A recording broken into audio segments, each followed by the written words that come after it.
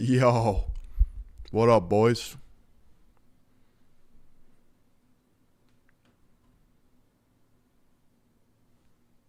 What up, boys?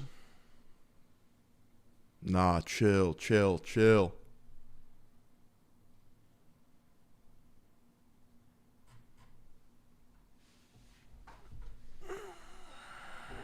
I take one day off. And you're wondering if I get killed? No way.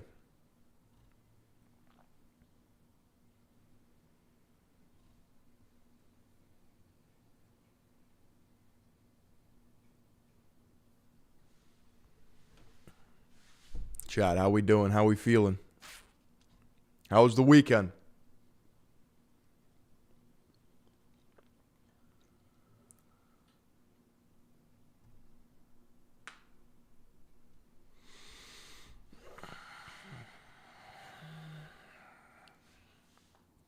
One day is years in the slop world, that's right.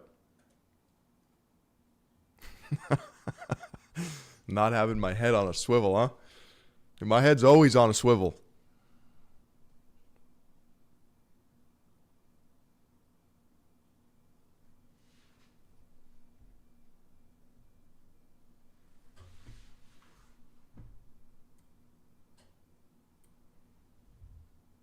An entire war started during the weekend?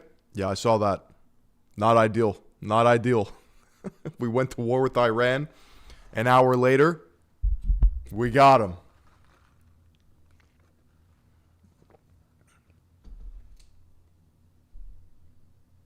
Marin, welcome to the stream. It's not optimal. War is no good. We say no to war. But we stay ready for it. Golfing around today with the boys while the Middle East is crumbling. Usual activity. Nice, dude. Nice.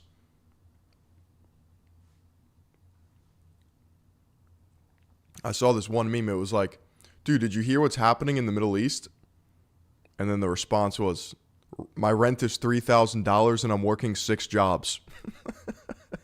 No, I did not hear what's happening in the Middle East. But I actually did. It's cooked. Marin, are you going to make it, bro? Third Eye Alex. Love to see it.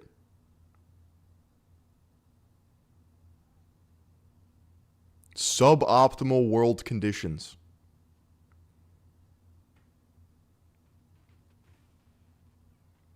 Are we bombing them again? Are we busting their bunkers? I thought we already did that. Hundo paid. Love to hear it. Yo, chat, how do we feel about this? Are you ready for this? I don't know if you're ready for this. Check this out.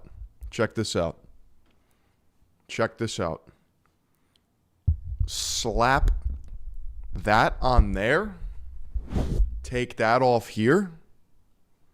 A little switchamaroo. Now we got Mlog colors, bro.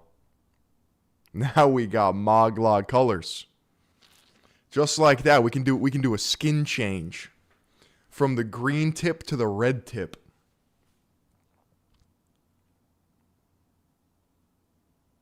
Yeah, I don't think I like this. I don't think this is ideal. The tip hit me in the head, in the mouth. That's crazy. Which one's better? Chat? Just knocked myself out with the red rocket. Green? It's got to be Green Goblin, right? I'm able to swap tips whenever I want, though.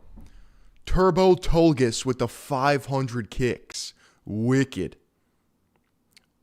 Well, I guess I could just do this. I guess I could just do that. Black and red. That's pretty hard. That's pretty hard right there. Sheesh. You guys don't even have tip attachments. Yeah, you don't know about this. Yeah.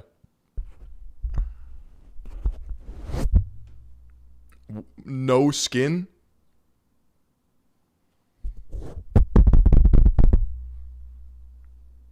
It's got to be the green tip. Did I play Marathon this weekend? We're going to get some Marathon streams. So here's the thing, chat. I uploaded the Marathon footage on Friday night, right when I went out to dinner. And I looked at my analytics, and I had 200 views in 30 minutes, which is absolutely embarrassing. It's embarrassing, to be honest. It's embarrassing. Now, I don't know if I fucked up the upload. I don't know if I got shadow banned. I don't know. Here's the thing. If I had it my way, I would be a gaming streamer. I would play video games for 16 hours a day. I'd be happy with that. That's perfect. But I am forced into a box. I have things to do. Apparently, I'm not allowed to be a gaming streamer. It's not going to happen. So I have to accept my fate. I have to accept my fate.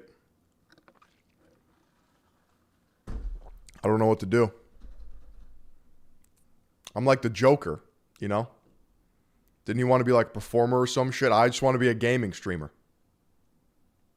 I'm not allowed.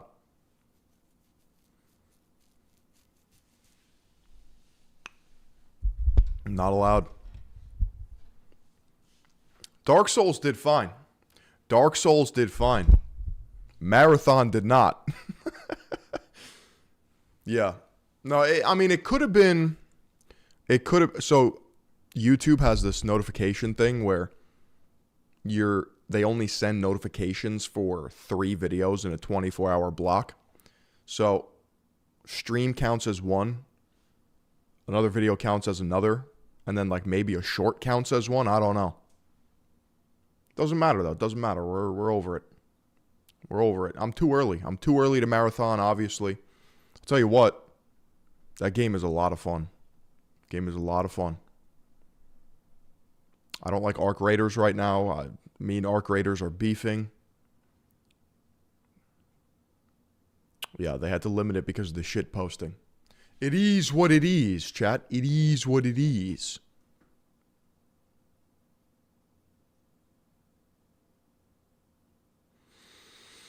That's right. That's right.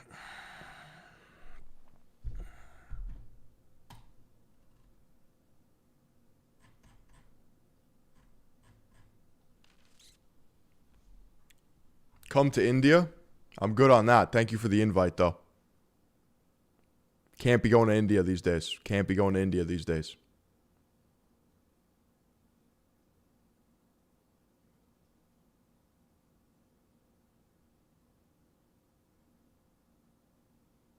I play open map games more than comp. I take it. What do you mean? Whatever the most hyper-aggressive PvP game is, that's what I like to play.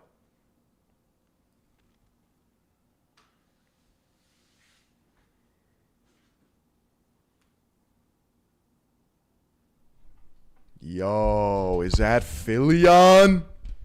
What the hell? Yeah, so we're at war with Iran now. Why? And can anyone give me the skinny on it? What's going on with that? I'll tell you what. The Ayatollah, the theocratic dictatorship, not ideal. Didn't they massacre a bunch of people? Didn't they murder a bunch of people in the street? Didn't that happen? 40,000? Iran killed 40,000 people?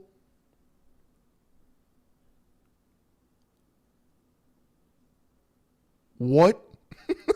What? That's not good. I'm no politician, but that's no good. That's bad. Chat, you come here for the correct takes, and that is bad. Holy buckets. 40,000? That seems absurd.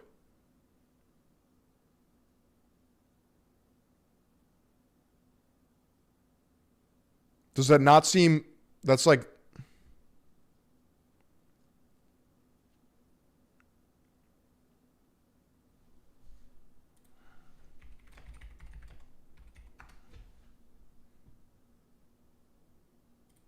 over and above the expectations as to what might happen, as you are outlining, the waiting continues to see if and when the US might in fact strike. What update can you share? What are your sources telling you about the unrest inside the country itself? Of course, Donald Trump had said that those... Actually, that might have been great timing. 800 planned executions were in fact stopped. And if they had gone ahead, he would have taken action. So many conflicting reports about what is happening on the ground. What light can you shed? Absolutely. I've lived in Iran for 20 years, born and raised. I have many, many family members who are healthcare professionals. I'll see you guys in Valhalla. Dude, there just comes a point, man, where I can't be fucked to care. Like, I'm exhausted from caring. Here's the thing. Back in the day, okay, you used to be exposed to like one village baddie, okay? And then that was your wife, and then you'd have 12 children. Nowadays, you see every single woman's butthole and titties for free. Now, that's just one example.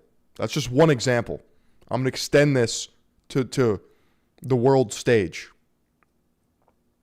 I don't think I'm supposed to know about other countries' global statecraft, war, decay, destruction. Okay? I just ate a waffle. You ever just eat a Belgian waffle? That's some old head type shit. That's some old head type shit. I was going about my day. Yeah, I was like, you know what? A waffle sounds great right now. I'm going to have my waffle. And I'm looking at the news, and I see, okay, hyper-local news.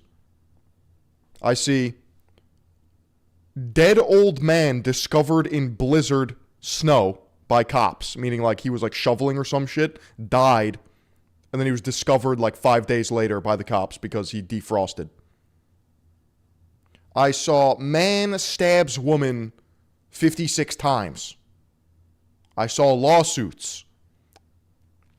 I'm just trying to eat my fucking waffle.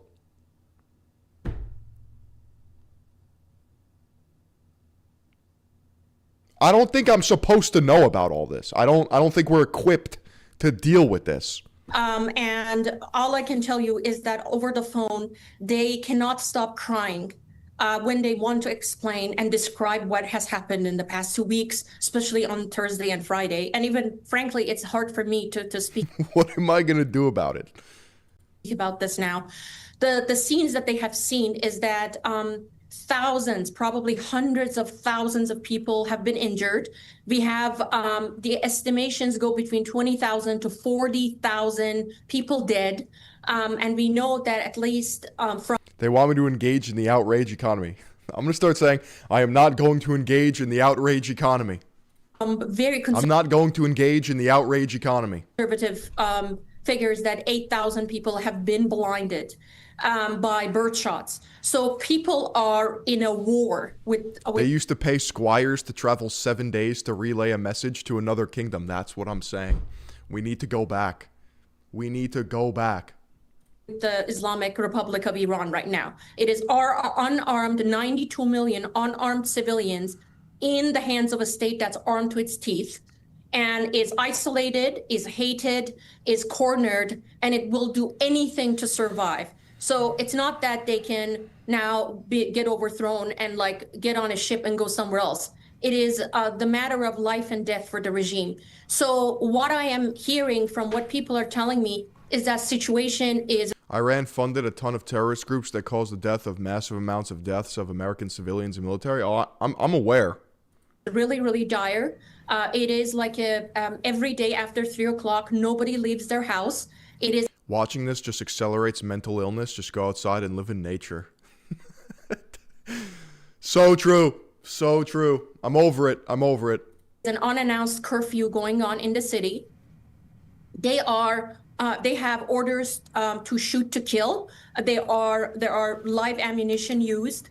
They have no restriction or restraint on the use of force against civilians, against abducting people, against bodies, against stealing bodies. What we are hearing is that people are... Yeah, like, now I have to worry about sleeper cells, bro. Now I have to worry about just getting fucking blown to smithereens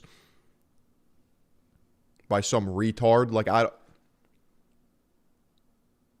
what if I just get exploded or step on a claymore? Burying. How am I supposed to enjoy nature?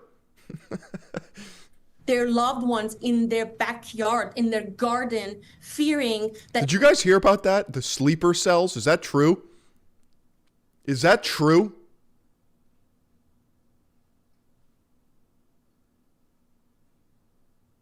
If the government knows about their dead loved ones, they're going to... I can't tell if you guys are fucking with me. Somebody who I value's insight on told me that they're sleeper cells, and I was like, I don't know if you're fucking with me or not. Like, I don't... What do you mean, bro? Always has been. Great, dude, great.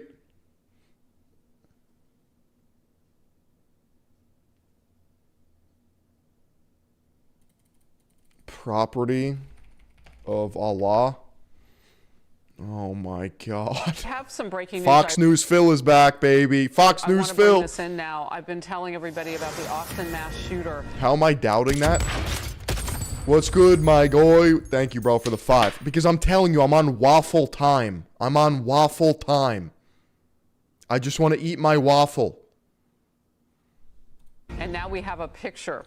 And this is what we're finding out. Bro. Get this at the Gap, dude. Multiple federal law enforcement sources to our own Bill Maloogian. The Austin mass shooter is a 53-year-old naturalized U.S. citizen who was born in Senegal and was living in sick, dude. Pflugerville, Texas. Material recovered from his person and inside the vehicle give possible indications of a nexus to terrorism, as the FBI announced earlier today. And remember what we said he had in his possession and was also wearing. The shooter was wearing clothing that said Allah on it. His sweater said property of Allah. And there's also known to be an undershirt with an Iranian flag and other materials inside. And remember what Representative Michael McCall of Texas just told me last hour. He said, Harris, in my own backyard, just last night, we had an event that possibly could have been terror-inspired right here in Austin, Texas. This is what he was talking about. Brett, I was reminding Americans, this is not a new place for us to be in terms of keeping our heads on a swivel. But it... Yo, she said it. She said it. That's my line. What the hell? Bears repeating, we've lost Americans in the fight on the battlefield, and protecting the homeland now is also something that we must be on the alert. Now, authorities have not tied this Austin situation to what's happening in the Middle East as terror related to that, but they are investigating it just moments ago, confirming as a possible terror attack. Your reaction? Well, we have to remain vigilant. I mean, Khamenei, he was a religious figure. We don't know if TEG viewer confirms she might be, bro. If this attack was associated, but it very well may be. But the fact is, this isn't a representation of how most people from that region feel. The Iranian people, they fear their own rulers more than our own military. They hate, their own oppressive rulers than anyone else. And we may see more attacks like this. We have to be vigilant. There are proxy groups everywhere that are looking for ways to harm Americans and hurt Americans. And but the fact of the matter is, overall, there are images right now showing most Iranians and most Shias celebrating today, not because of war, but because they hate their own rulers more than anyone else. That's a sign that we're striking, not just at their military, we're striking at the legitimacy of a brutal regime. It's got to be pretty sick, though, if you're Iranian. Sorry, Iranian. Doesn't matter. Persian. How about that? Persia. Prince of Persia. Could you imagine just like, growing up there, you hate your ruler. You want to be westernized. You want You want freedom in some regard. And then you just hear the bunker buster missiles just absolutely screeching through the, like, that's got to be insane. And it's just fucking America. It's just America. The world police. Caw-caw! The Iranian people want better relationships with the West. They have the potential to be our biggest ally. I think it's important we collectively separate the terrorist regime from that of the majority Iranian people. These people, yeah, the guys from the movies, spent decades, trying to hurt us. And so the fact is, again, we just need to remain vigilant in the wake of these strikes. Look, I don't want to make too much out of this because the FBI and federal authorities have to do their jobs and tell us. It's just the meme of Willem Dafoe looking up at the sky, just what the facts are with this particular case, which you are looking at on your screen right now, the man that they suspect to be the Austin, Texas shooter. Did he kill someone? He is 53 years old, and Did they not catch this guy? I don't know if you had seen this as well. There were all sorts of descriptions. He killed 3, and he's dead. About age, but that's cool, dude. I love just being in public and then just getting killed. That's fucking sick. Could you imagine living your entire life and RNG, random number generator, just retard walks in and mows you down? Now we know some specificity. He's 53-year-old. This is why I'm not going to leave my Herman Miller chair. I'm safe here. American citizen, naturalized, originally from Senegal. He is wearing a sweater, and you can see. Where the fuck is Senegal, bro? See, this is the problem.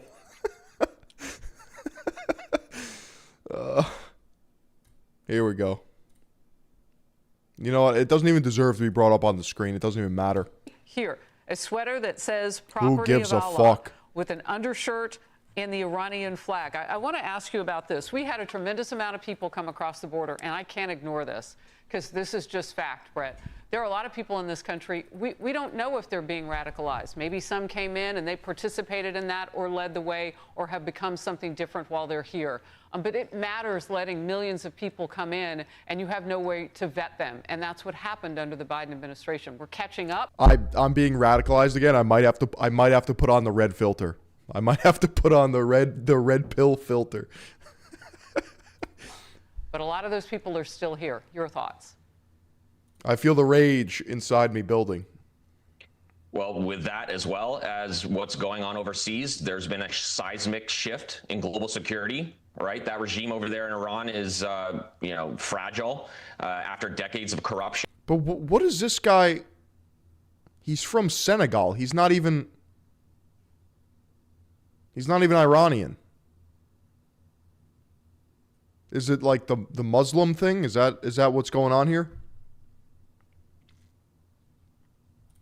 That border for years was a perfect place for the Iranian regime to send some of their proxy groups undetected. I don't know if you remember years ago, we almost had an attack in DC where Brothers in Allah. Okay, gotcha. Iranians were sent in to try and kill the Saudi ambassador at the time. There are humans out there that want to hurt us. And right now there is a complete structural shock to the Iranian regime and their way of life. Low IQ people are super suggestible. See, that's a problem. I need a force field with like an IQ limit. You need like a bubble shield in Halo. You can enter the bubble shield and protect yourself if you pass the IQ test. Our internal system is highly centralized around this supreme leader, and that religious leader is gone. I think that was one of the reasons that President Trump initially had maybe held off the Israeli strike. The news tells me what I need to believe. Striking Khamenei because he was such a religious figure, but that's no insane asylums and more guns than people is perfect. Proud of you guys. It's not ideal, bro. It's not ideal. That's changed now. We've removed, and now people can't even read. That's not good either. That node, and it's created this uncertainty inside the clerical establishment across the proxy networks globally, and we need to just pay attention for more attacks like this. Brett Velikovich, thank you for your response on those Americans who've been killed and those who have been badly injured. Thank you very much. Cousin marriages cause low IQ children. These are uncomfortable truths that not a lot of people want to. They don't even want to dabble in it. They don't even want to talk about it. Dude, am I about to watch people die? Am I about to watch people die, dude?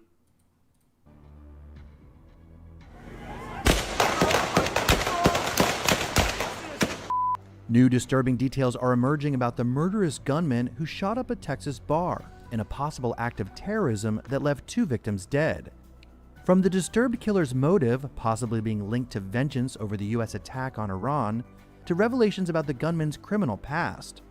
Here's everything we know so far about Austin mass shooter Ngiaga Gianni. Amazing. At around 2 a.m. on Sunday, March 1st, hours after the United States and Israel's joint attack against Iran, Ngiaga Gianni stopped his SUV in front of Buford's Backyard Beer Garden in Austin on 6th Street. Dude, Buford's Backyard Beer Garden. Could you imagine you're just in like a fucking haze, you know, you're tipsy as hell, chatting it up with the boys, maybe you step out, hit the vape. I don't do any of this, but maybe that's you.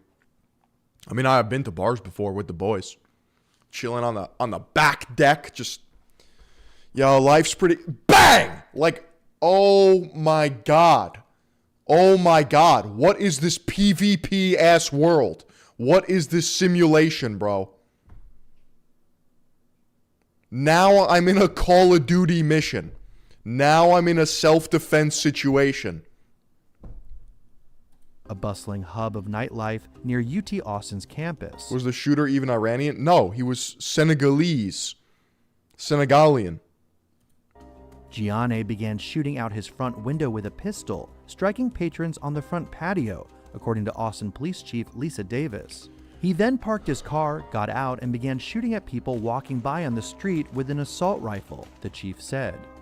Police confronted Gianni within less than a minute of the first gunshot. Duel me, you pussy. At least duel me. Him dead, cops said. The murderous bloodbath left the shooter and 2 victims dead, one of whom has been identified as Texas Tech student Ryder Harrington. The attack also left 14 injured, 3 of whom were reported to be in critical condition. Why nobody respects the 1v1, bro? This is the death of our society as we know it. There used to be duels. There used to be hand-to-hand combat. There used to be consensual combat. Now it's just religion of you're in pieces. Religion of you're in 9 pieces. The 3-year-old Senegalese national who could be seen during the rampage wearing a shirt that read "Property of Allah." Sounds like a psyop to me. We need to round up some support for this war type shit. That's dark too. That might be even darker. May have been motivated by the joint attack by Israel and the U.S. on Iran, law enforcement sources have said, as officials investigate the possible act of terrorism. Mers is height-mogging Trump, only German W right now. Really? It's still is he frame-mogging him or just height-mogging? Too early in the process to determine an exact motivation, but there were indicators that on the subject and in his vehicle that indicate potential nexus to terrorism. In terms of specifically what type of terrorism, we're just at this point prepared to say that it was potentially an act of terrorism. After Gianni was shot dead by Austin police officers, a search warrant executed at his home revealed an Iranian flag and pictures of Iranian leaders, sources with direct knowledge told CBS News. In a gruesome photo obtained by CBS News, the deceased gunman can be seen sprawled out wearing a gray undershirt emblazoned with the letters of Iran in the green, white, and red of the Dude, Mers is 6'6"? What the fuck? Holy buckets. That guy's huge! Islamic Republic's flag. A Quran was also found in his car, the Post previously revealed. Gianni, a former New York City resident, arrived in the U.S. on March 13, 2000, on a tourist visa during the Clinton administration, and became a lawful permanent resident when he married a U.S. citizen in June 2006. He then became... Isn't this like the definition of a sleeper cell? Like quite literally, this is the definition of a sleeper cell? a naturalized U.S. citizen on April 5, 2013, around the start of former President Barack Obama's second term, despite several arrests. Gianni was arrested in 2001 for illegal vending. He also went on to lodge a string of 3 other arrests in the Big Apple between 2008 and 2016. That's good. Which are sealed, sources said. Gianni was also arrested in Texas at some point on undisclosed charges, according to sources. He applied for asylum in 2016, though the stated purpose and outcome of that application were not immediately clear. He was known to authorities as an emotionally disturbed person in both That's good. New York and Love that. EDP, emotionally disturbed or distressed person. Texas before Sunday's bloody rampage, sources said. Jesus Christ.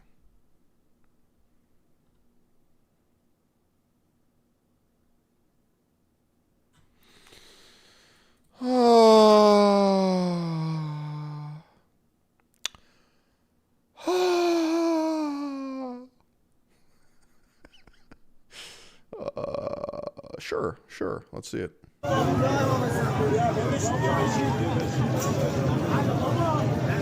ساختمان خبرگان میدون رسالت همین 2 دقیقه پیش Mashallah, brother.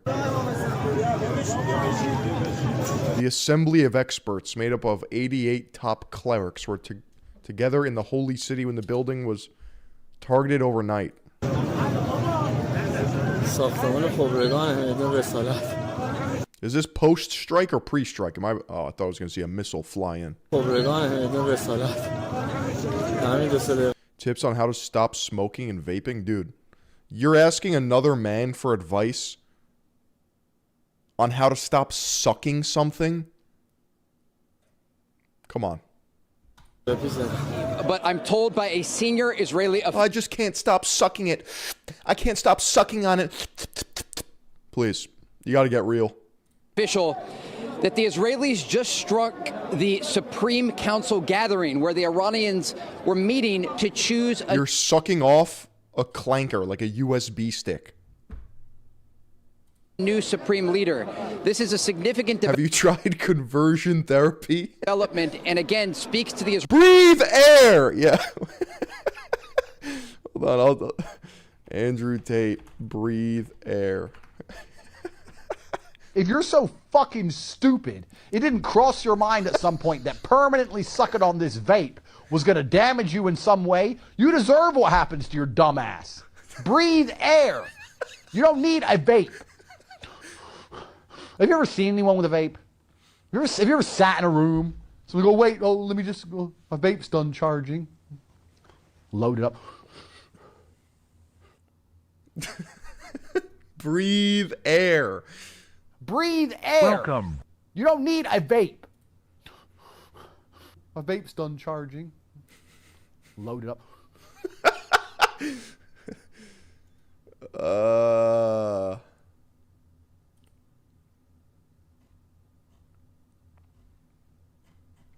I seem like a completely different person from 2021 to 2022. I'll tell you what happened. My cousin died, my best friend died, and then my other best friend died in a matter of 18 months. So, yeah, I'm different. Yeah, I'm definitely different now. That'll do it. That'll definitely do it. And since then, I've paid over 6 figures in taxes. I've lived with some form of independence, separate from my parents' roof. I've realized nobody has my back but me, my dog, and probably about like 2 other people. So, was I formerly liberal? No. Well, I'd say more progressive.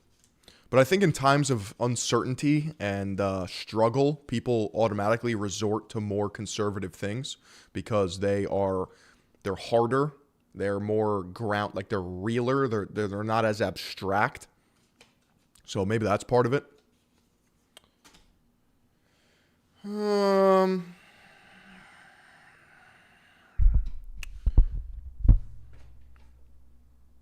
What else? Yeah, I'm just based liberal. It's literally, I'm still a base liberal, dude. Socialist phase. Never had a socialist phase. No, I've always been a hyper-capitalist. I will die getting the bag because that's how important I think it is. For me personally, other people don't value it as much. That's fine. I have something wrong with me. I have a problem. But I'm not going to fix it. The only way to fix it is to win. It's the only way. It's the only option I got.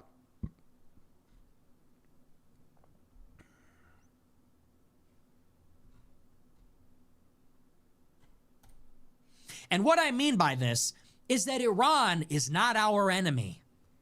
Does anybody seriously think it is in the interest of the United States of America to pursue another regime change war in the Middle East? How does that go? I think I also, I swear to God, like the pandemic, I don't want to say like destroyed my mental, because that would assume that it like won. But the pandemic had hands. It had hands in terms of the ways in which the world changed and like the effects. Like, I didn't walk for my college graduation because that shit was just cooked. It was virtual, okay? So like everything I kind of like was working towards just got like rug pulled from underneath me. Like my gym closed down. I got like bloated and I was stir crazy. I was sitting inside all day doing nothing for no reason. The pandemic made my immune system a glass cannon. Yeah, literally. Like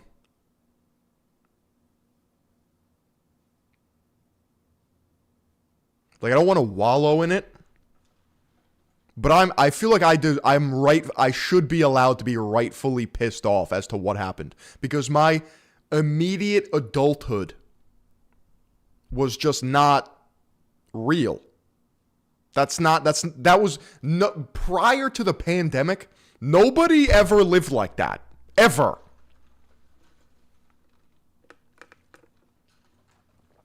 They stole it. They stole it. And now I'm pissed. Now I'm pissed.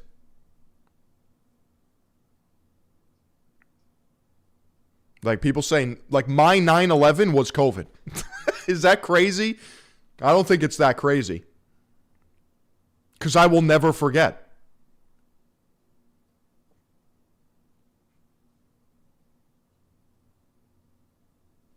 And everyone got fucking weird around me, too. Everyone got fucking strange. Everyone got psyoped and gay.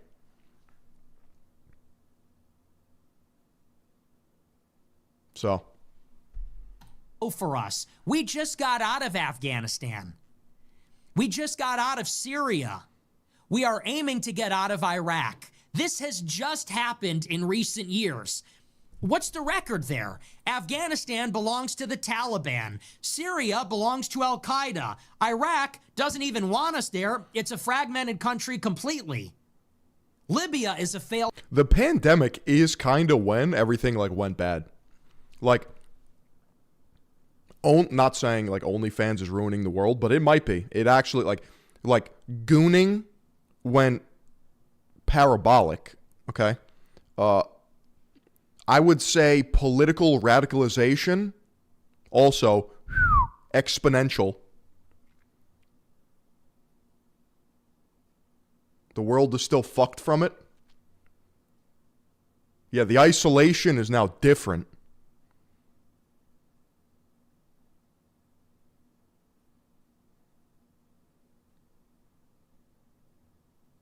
Dude, I remember the worst day in like 2016.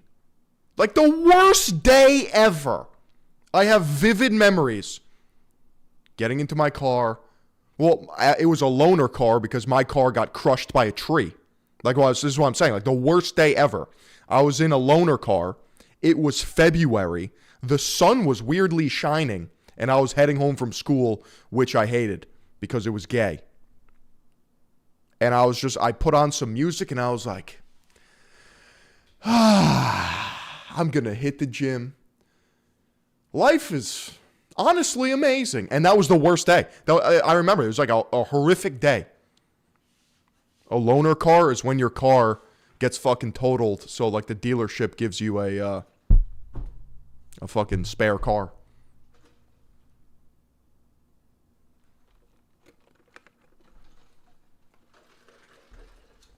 A loaner car is a car without friends, yeah.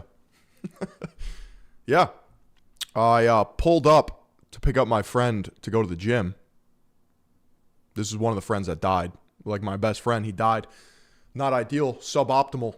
And he lived with his grandparents, and his driveway was pretty like long and windy, and he was in the woods. And all of a sudden, like it was windy as fuck. I'm parked outside. I text him I'm here. Bro, all of a sudden I hear crack, bang, and then glass everywhere. I'm fucking flashbanged. I'm like, oh! I look, the roof is caved in. Just one of his giant trees fell on my car. Probably missed me by about 8 inches. I get out of the car. His grandma comes running out, starts cursing. I'm like, what the hell? Pretty funny. Pretty funny. Yeah. The tree heard me criticize Israel. Dude, that was a great day. That was a great day. Because you know what? Hit that workout. Laughed it off. Kept it moving. What car was it? It was a... it was a Nissan Altima. That was like one of my first cars. State, they still don't have a government. So what's the record of regime change? Failure. We're like 0-4 on regime change. And not only that, it costs a ton of money. Yeah, my cars was... my grandma died, and then I had her Toyota Camry. I drove that for like a couple weeks, and then I got a Nissan Altima lease. Back then, a lease payment was like $200 a month. Now that same car is probably like $900 because the economy's fucked. And then I worked all summer, dropped $4,000 on a 2003 BMW X5. That shit was a lemon, literal hunk of junk. And the guy who sold it to me fled the country. So I couldn't even bust his balls about it. Couldn't even get a refund. Couldn't get shit. I would just drive home from school and that shit would leak coolant. And then I would step on the brakes and all the locking mechanisms of the doors were like not working. So all 4 doors, like elephant ears, would flap open. So I had to get rid of that car. And then I got a Nissan Rogue. That was a cool car. I got the midnight edition, so it was like blacked out. And I felt like I was hot shit. I was like, yo, this is my car. It's fucking black. It's black on black on black. Stealth. It had probably like fucking 50 horsepower to its name, but I loved it. And then I ascended. And then I got my Audi. And it's been good ever since. Americans die, and, you know... I probably ran out of door fluid.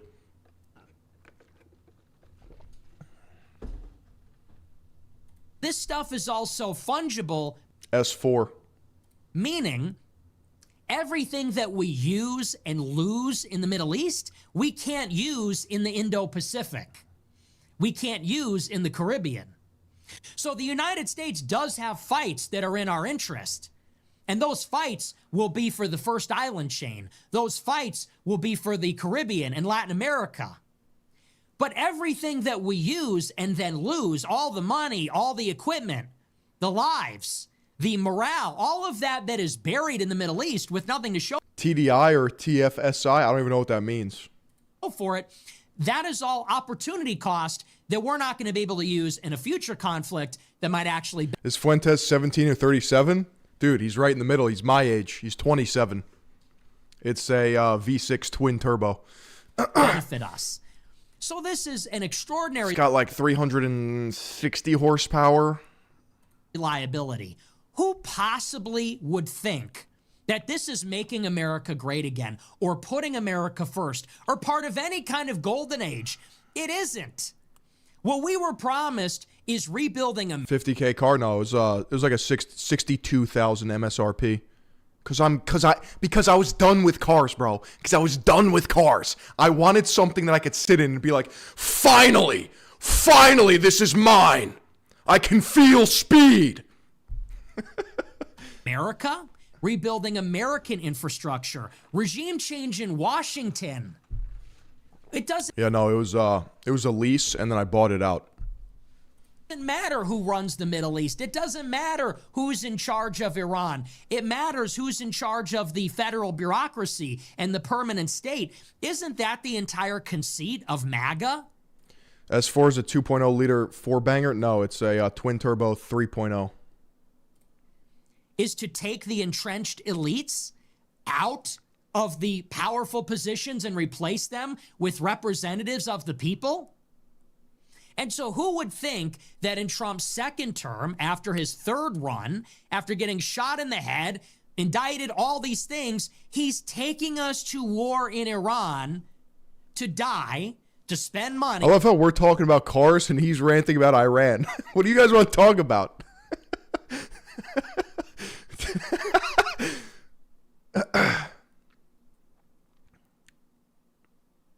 Yeah, I don't like muscle cars. We can talk about cars. Audi S4 tune. Let's see what this thing can do.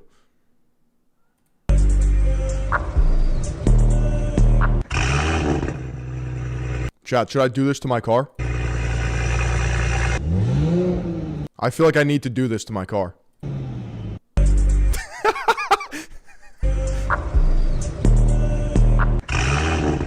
Tune it. Holy buckets.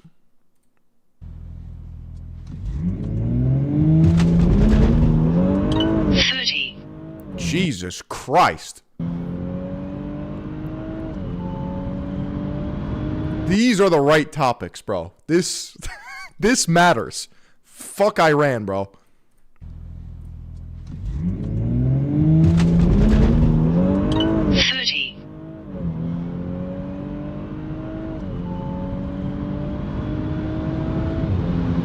Dude, could you imagine that? On the Nürburgring? On the Autobahn? Quarter mile.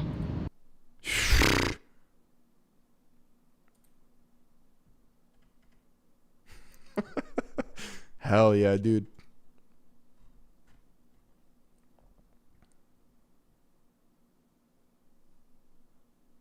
Going to get an Audi S3 and save it for a Lexus RCF. Dude, the Lexus RCF looks sick. I saw one of these and I was like, what the fuck am I looking at, dude?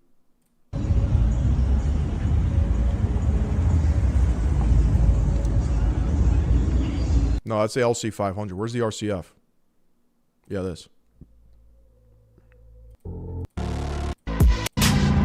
I think it looks really nice and sounds really nice, but I think they're underpowered.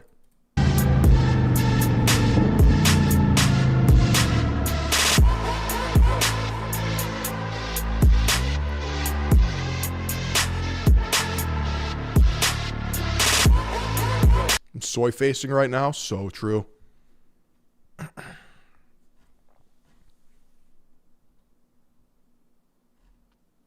Sheesh.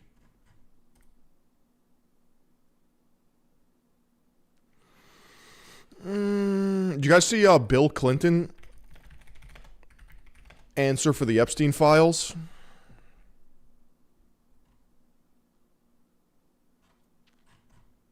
I do think you should be talking to me. I think you should have called me. Dude, this guy looks like a fucking demon, bro. I did. How, like, these politicians get to an age where, like, they just, like, they shouldn't be allowed to talk in public anymore because this is... Take those plane trips with them. They're, like, assembled by spare parts. And you have a right to ask those questions. Like, their skin is falling off. So I'm glad to be here, and I understand what the oath is. I have to be honest with you. You know, Oh! Longinus Girthcoccus. You ever watch Australian burnout competitions? No, I haven't. If I lived on my next birthday, I don't remember everything that happened 24 years ago, but I do remember some Dude, I can't even turn them up. This is max volume. things, and I will tell you what I remember as best I can. She's been described on being on a 2002 Africa trip and providing massages. Was she or any other young female on that trip underage at that time? Not that I'm aware of. Not that I fucking know. Did you ever receive a massage or I mean, could have been. have physical contact from her or anyone else on that trip? You've seen the pictures. There was one time when I was sitting up and I got Define underage. out of back row, the neck work. Okay. And I think Shantae did it, but I'm not sure. I wish Shantae had told me. I like Who's Shantae, bro? Why isn't your wife giving you the neck rub? her. But I didn't think it was anything unusual. I can't tell you how many airplanes I've been on where rich people have. One word answers are always the most believable. Remember that. Is that true? I'm going to start answering in one word. Asked me to go, and they had someone offering a massage. Oh, I see what you did there. Fuck you, dude. Bro just said yes. God damn it. You know, all these boats that you go on and all that, they all do that. Did you ever visit Epstein's Little St. James Island? No. We have Virginia Guffrey, who has testified seeing you on the island with two young girls. Did this occur at all? Okay. Why do you think she would have made that claim? Objection, speculation. You can't possibly. Have you ever met her or any other Epstein associated Yeah, we need the body language expert in here ASAP. underage girl? Not to my knowledge. In Epstein's 2016 deposition unsealed in the DOJ files, he refused to answer if you were accompanied by two young women who were approximately 18 years old on the island. Doesn't this guy have like... Doesn't like... Isn't it known that his like he's just a gooner? Like,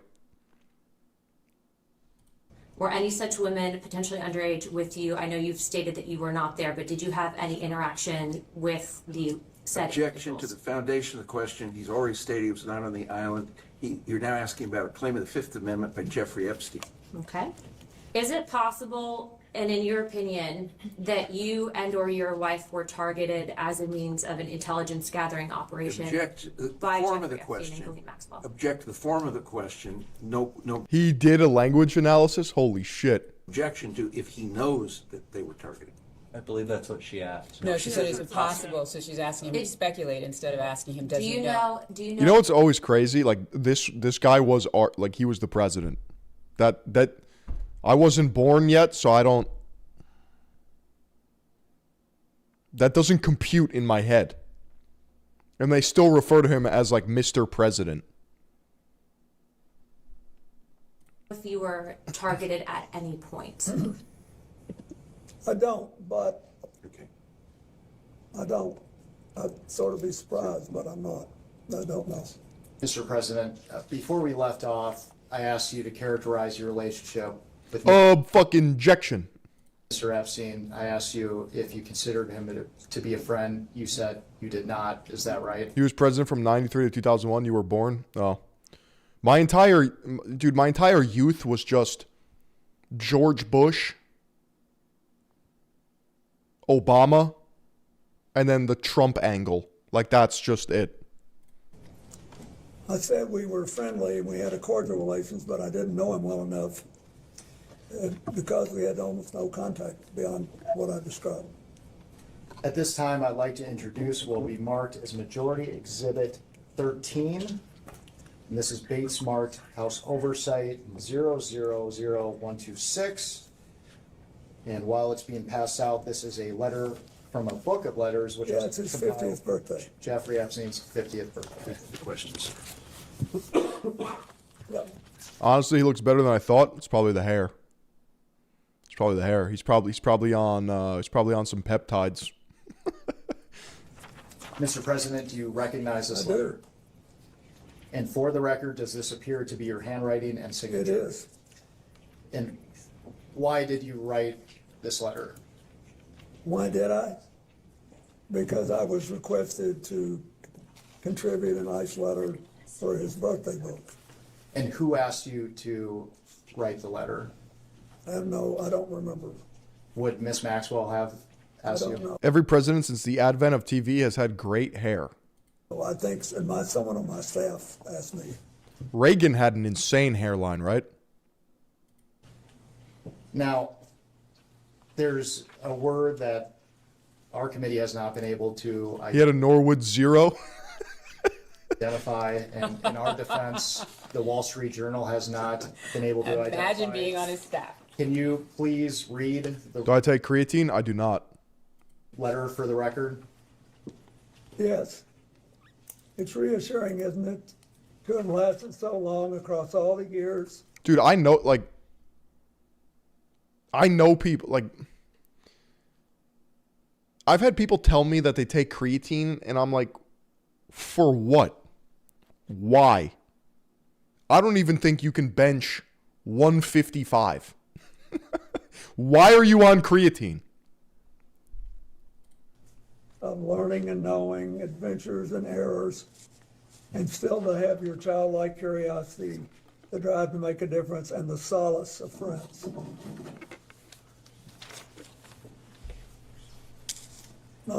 ATP production? Well, it's not fucking working. It's not working now, is it? I'm getting to the point now with fitness where my minimalism is being justified. Like, there's some very basic things that's like, I don't know how to put this into words, so maybe I need to keep workshopping it.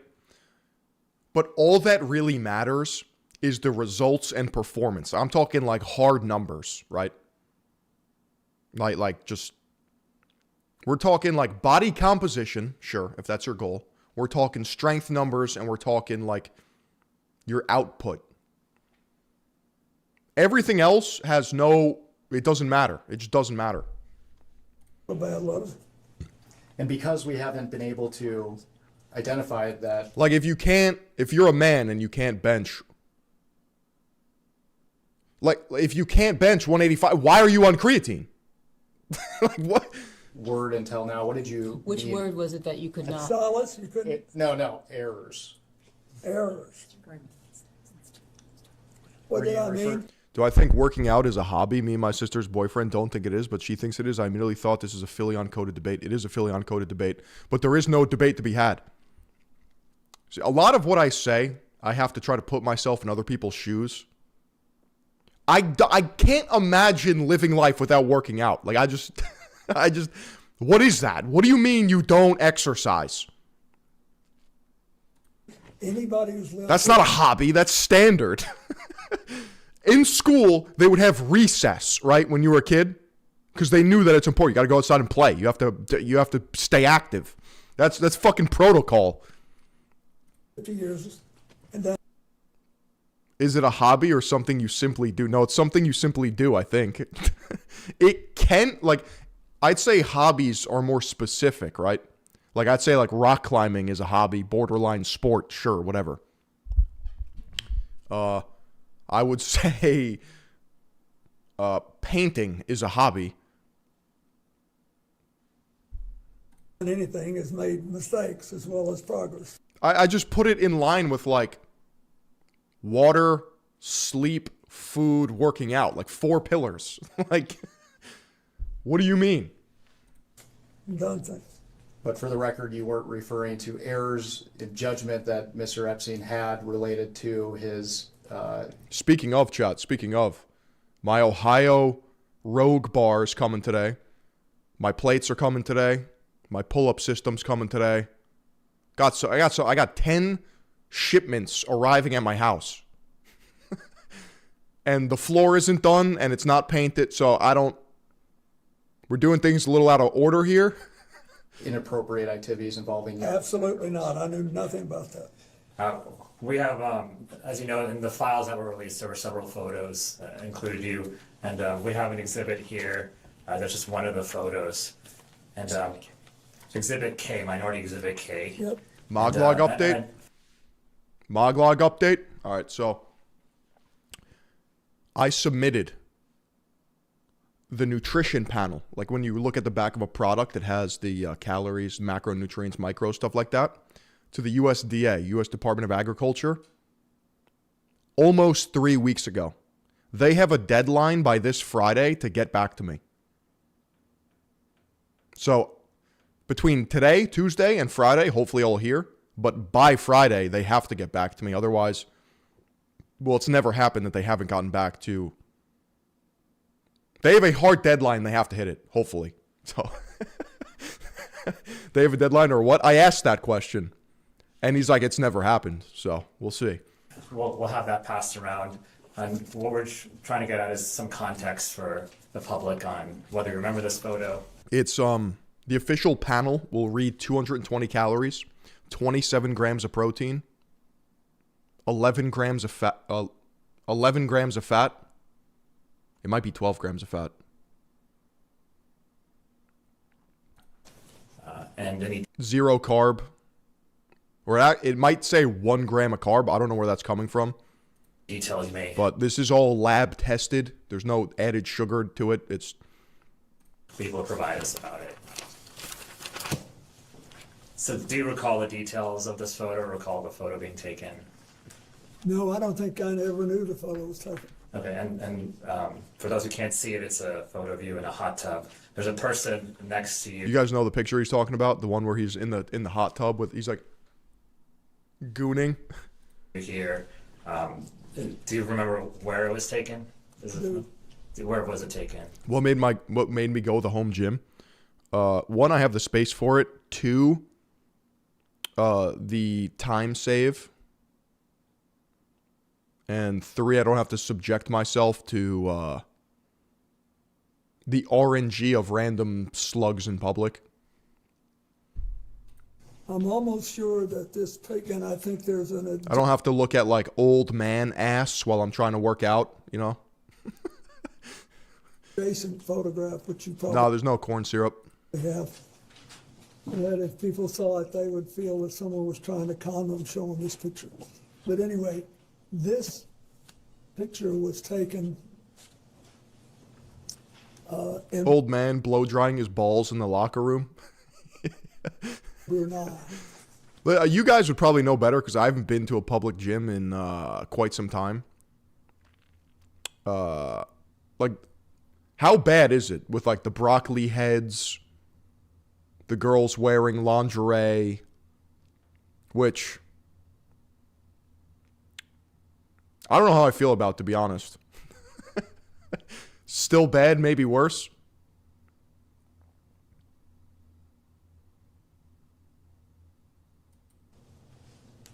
Don't have to constantly fight off the huzz at my home gym. So true. Yeah, there's cameras everywhere. Yeah, it's the worst I've ever seen. It's another level. In Minnesota, it's all Somalians. I love it. And we flew one night. Yeah, the gym that I would join, I swear to God, would be an YMCA. I think bang for your buck, YMCA is actually goated because you'll have an older crowd usually. They usually have like a basketball court, a pool.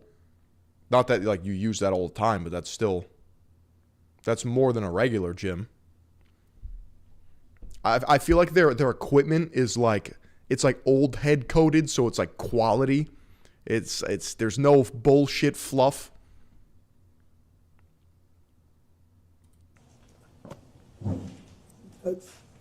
It's just solid. It's got good bones. On the trip to Asia, the last very long leg. You said we. Is it who is that including? Well, my TIL team that was working on the AIDS issue, and Mr. Epstein was there. And you know, I was a member at Equinox when my old gym closed down because back in the day, you used to be able to like do all these gyms do like year-long contracts now and that's just like insane. And they used to run like a special, so it wasn't that insane. And I remember I liked the gym, but my strength went down. Actually, I shouldn't say my strength went down. I hit my max bench at an Equinox gym. It's 300 pounds. But I never deadlifted. I stopped squatting there. The environment was too sterile and like clean, and I couldn't get a pump. It was like, meanwhile, I would go to my old gym and everything felt right. There's some sort of energy within gyms that impact the pumpability. Miss Maxwell, but anyway, we got to the end of the flight was benign. Plates are lighter there. There's no way. The plates were actually, they felt heavier. I'll tell you that. It's a tiny place, but a very wealthy one. And the Sultan of Brunei was a man that. Dude, they have a steam room. Fuck a sauna, bro. A steam room, dude. I used to just go. I would just be like, yeah, I'm gonna work out. I was just in the steam room for like 45 minutes, just like a fucking salamander, just soaking up the water vapor. Mr. Dolphin, you're acting like I fucking lifted yesterday. You're acting like I don't lift weights. It's just different. It's just different, bro. I'm not big 3 maxing anymore. I had gotten to know well in my 8 years as president. No, my Mondays are usually strength and conditioning workouts, which entails some form of weightlifting. But it's not, I did sled pushes and pulls yesterday. I did farmer carries yesterday. I did rows, deadlifts, and cleans. So when I say weightlifting, I'm thinking like a bro split. But there's still resistance. Like I'm still yeah, Mr. Dolphin, he does keep me accountable. And his first involvement with international matters was basically to join the Asian Pacific Economic. Tell you what I did yesterday too. So started off with max vertical jumps, right? Then we did max broad jumps, and then I did a 180 vertical jump, and then we stitched it together. So it was 12 total reps of max vert jump. Right when you land, you're exploding into a max broad jump. Right when you're landing, you're exploding into another max vertical jump, turning around midair, body control, landing, eccentrically braking 12 times. After about rep 3, because you're trying to recruit power, maximal power every single time, my fucking heart rate is through the roof. I'm like, bro, absolutely jumping a nippered, bro. Leaders Conference, which and those are plyometrics, right?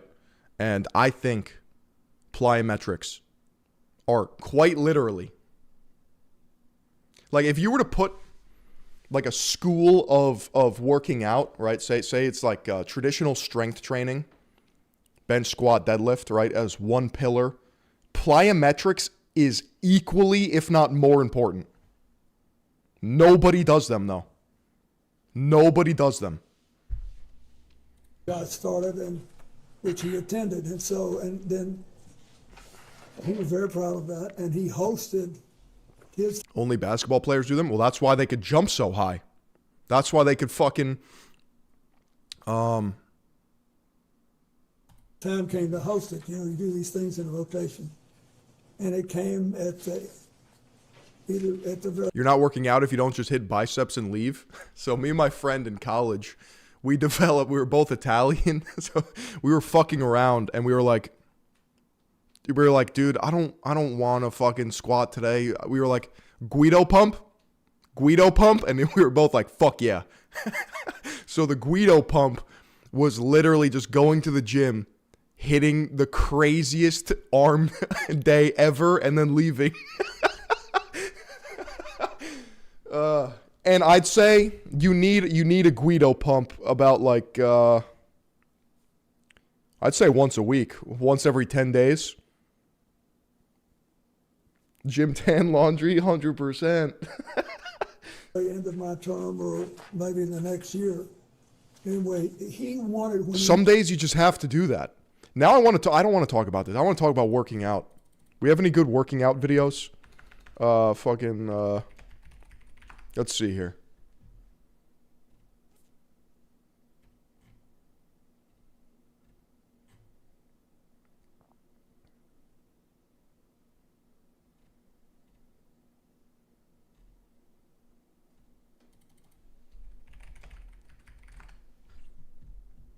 Cars suffering and working out. It's the only thing that's really juicing my balls these days. You know what I'm saying? It's going back to the roots. Lifting on sand is dumb. Lifting in the sun is also dumb. We'll see how long it make it until I start having the predictable signs and symptoms of the heat stroke. You okay, Mike? I'm trying to get my six-pack back. It looks like you're well on your way. Oh my Lord. It's good, it's good. We're saying on the finer points, not everyone's advanced. There's no way a human being. I don't think I haven't been to Miami's beach, no. Could climb this beach gym. Shit, right? Bullshit. This is.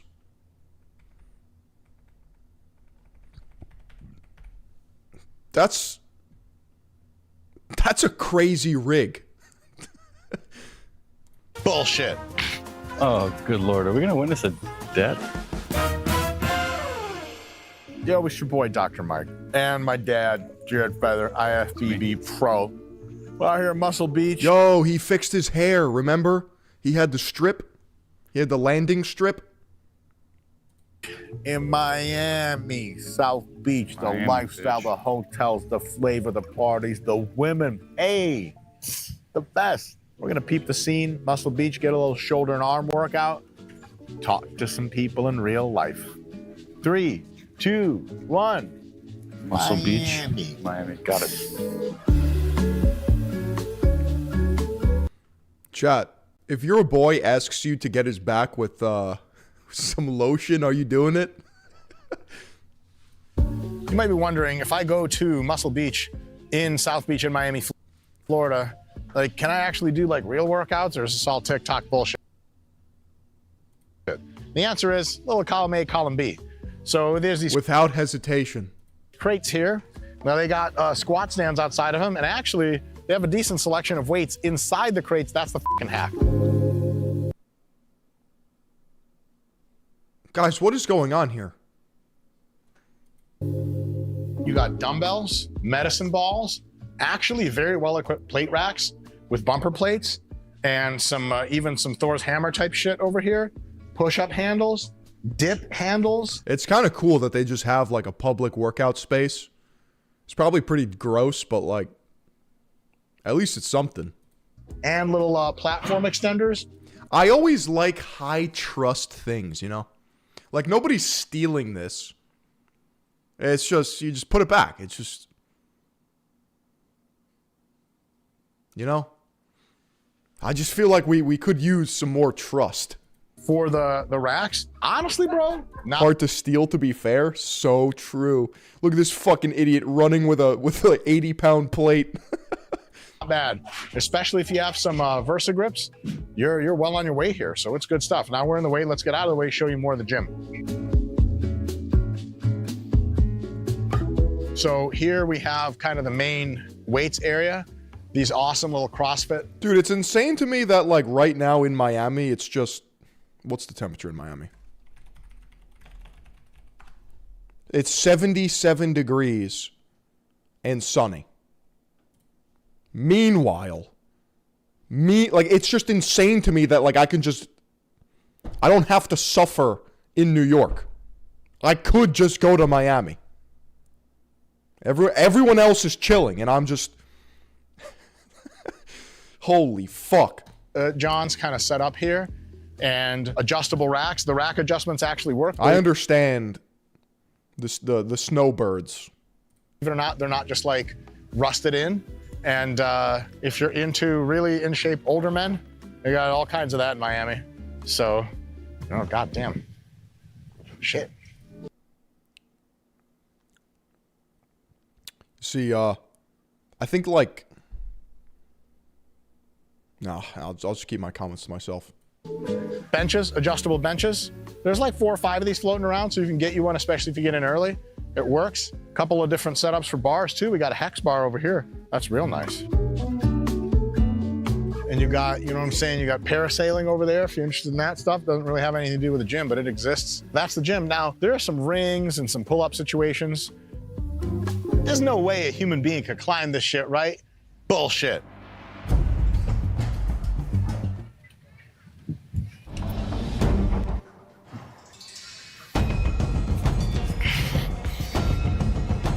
You're like Alex Honnold. Alex, where you at? Go.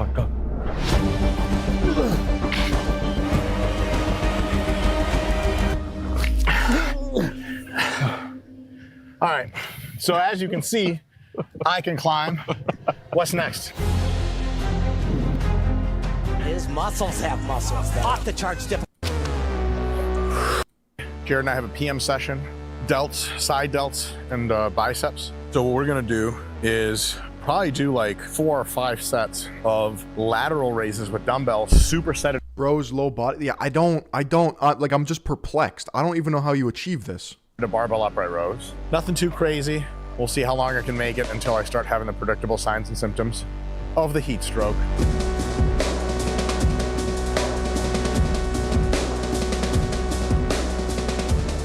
Is it insulin that does that?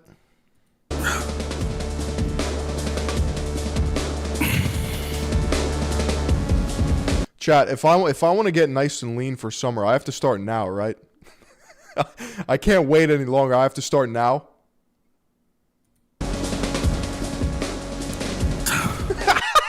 Okay, I gotta start putting in the groundwork now. It's the last call.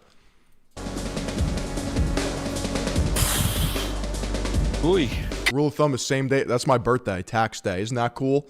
Isn't that cool? For my birthday, I have to drain my bank account. That's sick, right? Happy birthday to me, bro. Happy birthday to Philion. The fucking Phil tax. Thanks. That's cool. It's 23 degrees Celsius. Stupid ass Celsius. Shut up. My prediction for you is like 2 to 3 sets. And you're gonna be dying. I wouldn't rule that out. Yeah, because I was rough. Happy birthday, Phil. Now get to paying. See, like this workout, it's just like a beach pump. I've never even seen upright rows done like this. Not terrible. Why don't we have our own stereo to blast our shit? And it's 70. Yeah, it's not like it's like 90. I want to blast that Miami shit. Yeah, I'm gonna be level 28 soon. I gotta go to my trainer, get my spells. Hey, puppy. I'm Miami.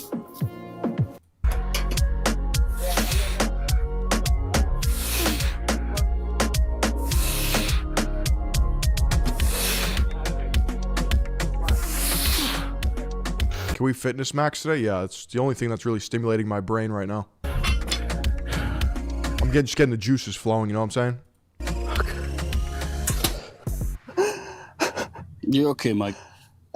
You're okay, son. The sun. Why? You gotta be barefoot here, no? Hurt me. There, son. Tell you. I feel like sand equals bare feet. Yeah, Jared. Nothing more uncomfortable than walking on sand with shoes. If the dumbbells ain't bending, you're not pretending. What? Yo, what up? I've been better. How are you? Wait. That guy just told me. That's brutally honest. I've been better. Is he talking about like right now or just in general? I shoot all the time. That guy's lying. He's a fucking liar. Look at him. Yeah, I'm not even Dr. Mike. He's with you, bro. Really? Yeah, man. I'm just some fucking guy. I'm just balding. How you gonna do him like that, man? Bro, why you lie to me, bro? You did not Dr. Mike. Come on, man. You fuck with me, bro.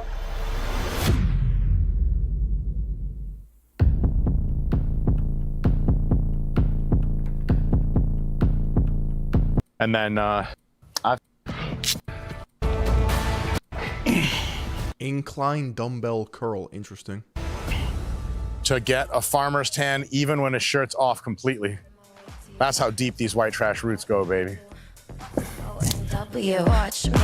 Yo. Walk away. Mommy? Putting myself Mommy Milky! on display. 1, 2, 3 a day. I'm on my way. Humana. Yo, that's me. Yo, I made it to the video. Is that Philion? Just creeping. On my way. I'ma have you on tiptoes, watching my diamond afterglow. I know you wanna take me home. I'm on my way. It's good. It's good. We're saying on the finer points, not everyone's advanced. Hey, thank you so much, sir. That's very kind of you to say. I cannot be all natural. I'm a stupid son of a bitch. Yo, he called him out. He said, "You're not natty." Well, you're not stupid, I'll tell you that. I'm not stupid? No. Okay. So by process of inference, I'm natural. He's on every drug in the world. Really? Every single one. Lovely. Right now. TNT and all that bullshit. Literally. Right? Like, like, don't shake him. If you shake him too much, that's it. What's your name? Mike. Are you a professional? No. No? He is. He's a professional? Yep. Are you bullshitting me? No, I'm dead serious. Okay, so he's not on every drug in the world. I'm on plenty of drugs. I'm not a professional. My name's actually Mike. Okay, got you. Yeah. Well, I haven't done it since I was 50. 50. And now you're 51. Dude, this guy's like, I haven't touched steroids since I was 50. No, I'm 71. Get out of here. With that body. Yeah, I'm 71. Oh my God. Oh no, Unc, you could keep it on, bro. Oh yeah. Well, I'm trying to get my six-pack back, but It looks like you're well on your way. Oh my huge Lord. not bad Yeah. for 71. Not bad at all. Not bad for any age, as a matter of fact. Yeah.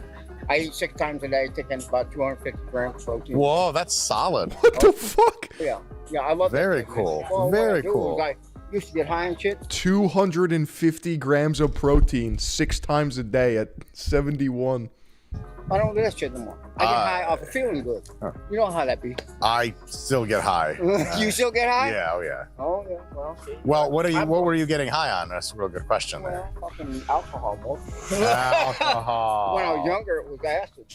Oh, my man. I love man. Mogged by a 70-year-old. Was that during the 70s? Yo, yeah. My man.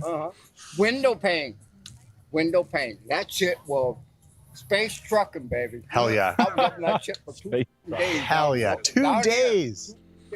God damn. Holy shit. Matter of fact, I think I drank 2 cases. Dude, I'm gonna get to the point where I'm gonna just be this Adonis, just absolutely chiseled. And when people ask me what I'm gonna do, I'm gonna say just some jumping jacks, some P90X. I'm gonna seriously downplay whatever it took to get there. Yeah, these kids don't know how to have fun like we I just play basketball every Tuesday with the guys. back in the day. They got this pussy 6-pack shortcuts with Mike Chang. that damn girl. 100%, man. And the math and what the fuck? That acid or bust. Acid or bust. Yep. Yep. But All right. I did like to go for a little hash. Hey, Jerry, this isn't too bad. Yeah. It's good, right? Yeah. I thought it'd be too wide. That's crazy. No, it feels great, yeah. That's because you're a skinny Scott. You're a skinny You're not broad. I guess I'm not either. That guy just called me out. So you are a professional? No, it's cold. Yeah, yeah. And classic physique, you know that one? Oh, yeah, classic Yeah. physique? Yeah, I'm a But classic. You're not the top dog. No, I'm not the top dog. You're way too small for that shit. Oh, way too small for that shit. Holy fuck, dude. Yo, somebody get their gramps, bro. Real quick. He's like, you're not one of the good IFB pros. Could you imagine being an IFBB pro and then a random guy's just like, nah, you're too small. You don't got what it takes. I get it. I know what he meant. he's just old, you know? They don't know how to put stuff. See, that's how you don't get offended by how the way old people put shit. You're not the top dog. Well, I know I'm literally not gonna Ramondinho. Hey, bibbidi bobbidi. Look at these fools. Whoa. What is growing in Yo, there? Tristan Lee, bro. My cock. Why did that get me, bro? Why did that get me? That's my cock. Ramondinho. Hey, bibbidi bobbidi. Look at these fools. Whoa. What is growing in there? My cock. It extends that deep? Oh, yeah. Wow. I wonder where that one leads to. The cock. Dude, why do you look so huge? I don't. You're way too small for that shit. Oh shit, that shit got personal as real quick. Dude, what? This is a fever dream ass video. I know what he meant. Way too small for that. Way too. Just enough for you to go home and do some good old reflecting. Look in the mirror and realize what the old man at Miami Beach told you.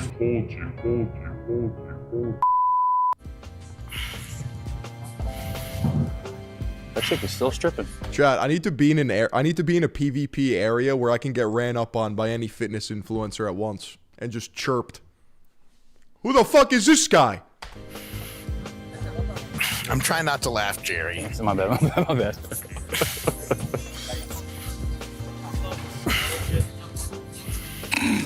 Bro, that's his scar, dude. Sheesh.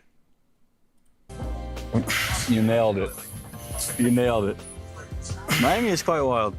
I do like it. He would never stand next to me? No way, dude.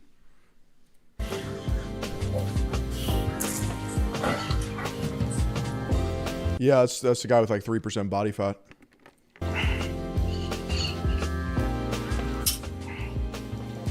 Exercise enough. Incline curls actually goated, are they? I've never done them in my life. I don't think I've ever done an incline curl, ever. Number 2, and the final exercise for today. I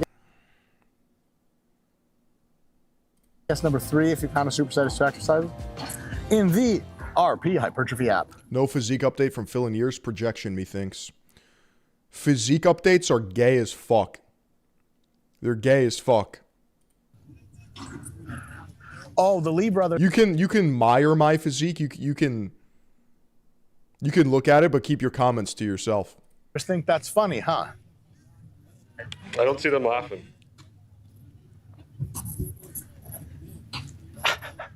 Line curls. Yeah, keep your gooning to yourself too. On this cool little bench, somehow it works. Don't care. And somehow, I guess, this is white. It doesn't really absorb heat, so that's nice. No back burn. Got 3 sets here of line curls. We had to move our workout around, so tomorrow Jared and I actually do pull. A lot of underhand pull-ups and stuff, so we can't fry the biceps too much. Just 3 sets, and then I go home and reconsider my life. Welcome. But before that, your boy's gonna hit the strip pole. Yeah, people stare. Chat, why do we have 440 people watching this? I haven't even made a thoughtful comment yet. What is wrong with you? But you know what? People like a good thing when they see it. Listen, strippers have been focusing too long now through social media, Jared, on what I call extreme, physically competent. I let it marinate on Monday, so now it's the rebound effect. So true. Technical stripping. So true. But striptease done lost some shit on the way. What's that shit they lost? Soul. Soul. The number one thing you have to realize is a pole is simply a proxy for the gland's penis. And thus, it must be treated gently, occasionally with some discipline. Why are you unironically blowing up in 2026, or we're really going back to Primeon? I don't know about blowing up. I don't know about all that. And the only real thing you want to do on the pole is pop. I don't know what causes this midsection. Pop that mother. It's like the plight of bodybuilding.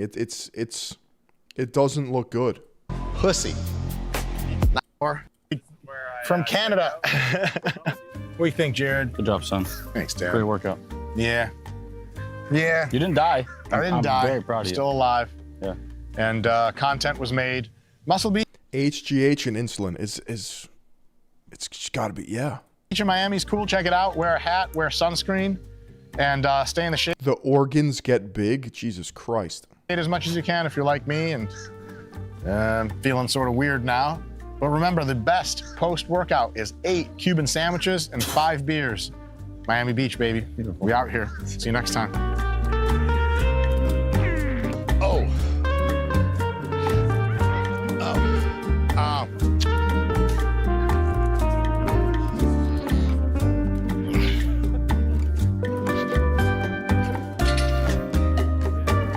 Joe Rogan has the same physique. I almost couldn't work out at Iceland's hottest gym. Folks, this is an older video, but I think we should watch it for the gooning. Welcome to Iceland. We're in Reykjavik. This is one of the best gyms in Reykjavik, especially for bodybuilding. So we're here to check it out. We're going to do a workout. It's going to be mostly legs, a little bit of upper body stuff. And maybe we'll meet some nice Icelandic people, and maybe they won't take their Viking swords out and cut my head off, but no guarantees.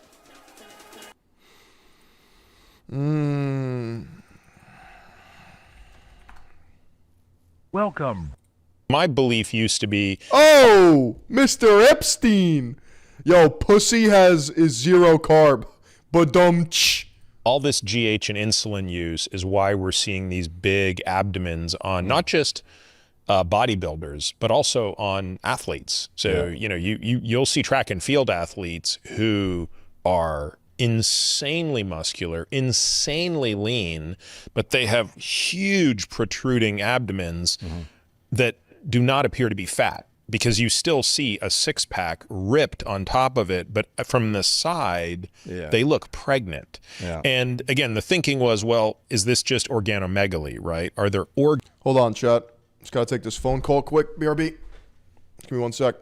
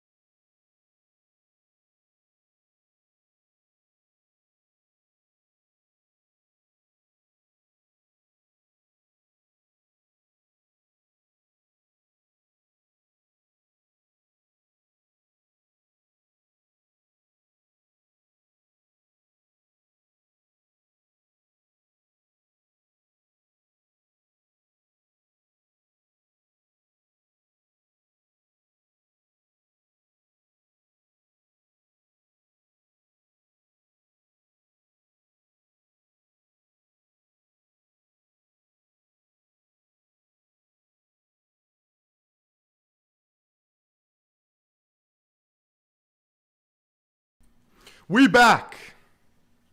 We are back.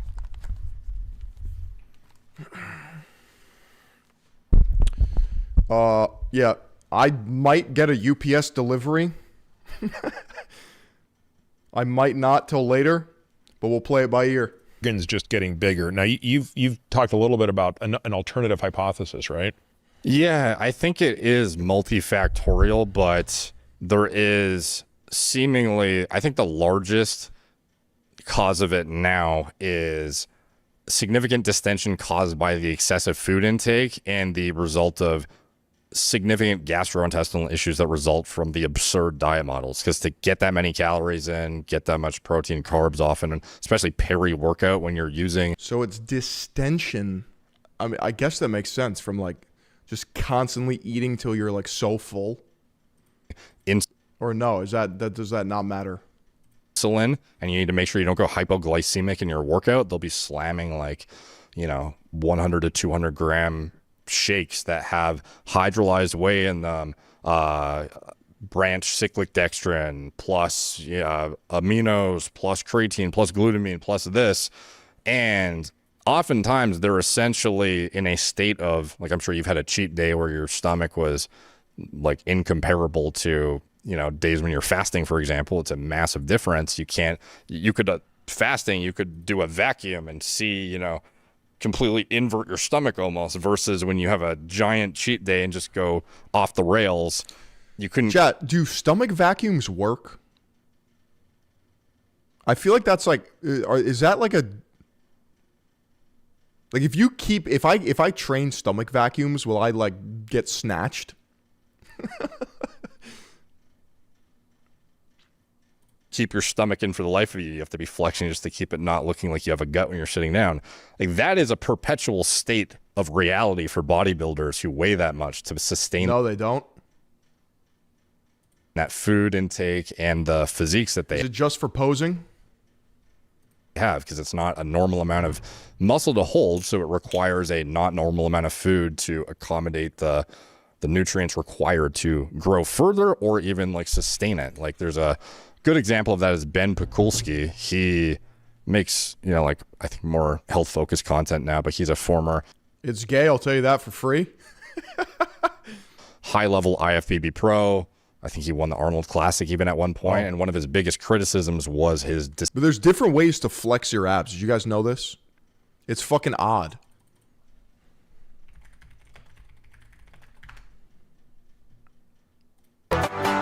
This is so gay. But I'm going to mute this. Look at this.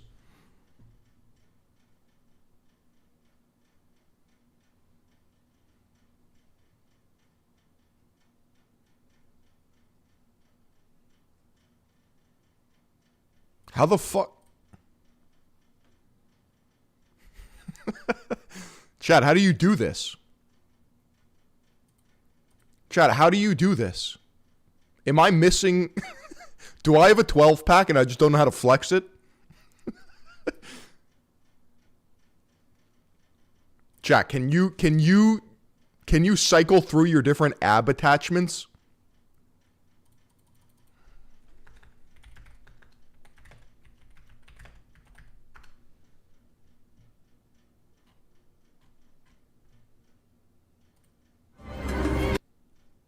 Wait. There was a Gracie in The Incredible Hulk? What the fuck?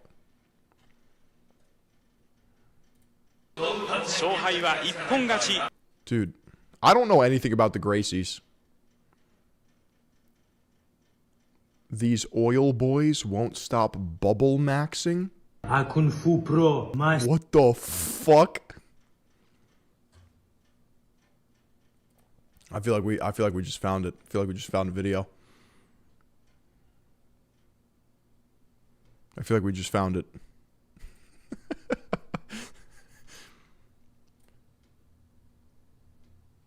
I saw the title of this video and I knew we had to watch it. These oil boys won't stop bubble maxing. What the fuck am I looking at? Synthol is a hell of a drug. This is a testament that is true muscle. This is elite behavior. They are bubble maxing for real.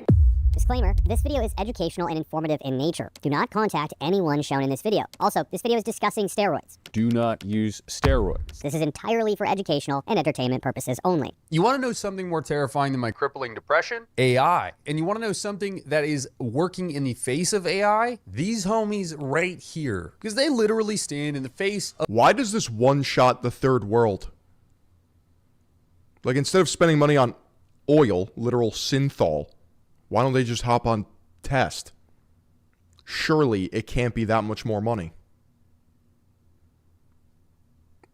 Of any lousy artificial intelligence creating inflated and... This is what I feel like when I wear clothes that are too tight. Beautiful physiques, and instead take it upon themselves to create their own in a unique fashion. They take this so seriously that they are willing to put their lives and bodies on the lines just to look so abnormal. This is elite behavior. It's harder to find good gear in the third world. I don't think that's true. I think you could just walk into any pharmacy and get it. Are bubble maxing for real. Now, before I get into this video, I have to ask you to please subscribe. It does me a huge favor. Statistically speaking, most of you aren't subscribed. We have a whole team here, and I like to keep the link, but it is in the link below. It's a year video. We talk a lot about this bubbly look that you commonly see within the... Brazil loves this shit for some reason. Must be an IQ thing. Yeah, the older I get, I'm realizing that most of this literally just boils down to an IQ skill diff. Like, I'm playing the game of life with people that are ill-equipped. They don't have the mental capacity that I have. And it's really hard for me to, like, empathize with their position and thought process because it doesn't make intuitive sense to me. But they're missing the hardware. The parts don't exist. It doesn't matter how many patch updates hit their brain. Some people will still inject motor oil into their muscles. Fringes of the fitness industries, but what is it exactly? Well, this is oil. They're injecting a shit ton of oil in their bodies, deep into the muscle to make the muscle look rounder. Now, there's a problem with this, and you could probably logically think about it. One, it's just stupid. I mean, it's just absolutely dumbfounding that people find this to be, one, appealing, and two, I want huge muscles that I can't even flex or use. Yeah, like, what does this feel like? Worth doing in the first place. I mean, it's not getting you girls. No girl. This guy's got tits. Yeah, is this just peacocking? Like, if you're hard capped in a country that I don't even know how to pronounce, like, this might be your only way out. Like, just social media fame of the negative sort where you look like a mutant. That could be the pipeline to financial freedom. Or maybe they're just doing it for the love of the game. I don't know. Is looking at you and saying, that is what I want. That is my ideal man. Dude, I'm not supposed to see this. The fact that God put me on the same server as these people, it's a sick fucking joke. And I'm tired of it. I was never supposed to see this man in Kenya with his synthol arms. 6 foot something with big, round, 40-inch necrotic arms. That's what I want. Yeah. I think this is the most famous guy. Like, he's like a Russian streamer or some shit. But he's about to scare the hoes, bro. Let's get acquainted. Dude. If I, like, it must be terrifying to be a woman. Like, I feel for them. Because a guy thinks that this is a good idea. Like, he looks like a Lovecraftian horror creature. He looks demented and deformed. This video would kill a medieval child. Dude,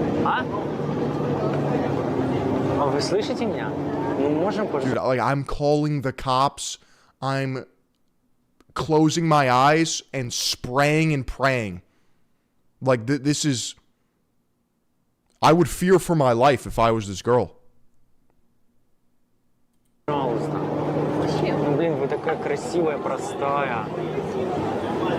Просто хотел познакомиться. No, in fact, this individual is another case where he is having to see a doctor because that oil he is injecting into his arms is starting to make the tissue itself go necrotic or Oh, so his flesh is just rotting. The tissue is literally dying. In other words, die. So what's the treatment plan? What's next? Well, I have an appointment with Dr. Hassan Balata, God willing, on the 21st. I have an appointment with him and also an appointment with a Dr. Jihab also, God willing. Natural selection? Yeah, you think this is just filtering out retarded behavior? The doctor is coming from Saudi Arabia specifically to look at the case. So hopefully there will be hope, God willing, with these people. And the reason for that, yes, God willing, is the oil in his arms that they're injecting to inflate the size is in such abundance, it's basically strangulating the arm or the muscle there. It can't get oxygen or blood delivery. And holy shit. When you really break down how the necrosis is happening, like it's not getting blood. There's no oxygen going to the muscle. So eventually and over time, that tissue begins to die. As it sits there necrotic in your body, it starts to metabolize. And that process creates a lot of byproducts. Those byproducts happen to be extremely toxic for the human body and actually kill people. So yeah, not so great. You ever see those like fidget toys that are filled with like cornstarch? That's what this looks like. It'll be like a stress ball and you push it and like you feel it. You feel the resistance. Right? This also happened to one of the most infamous oil boys, Bazooka Arms. We made a whole video about him, or Bazooka Hands. I'm professional man, natural, Bazooka Hands. I'm professional bodybuilder, Mr. Olympia, muscle, naturalis, a kung fu pro, master. This guy doesn't give a flying fuck. I don't remember which one. It's really irrelevant at this mushkul point, but he had to get surgery. We talked about it extensively where he really removed 2/3 of his arm muscle, like not the oil, the actual muscle. And when that happened, the doctors explained to press after he had an emergency visit that he said he injected over 3 liters of oil to each arm to achieve the size. Now, I don't know if... Are there any Americans with this disease? Rich Piana was rumored to have used Synthol. Is that true? Is that confirmed? Yeah. Rich Piana, well-known bodybuilder and influencer, openly discussed his use of Synthol, an oil injected into muscles to make them appear larger. You put that into perspective, but I encourage you, grab a bottle of water, a liter bottle of water, like one of those smart water things, you know, and just think about that being 1/3 of what he put into his arm. Absolutely. Not to this extent, though. Yeah, I don't know if we want to compare. Rich Piana is no longer with us. Rest in peace. Insane. Now, consider the size of the guy that we're talking. He used PMAA. Look it up. Roger that. What is PMAA?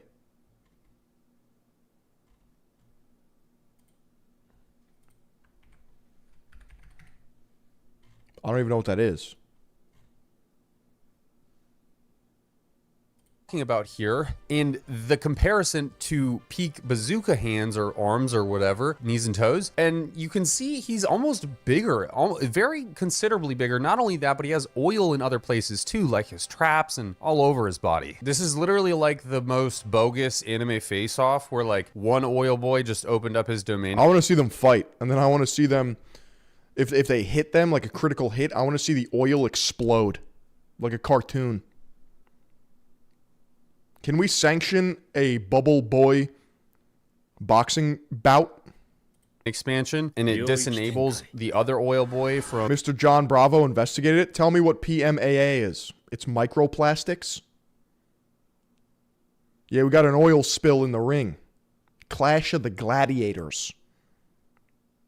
engaging in reverse curse technique, and he can't heal, and now he's going necrotic. Crazy times. Now, what is wild is in this interview, PMAA is a plastic bead / filler. That's metal as fuck. Everyone is so scared of these microplastics, right? You just hear that glass bottles have more microplastics in it. I don't care. I look rich when I drink this. I can't be walking around with a Dasani. Are you out of your mind? No, I'm a man of class. I'm so over this hyper-optimization. I'm trying to be anti-fragile. Says that young kids are asking him the name of the drug that he's using. They want to know how they can look like him. Even to this day, people want to know the substance. That's another point I don't get. Even today, all the young people, I mean, they'll say, tell me the name of the drug. I could list many drug names, but no, don't. Ask someone to tell you the name of the substance they took while they're explaining their painful experience, and they can't even help themselves. He's not feeling it. You'll find the listener saying, tell me the... You got Kino Body on the San Pellegrino.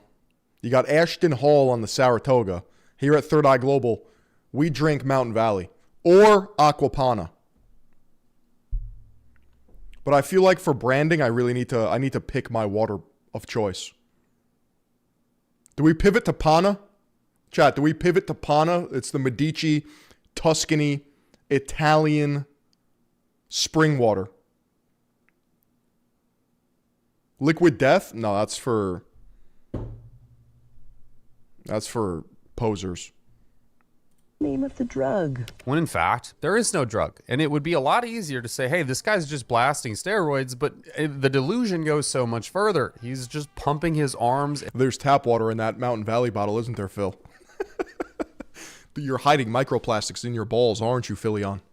And muscles full of oil. And you might think that it's some special kind of oil, but you're wrong. It's not. It can be anything. I've seen all sorts of anecdotes. If you're not displaying your status by which water you drink, what are you even doing? What are you even doing? I won't be caught dead without my Mountain Valley on me. I always stay strapped. People, olive oil, vegetable oil, synthol, hyaluronic acid, even more. Like, this is just the surface of it all. And Muhammad even says that his I drink Dasani. Chat, mods, get him out of here. Ban him. Shadow Realm. Hurt himself on a daily basis. He can't even sleep because of the weight that's compressed onto him from all of the oil. No sleep at all, by the way. I mean, I want to tell you, from the outside, you can't tell why you can't sleep. Why is that? You're exhausted mentally, physically, and emotionally. See, like, this man... This is why it's so dark, was never supposed to be this big. This is why I actually believe in a higher power, like a god, because this level of irony, it's cosmic, it's divine. He was not meant to be this big. So he's now afflicted. He's cursed. He's hexed and vexed. He must suffer. Because he wants that which he should not have.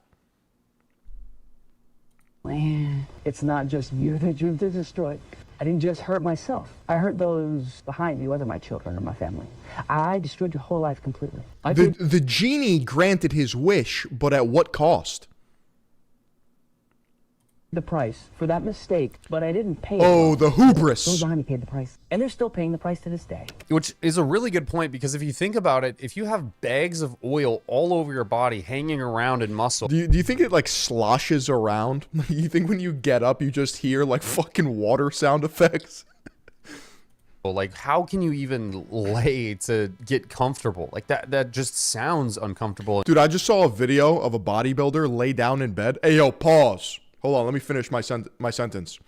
And because his traps and shoulders and lats are so big, he can't lie down sideways because his head is like 6 inches from the pillow. This is what I'm saying, man. You should not be trying to get bigger than you should be. If you stay natural, it's almost impossible to get too big, unless you're just fat. in general. He goes on to say that he is dying every day, begging doctors to examine him, begging them to do procedures on him. The only one that did offer to actually examine him refused to do surgery to remove some of what they're thinking is necrotic tissue. Unique problems require unique solutions. Yeah, you get to a point where you become muscularly obese and you have to sleep with a CPAP machine. And now your neck isn't even reaching the pillow because you're too wide. Like, what are we talking about here?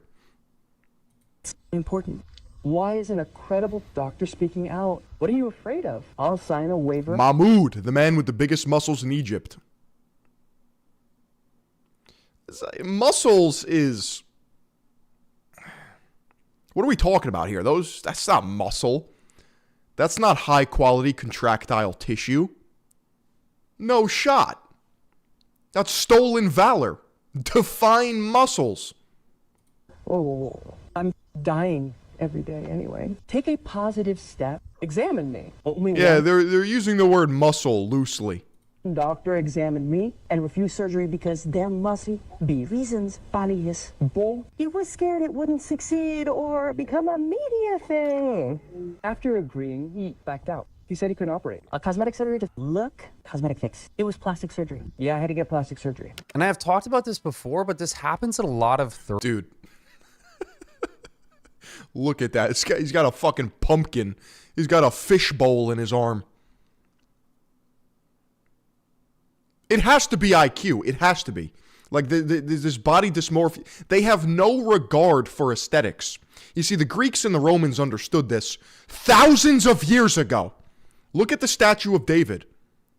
Look at the male figure. And even then, it was exaggerated because they wanted to make it, they wanted to deify it.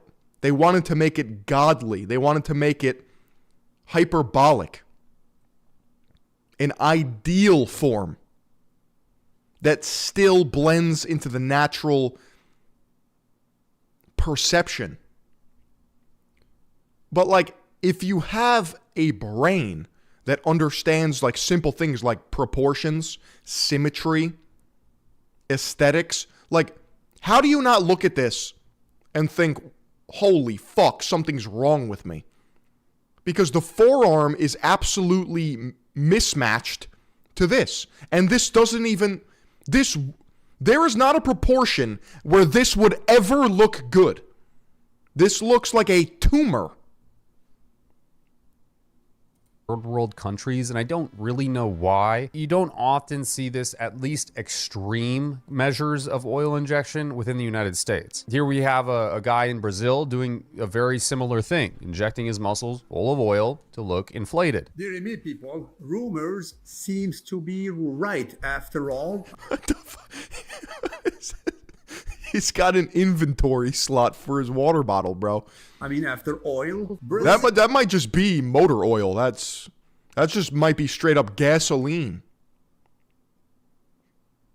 Brazil seems to be the most special country of Latin America. I mean, look at that. His name is Potential Official. His potential is absolutely limitless. Look at the triceps, baby, please. I wonder how much, like, if these third world countries just got one shot by like the idea of bodybuilding and Arnold and pumping iron, and like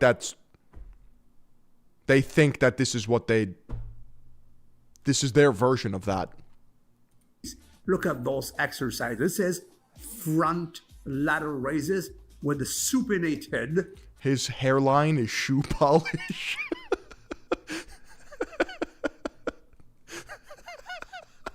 Grip, working out the biceps, the chest, and the front delts. Look at the other side. Absolutely Herculean. This is a proper this is a workout I've never seen before in my entire life. Muscular development. Haters accuse him of being oil. Look at that. This is the proper testament that is not oil. Oil is lighter than water. He should float. He is not floated. He is sinking. So that's not oil. That's pure muscle. What say you people? That's prove you wrong. This is him swimming. Yeah, he's swimming all right. In Copacabana.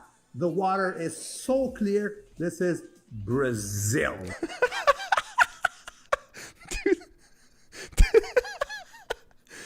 This looks like some sort of undiscovered primate, bro. What the fuck? Crystal clear water all day, every day. Look at him swim, bro. Louis Marco is the one narrating here, and he's obviously trolling. I love Louis. But what's weird to me is these guys will do anything but work out and actually diet. Like, they're relatively... Yeah, Homo syntholicus. out of shape, to be honest, and they just look really bubbly because they're artificially inflating their muscle. And the thing is a lot of them speak as like fitness professionals, like they're trying to give advice to people. Gotta love humans. So true. It just fucking blows my mind every day that there's a human doing this. Like, what do you mean we're playing the same game, bro? How are we there's no way. Embody themselves as like this relic of time and how impressive their physiques are amongst their peers. And like sometimes you see guys like this that are still pumping some range of oil, but not as much. It's not as detectable, but you can still tell that his arms are insanely odd looking and not fitting to his physique, if you want to call it that. This lad is from the Indian Peninsula, but still nothing beats the inflated belly of Mike to this day. Mike catching strays, bro. I just feel bad at this point. Something's going on here. I don't even want to comment on it. But for instance, you also have people like Rich Piana, who Was he wearing contacts? There's no way he had the A10 Hyperborean White Walker eyes. The Agarthan Husky eyes. Those are contacts, right?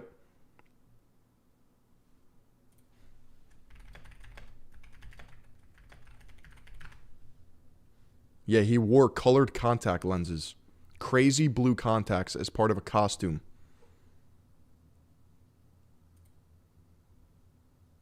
Kind of a sick look. He wore them for a Renaissance fair costume. Also known for putting Synthol in his arms. He did it in such a way that wasn't so fully obvious, but his arms were still freakishly huge and looked in part loyal, but let's be honest, not even the biggest bodybuilders. Dude, I need to hit his 8-hour arm day routine. The Olympia stage can achieve arms of this proportion. He did say during an interview in his early days that he was using Synthol, but he didn't use it anymore because of how uncomfortable it made him. I have used Synthol. I used it, probably 12 years ago, and I didn't like it. It blurred my muscles. It made my muscle look weird, and it was incredibly painful. And it's very hard to train.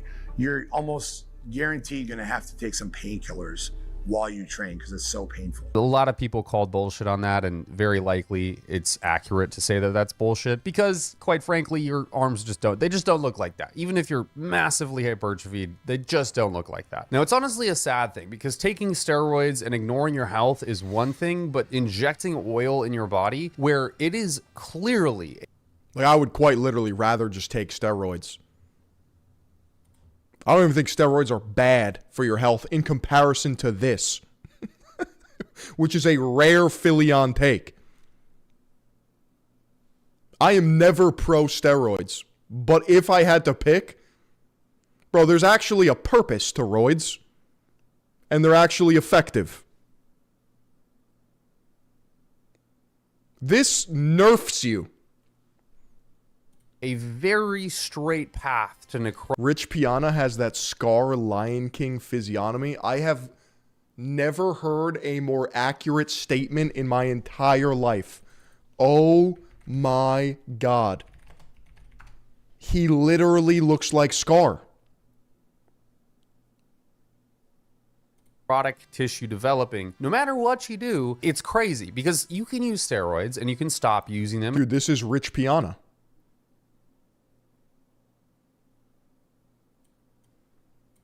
get off pretty scot-free depending on how you use them during your career. But with oil, there is no free lunch. You literally will actually develop necrotic tissue, the potential to cause infections. Could you imagine injecting yourself with used French fry oil?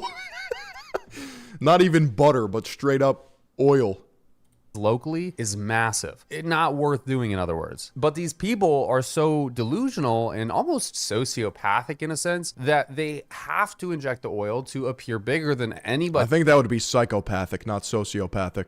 Else, and instead of putting in the years of work and maybe even using a bit of Synthol, that's the alternative they're looking for. And I say sociopathic because you can hear them in this interview and you can see these people talking, and they very clearly establish themselves as somebody better than other people. And the way that he's calling for help is he's saying, you know, in this interview that he's asking doctors to help examine him. He's not just like asking, he's demanding. Doctors need to diagnose me. Doctors need to work on me. They need to give me procedures. But it's like, bro, you did this yourself. This is self-inflicted. The damage that you're causing and the inevitable shortening of your life, it's in part due to you. And this is the harsh side of my... Chat, what are we saying? Sociopath or psychopath?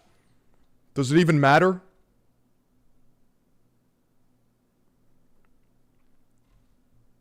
Actually, Philion, there's a huge difference between a psychopath and a sociopath. Redditor. I don't even think it's some sort of pathology. I think it's just low IQ.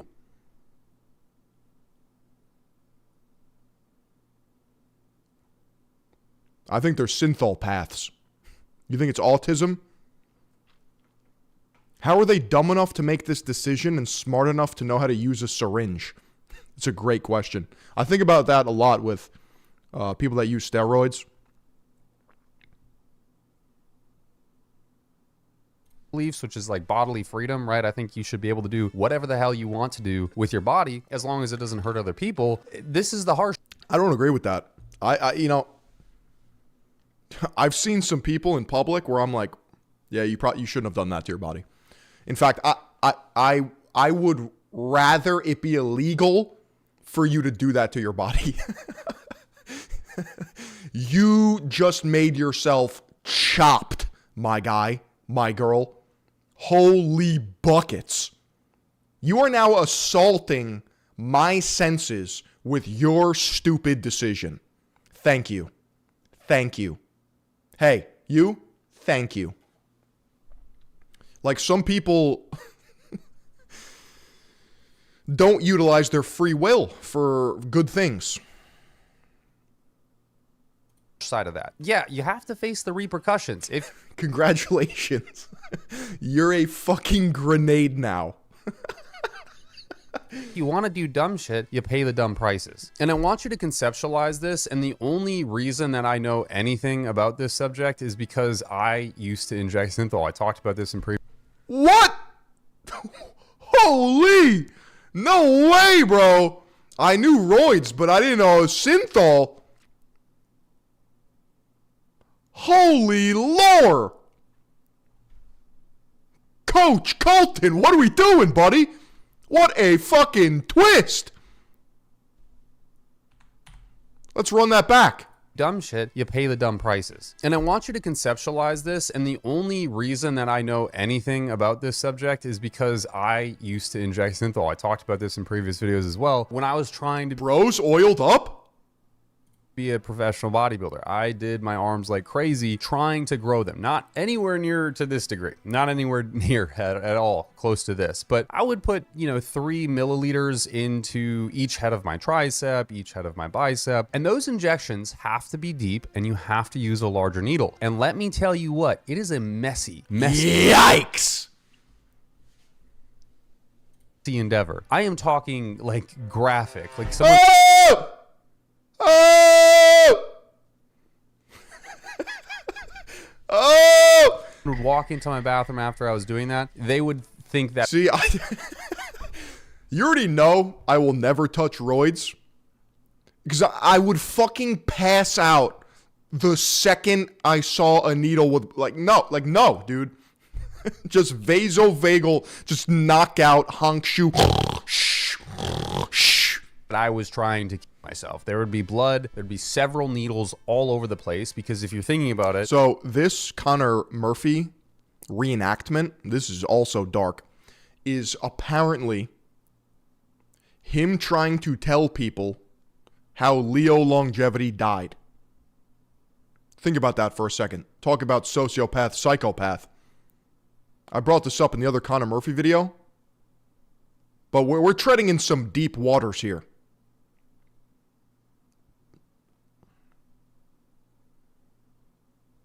Whatever happened with that situation? Oh, nothing at all. Just keep it moving.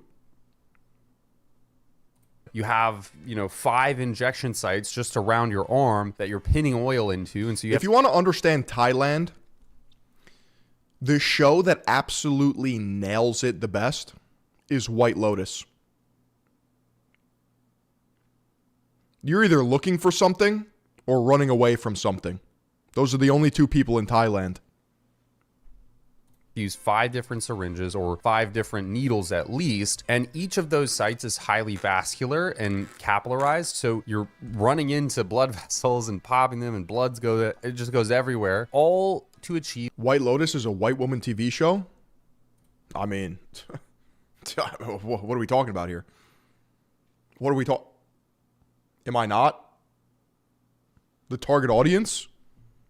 A certain look. And this isn't like a once a week kind of thing, let me remind you. This is a multi-day endeavor throughout the week. You're usually doing this 3 times a week, at least 2 times a week. Traumatized people get face tats. Poverty traumatizes people. Yeah, I mean, listen. I have never thought to myself, I'm going to tattoo something on my face. But that's me. That's me. I've never woken up been like, you know what? Time to get fuck shit on my forehead. Like, it's just, but different strokes for different folks. Who am I to judge? To some effect, sure, but was there any long-term gain from doing this? No. Most people tell me I have small arms to this day, so it wasn't really worth it. The theory is, in bodybuilding, is that you inject synthol into the muscles, and eventually they tend to expand due to mechanical... Face tats create poverty. Then you become traumatized. Tension placed on those myocytes from the oil sort of expanding cross-sectional area, but that just does not seem to play out in practice. It's hard to actually say that that's a true mechanism that's actually happening within your muscle. It seems more likely that it's just a momentary inflation of the muscle, and not only that, but it's extremely fucking painful after the fact. Once you've cleaned up all the blood and the mess and you're like, oh, thank God that's done, and you move your ass throughout the day. Dude, I'm gonna throw up. I don't want to think about this.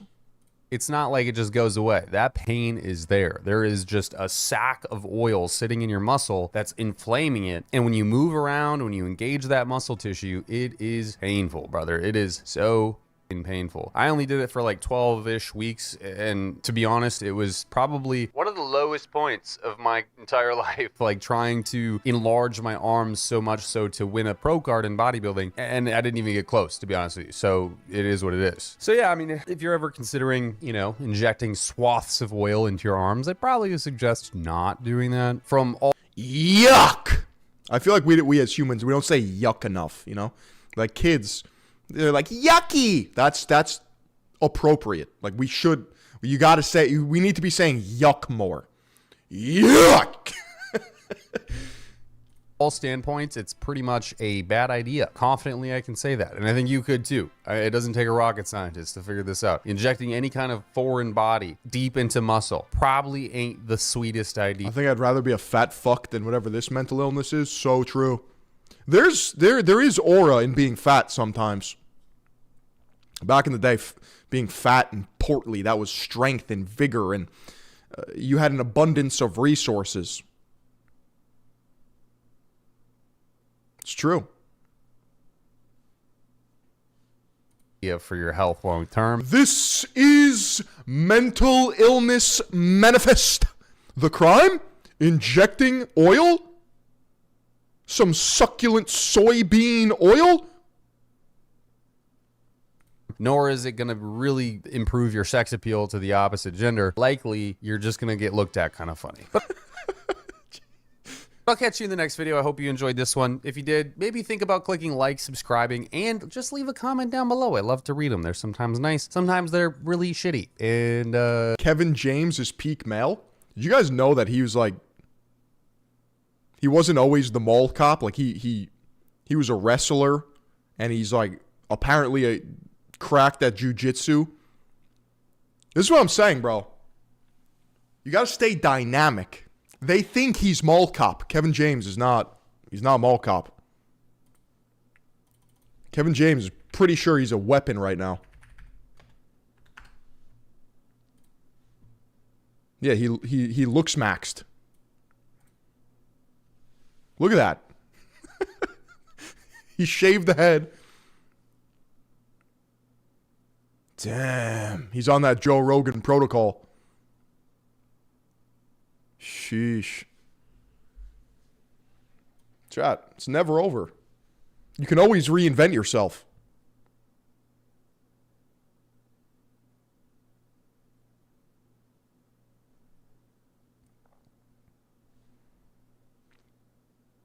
Just goes to show that one mistake can always ruin your life. He'll always be Paul Blart.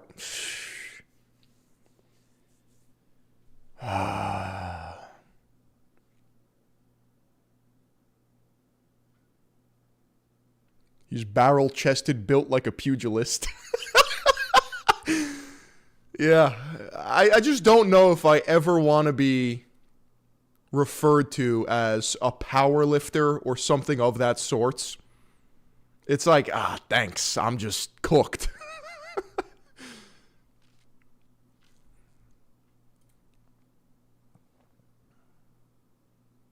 When Theo Von called Joe Rogan a tied-up turkey, that summed it up.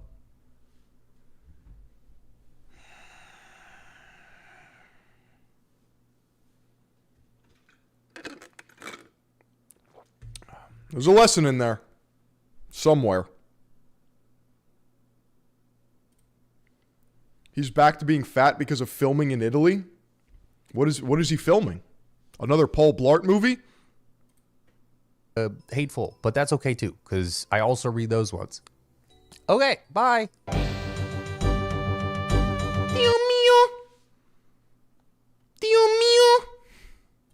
I keep talking like you guys see Shia LaBeouf on, on Channel 5? Like, because we're camered up. So I'm thinking I got to talk for a big audience. I'm going to talk for me. Let's start over. Click.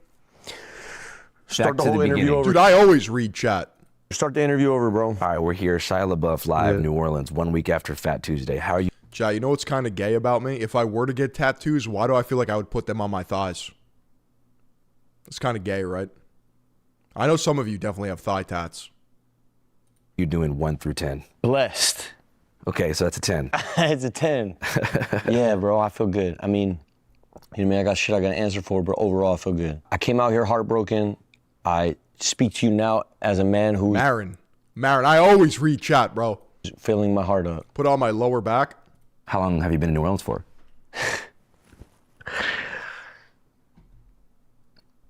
14 days, 12 days. So did you come down like for... He was in a boxing movie? Mardi Gras, or you came down like as a planned move? No, so the fires happened in Pasadena. My dad was in Vietnam. He's got Agent Orange. His whole shit, he can't breathe. So he had to get out of Los Angeles. So when the fires happened, we all evacuated. My pops was like, I'm never going back. Set it up over here. We got family in Appaloosa and Abbeville, Covington, Mandeville. Like LaBeoufs are a name out here. Like they matter out here. You know, there's like... Shia LaBeouf has got to be like one of the hardest names ever created. Shia LaBeouf. Like LaBeouf Parks and... Soul Mio or something like that? Got you. That's the name of the movie.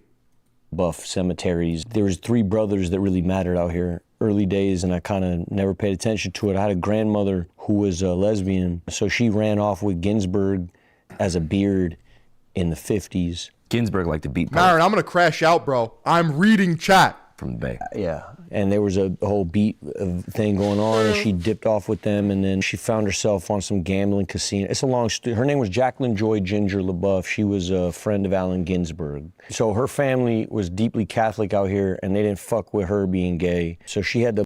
LaBeouf is bull in French, so his name is Shia the Bull. That's insane. Move out there and change the spelling of her name. So LaBeouf out here. Dude, I'm getting fucking rage baited in real time. Is Lebeouf, and my name is Labeouf, and that's because of her. She basically said, fuck you to the family out here, moved to Los Angeles, Venice with Ginsberg. They had a beatnik poet fucking house down there in Santa Monica. What, dude? What? And that's where my dad was conceived and born and all that. So the LaBeouf's the Labeouf. Philion, the one who never reads chat. That's is that my new name? That better not stick. That better not stick. That's the weird spelling. We all grew up in LA. Like, I have a half sister named Michelle. She lives in Utah, and she's married to a Honduran man. Dennis, good man. They got 2 beautiful kids who are going to be incredible. Anyway, blah blah blah. So this is my Kevin James is also a Long Islander. Did you guys know that?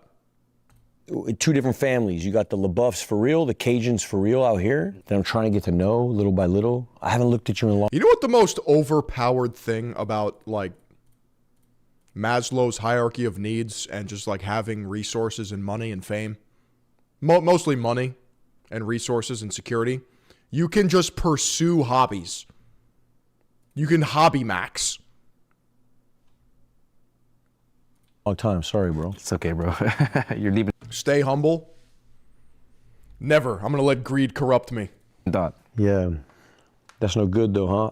I need to look at you more. So let's start there. So, what did you ask me even? I mean, most importantly, like, how did you get down to New You can go to Thailand and train MMA. Yeah, but that's for Europeans, bro. That's for English dudes with no identity. Bruv. Orleans in the first place. Yeah. Yeah. But it was like a permanent move that you're planning? Family on both sides. So, you know what I mean? Heartbreak. Shit didn't work out. Had a dream that I was trying to build in Pasadena. It didn't work out. My hobby's not reading chat. You know, because of me. And then, so I moved out here and started trying to build something new out here, like a landing pod. It's like an outpost. English dudes and Cubans in Miami go to Thailand. It's weird. They're passport bro maxing.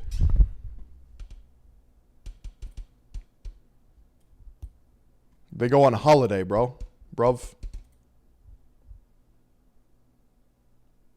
So true. I'm English and did that. Oh, you went to Thailand to train fucking Muay Thai? Did you really? What would you rate? I gotta read chat at least once a month. At least. Michael B. Jordan. About 4 out of 10, maybe 3.5. Super facially challenged. Ryan Gosling is a 5.75 out of 10. Disturbing world of Looksmaxxing. The Bali men's retreat, of course. Dude, I mogged my log there with the boys. 100%. Why do English people train MMA in Thailand?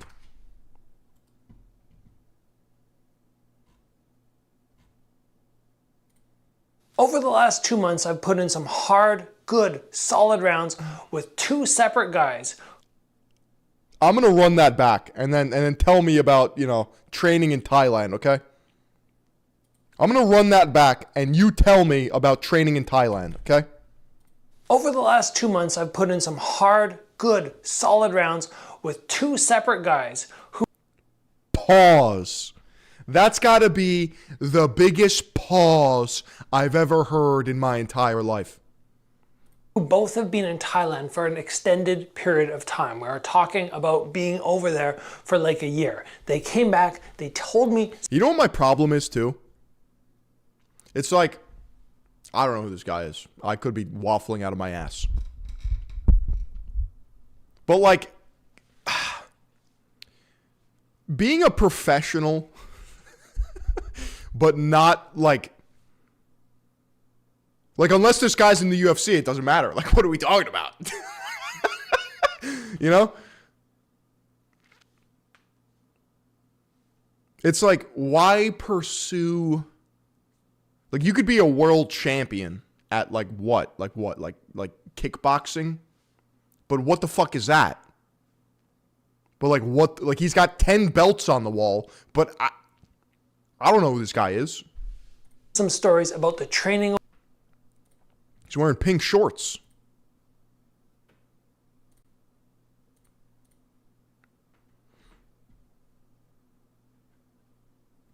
Hard, solid rounds with the boys.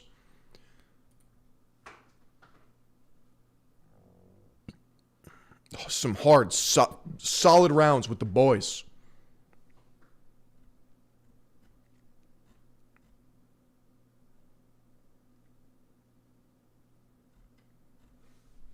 Some solid rounds with the guys.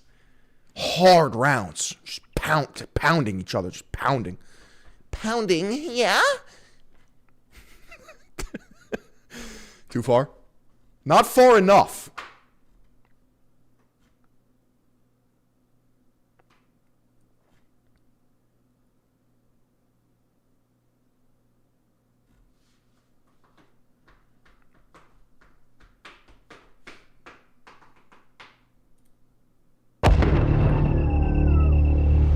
Resident Evil Requiem and Porsche.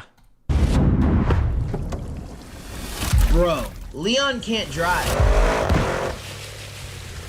That's kind of hard. The go-to car in this game is a Porsche.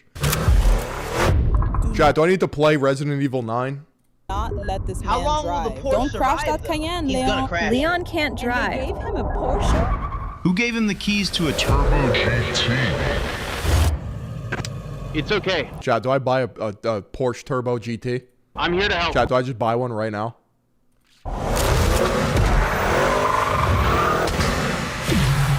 This is fucking sick. I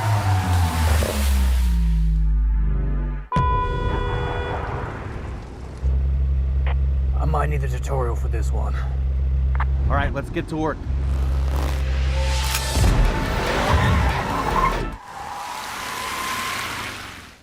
Again. Now. Again. Hands, Leon. Okay, now let the car go. Is this real or a game? I can't fucking tell. I think this is a reenactment. I think it's real. Now we're talking. Pick it up. Pick it up. Nice. Am I getting psyoped right now? Send it. Bingo. Hey, that's my line.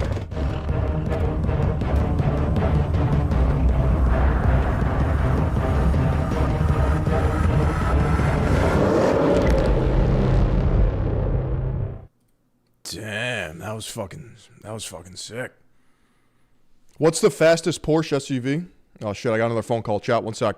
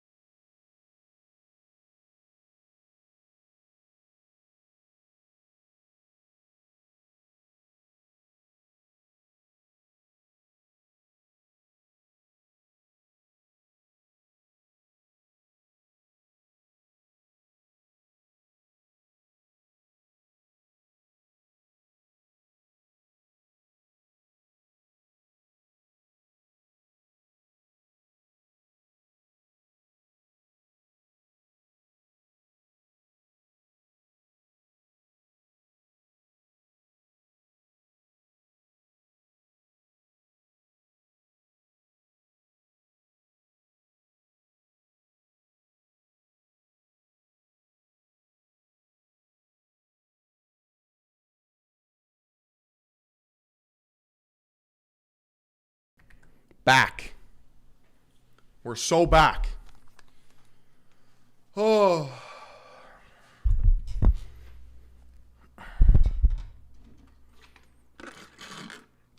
Yeah, it's my lawyer. No.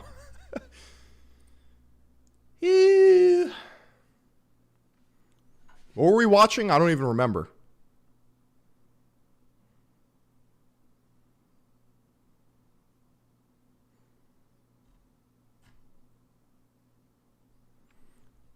The Cayenne Turbo GT.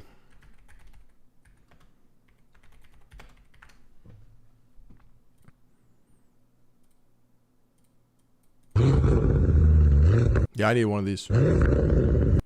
Chow, why don't I have one of these, bro?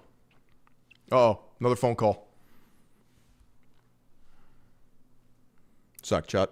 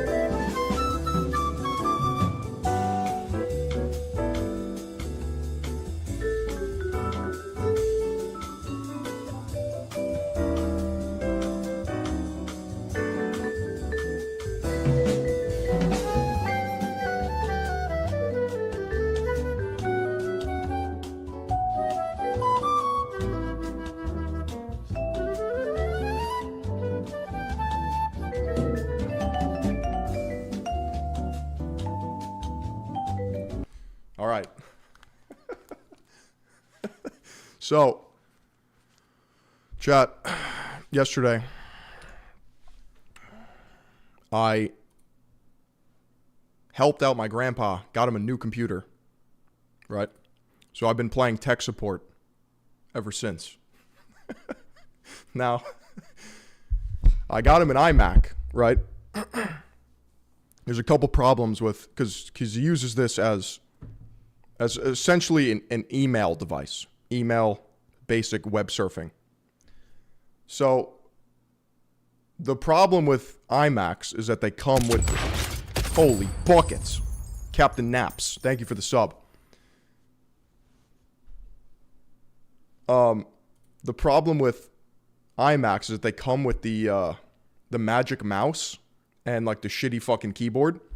Now, that's fine if you're like young and hip and you can like, you know, handle the magic mouse and shit. But for old school person, you want the haptic feedback of a mouse, right? With the two different buttons and the scroll wheel and shit.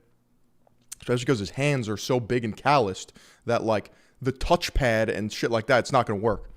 So I bought him gaming peripherals because they didn't have anything else. And I'm like, you're going to get better quality with a gaming peripheral than like a fucking shitty $20 Logitech bullshit, Office 101 bullshit. So he's got an RGB keyboard now with mechanical keys and like one of these mice. The magic mouse is it's this.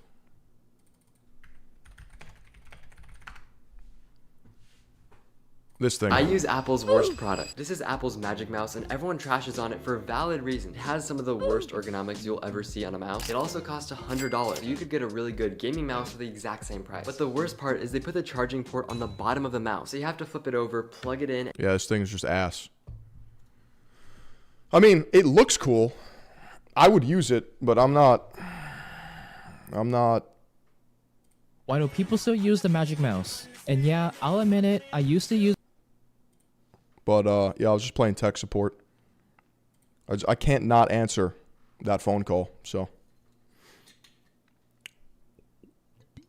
What are we going to watch next?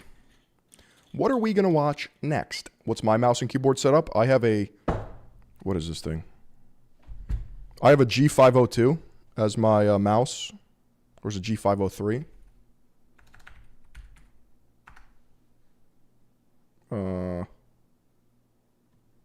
I have the Giga Cracked one. G502X.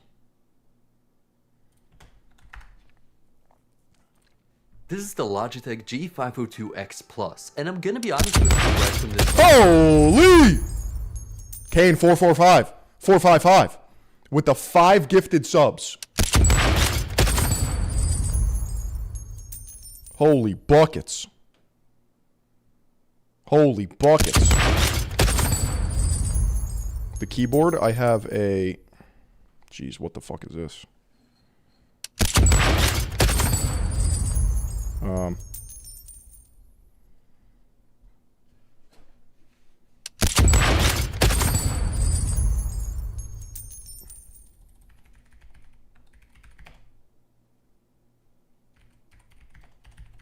Is this what I have? No.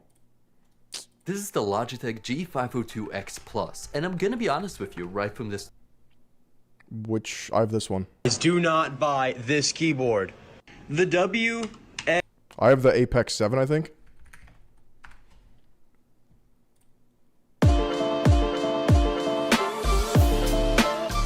Hey guys. I have the one that the guy just told you not to buy. In this video, we're taking a look at the very popular SteelSeries Apex 7, and after testing it out, I can say it's popular for a reason. It's a solid keyboard that offers a good gaming performance with a useful companion software, and you can choose the type of switches to suit your personal preference. So what's it like to use this gaming keyboard? But I have a custom mechanical keyboard upstairs with Nova Key Creams. Do you guys know that?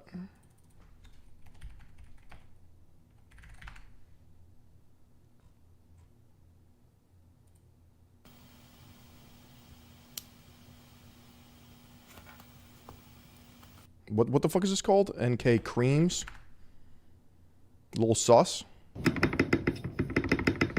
I have this one upstairs, but for my gaming computer, I like the faster, twitchier. That's creamy, bro. That's fucking thocky. That's stocky as fuck.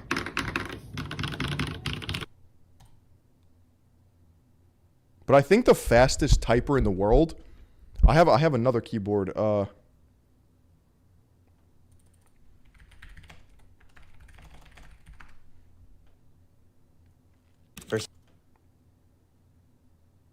Who is it?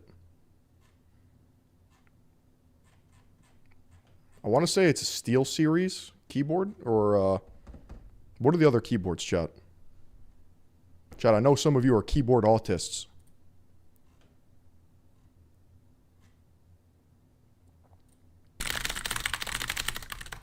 Yeah, that's my keyboard. That's my keyboard.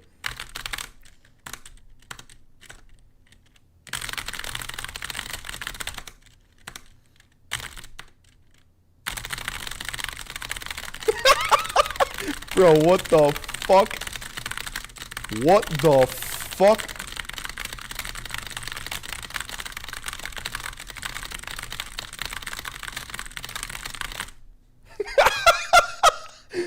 Yo, that's my keyboard, chat.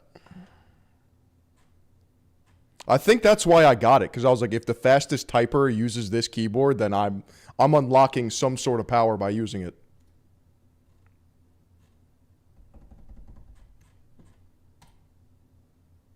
Yeah, that's a keyboard warrior right there. That's a keyboard warrior right there.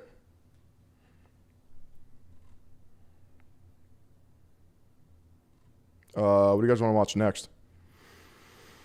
Let's check the Discord. Let's check the Discord over here.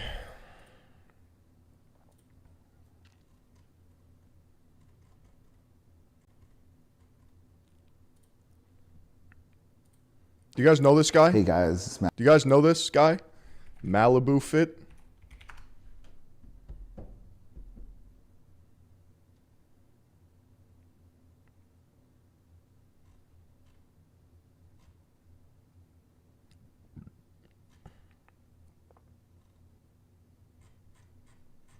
Didn't he get his face exploded in war?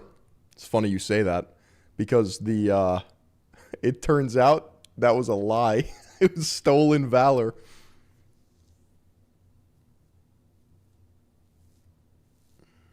Turns out he didn't.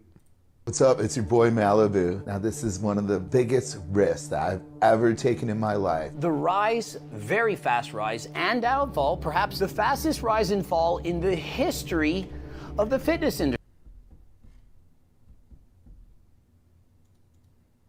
Hey guys, it's Malibu. I wanted to talk to you directly about the claim that I made taking an IED blast to the face. Guys, today we are talking... You sympathize with the guy that lied about taking an IED blast to the face? What do you mean? Dude, he fell when he was drunk. That's like me saying, oh yeah, a grenade blew my cock off. Yeah, just a fucking grenade blew my cock off. Huh?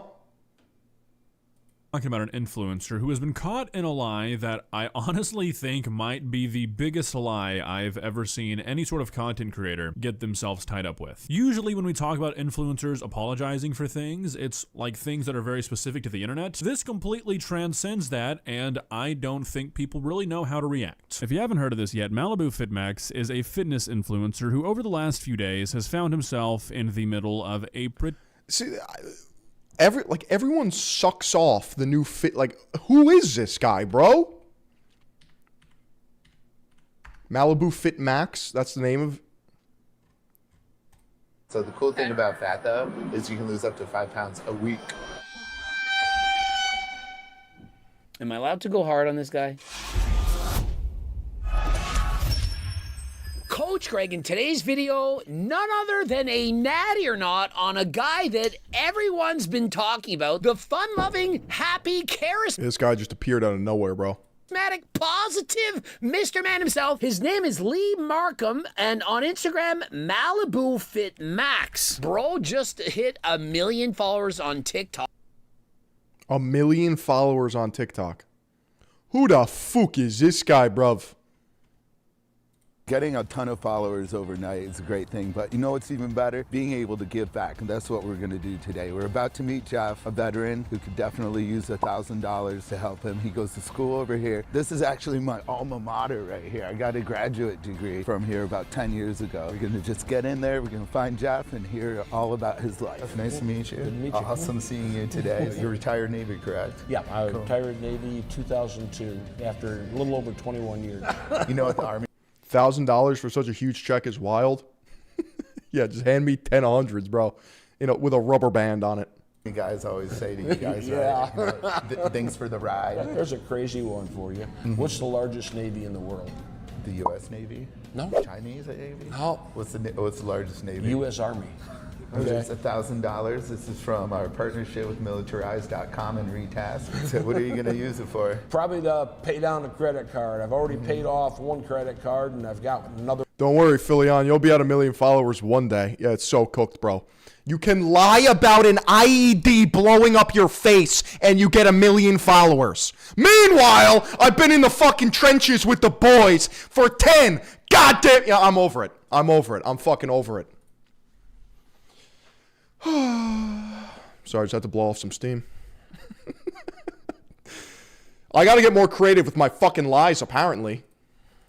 Serious controversy. For some context, if you've never heard of this guy, basically, over the last year or so, this guy has amassed a pretty crazy following for the time period. He has well over 1 million followers on TikTok, well over 1 million followers on Instagram, and a big factor as to how he was able to amass such a following in such a short time is because of his appearance. And you hear fitness influencer and you're like, yeah, well, no shit. But what I'm talking about is not his physique. What I'm talking about is his face. When this guy first started uploading onto social media, apparently he was catching a lot of flack for the way he looked because he has a bit of a unique face. And in response to all this, a bit of a unique face, bro. That's to the people that were making fun of the way he looked, he said that the reason his face appears the way it does is because he's the survivor of an IED. Now, if you don't know what IED means, it means improvised explosive device, which is pretty much exactly what it sounds like. Based. I don't think I have pity. I don't think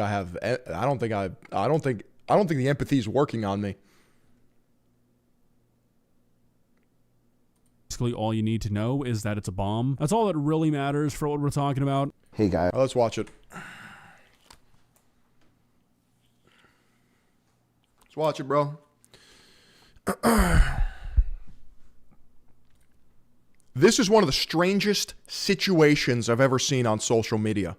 This influencer got caught in a massive lie. This is Malibu Fit Max.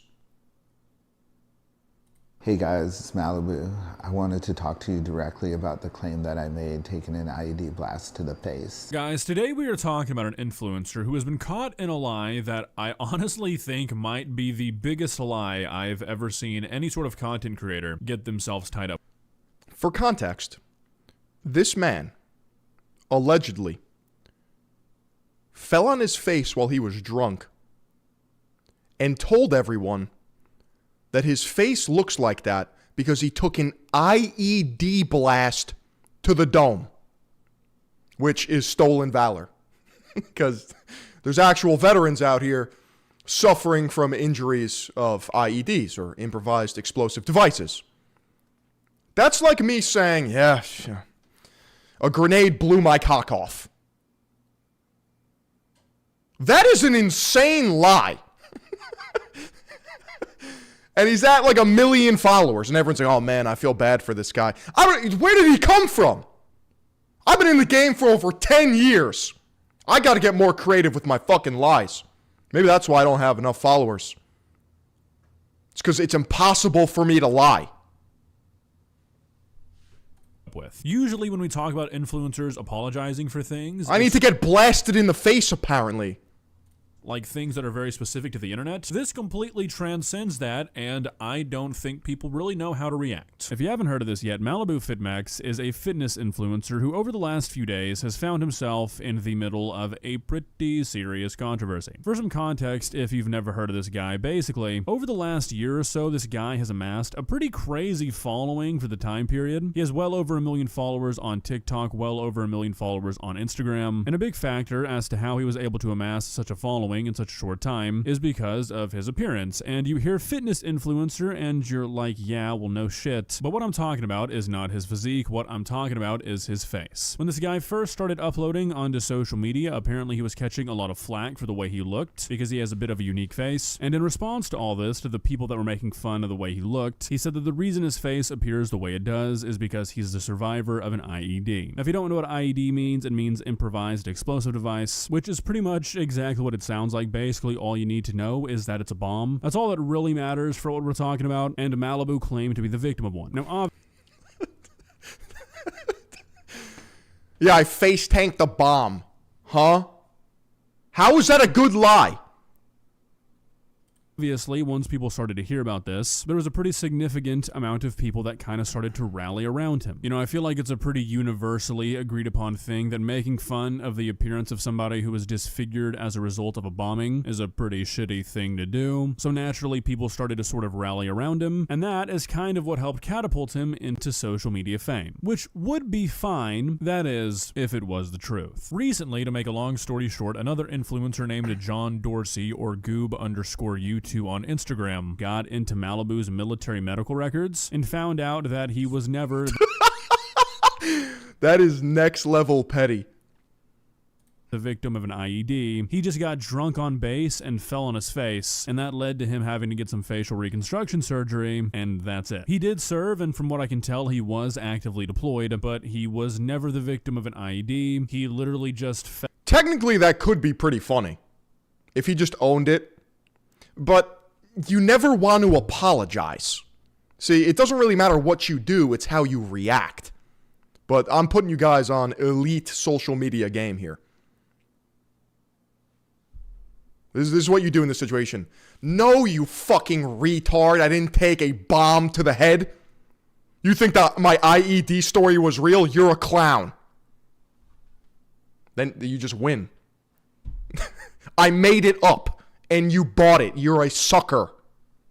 While he was drunk. And from that spawned a gigantic lie that has lasted for over 10 fucking years. While this guy is just now blown up on social media, he's been telling people that this happened for over... I survived an IED to the face while serving overseas. Before you judge a face, please read this. I rebuilt in the gym, now help others through coaching. For over 10 years at this point, and it's just... Oh, he was using this as like the main crux of his branding, huh? Just kind of crazy. What's even more crazy to me, though, is that it seems like the entire internet is just cool with it. Like I said, this guy exposed all this, and obviously this led to Malibu addressing it, and he admitted that everything that was found was true, but I mean, like, what other option did he really have? And people are just kind of surprisingly cool with it. Now, like, look, don't get me wrong, this is not something that I'm gonna be losing any sleep over, but I do think that this is a pretty gross thing to lie about.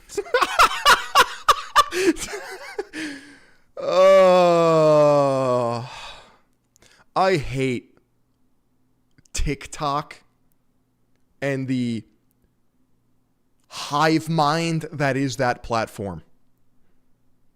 They make people rich and famous for no reason.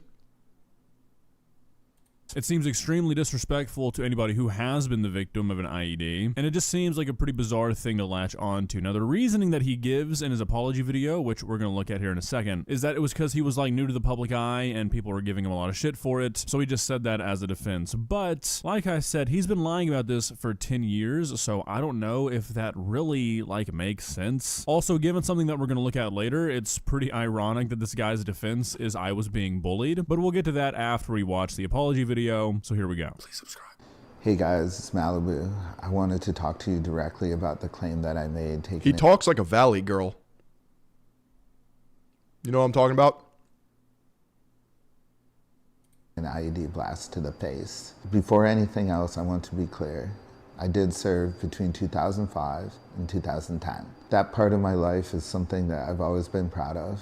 I've always had deep respect for the men and women who served alongside me, especially those who suffered more. It's the vocal fry. That's the word that I was looking for.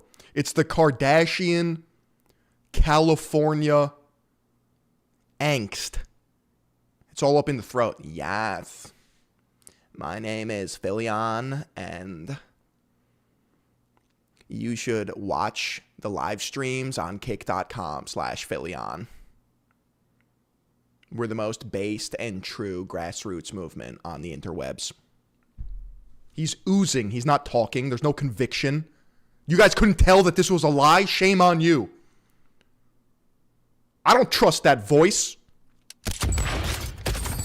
When I say shit, you know that I mean it. But that's because I'm from New York. I'm built different. I'm assembled alternatively. They don't make them like me anymore. Do I sound unsure in myself? No!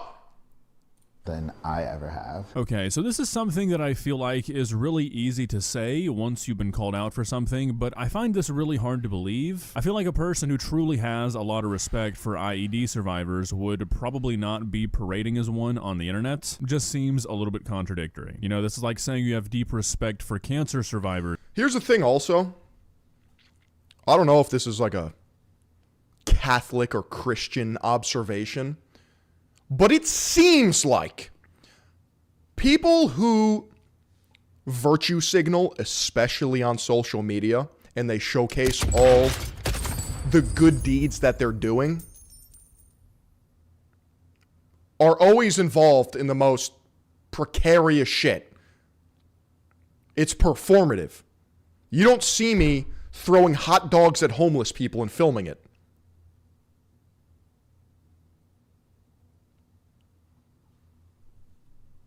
After you've been pretending to have beat cancer for 10 years. It's like, do you really? I've always got comments about my face and appearance.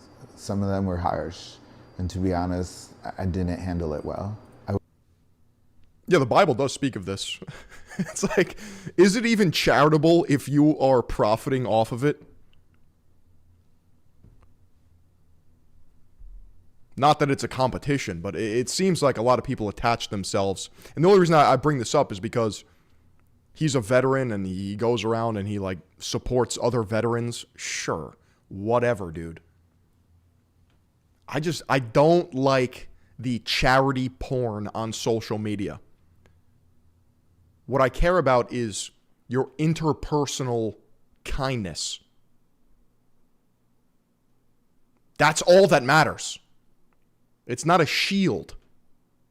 I was new to being in the public eye, and I didn't know how to handle the criticism. Instead of facing that right away, I made a bad decision and put IED survivor in my bio. That was not true, and it was wrong. Okay, so again, I'm kind of confused as to like what this... I hate the dude who goes to restaurants and tries to get free food for the homeless. Yeah, it's for the homeless. Dude, what's wrong with you? It's for the homeless. It's like putting me in this weird moral predicament that makes me just want to American Psycho Max. Oh, you don't have food? Well, why don't you get a job? Public eye part is about. I just fucking hate moral grandstanding and liars. Oh my God. Tell this guy has been an influencer or like a known influencer for maybe a year. I think he used to be like a public speaker, so I'm going to assume that's what he means by this, but it really does seem like he's referring to the internet. But like I mentioned earlier, there is a news article from 10 years ago, and he was claiming this even back then. The same people who bullied him for the way he looked are now shaming him for his moral failing and lying.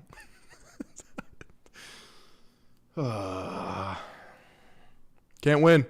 He told this news outlet that was doing a story after they interviewed him that he was an IED survivor. So, I mean, like, is this a thing about you being in the public eye, or have you just always been lying about this since you got your surgery? Is this the full truth? Because it doesn't really seem like it. Truly, I'm sorry from the bottom of my heart. I have always tried to promote positivity and support for others, especially veterans. But I understand that my actions... Yeah, you see, this is why I don't promote positivity. Because that's fake and gay. It never plays out. I'll be the judge if you're a positive person. It's the biggest cope ever. Here contradict that. I take full responsibility for it. I know words alone will not fix this. Trust is earned, it's not owed. All I can do is be honest. What in the live, laugh, love is going on here? You guys going forward and let my actions speak for myself over time. Okay, so that's the entire video, and I'm not really here to like pick apart this apology. It's fine, it's whatever. If you like this guy and you want to support him after this, that's fine. Like, I'm not here to say this guy should be canceled. This is not that kind of video, but I honestly do think it's a little strange how he's sort of being rallied around again. I mean, if you go to any of his TikToks or— You don't believe him? I don't believe him either. It's okay, Malibu, I would lie to strangers too. any TikToks talking about this. Most solid apology by a creator.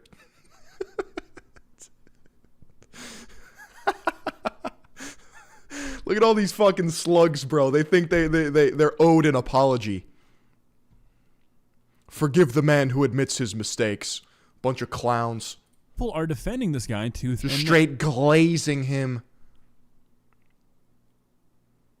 And I mean, look, I understand liking a content creator and wanting to have their back, but this is a pretty serious thing to lie about. And again, it's not like he just wanted to set the record straight on his own accord. He got exposed. He had to do this. And like, look, don't get me wrong, I can empathize with where this guy is coming from. I have a lot yeah, these comments are just diabolical.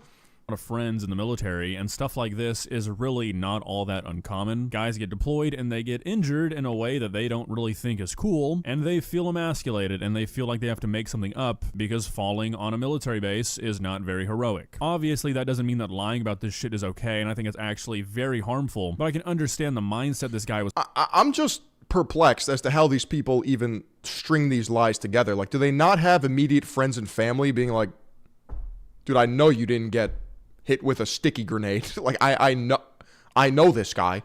Why are you telling people this?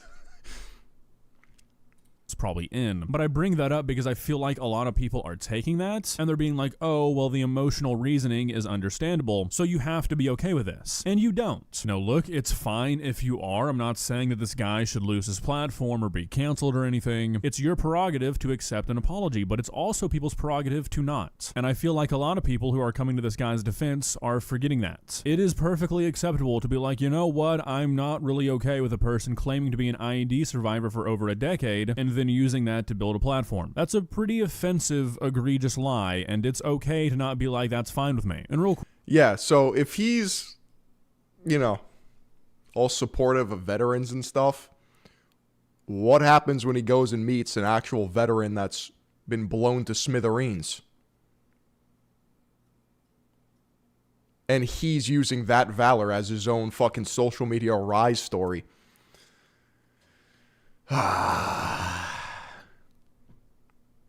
That's dark. That's really dark. Quick, if you're wondering where this 10-year claim is coming from, like I said, he was interviewed by a news outlet 10 years ago because he wanted to get a book banned from his kid's school. Apparently, his child was read a book called Morris Micklewhite and the Tangerine Dress, and it's a book where a boy is... You know what? This guy's so based. You know what? This guy did nothing wrong. This guy's actually the coolest guy on TikTok. Wearing a dress, and Malibu, or Lee Markham, which is his real name, contacted the school trying to get the book removed from the library. And in this news article, there is a line that says Lee Markham is a 35-year-old Army veteran who says he was discharged in 2010 after an IED blew up in his face in Afghanistan, forcing him to get dental The fact that that is like codified into a news article. reconstruction. So I mean, this is a lie that is not new. So I don't really understand where the whole like public eye aspect of this is coming from. Also, it's a bit ironic to me that this guy was trying to get a book about how kids shouldn't bully other kids banned from his kid's school. I twisted my ankle playing flag football at a Marine base in Japan. Salute me and thank me for my service, please. Yet his reasoning for lying about getting his face blown off by an IED was because he was being bullied and didn't know how to deal with it. I mean, come on. It's almost a little too on the nose. Anyways, I really just wanted to make this video because I'm kind of curious to see what you guys think. Like I said, the reaction to all of this has been very split, and it's been split in a way that is honestly kind of surprising to me. Like, I really do think a lot of people who are defending this super hard may not know that he was exposed by— I think especially this younger generation, they're parasocially inept and they get one shot by what they perceive as like a wholesome Chungus person, and they don't care. Once they decide that somebody's like worthy of being pedestalized, that's it. This guy will forever be able to have this Welcome. platform despite lying about his face. By a YouTuber, because the way people are talking about this, I see so many comments being like, he made a mistake, he took accountability, he owned up for it, and it's like, sure, but would he have if this didn't come out? That kind of seems unlikely given the fact that he's been lying about this for 10 years. Like, I really do think that just most people aren't aware that he made that video, not just because he was ready to set the record straight, but because somebody forced him to. Also, I highly doubt that most people have seen that article from It's the untestable hypothesis. 10 years ago, which seems to sort of point towards this not being a lie that was spawned because of TikTok, but rather just a lie that he's been telling forever. And like, again, if all that is fine with you, it's your It's a statement or claim that cannot be proven wrong or verified through observation, measurement, or experimentation. Prerogative to accept the apology and move forward, but I feel like it's important that people know the entire story, because Whoa.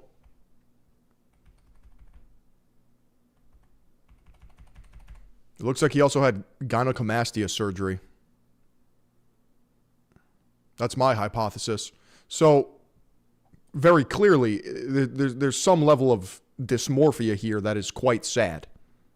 But lying about it is not going to make me feel bad for you. It's just going to make it worse.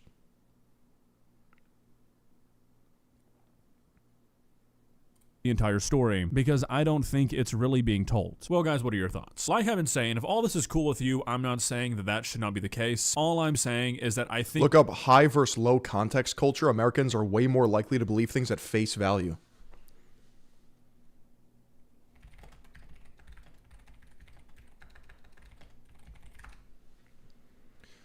High context culture, Japan, Arab nations rely on implicit, nonverbal cues, shared history, and relationship building where much is understood without being said. Conversely, low context cultures, ergo USA and Germany, prioritize explicit, direct, and verbal communication with clear linear messages.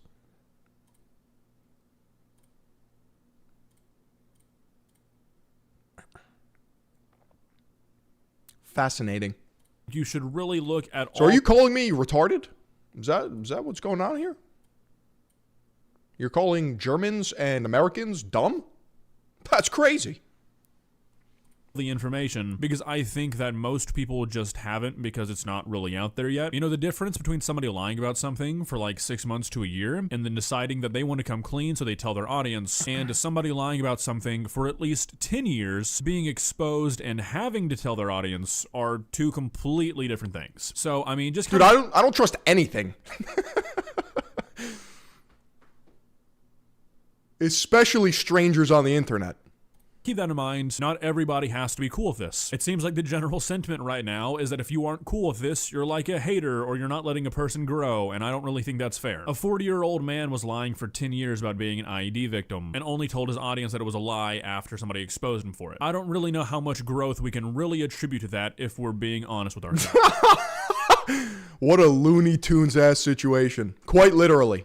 You know when like you step on a stick of dynamite and then they just have ash and soot with a giant cartoon bump on their forehead? That's what this is. Just saying. See ya.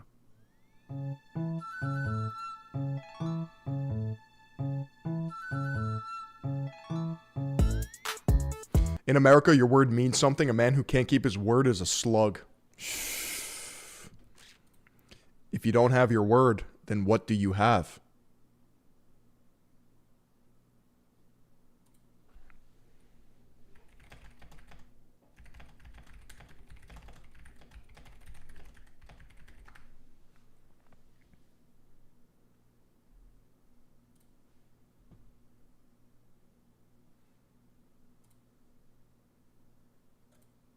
My actions? Nobody cares about your actions.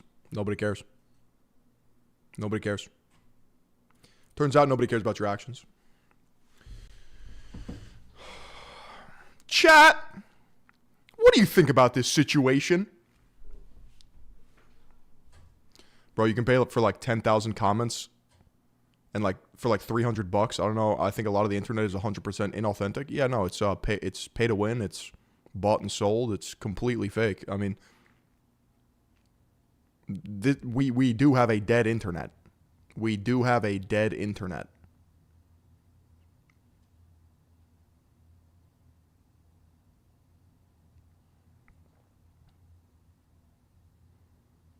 Oh my God.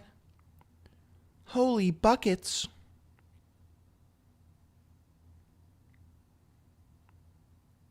Chat, what's the lunch situation looking like? What is the lunch situation looking like? Is it a taco angle? Is it a taco angle?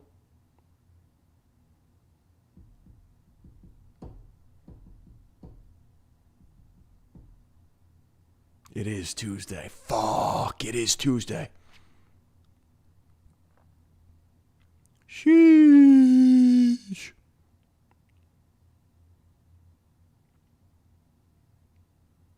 It do be Tuesday, though.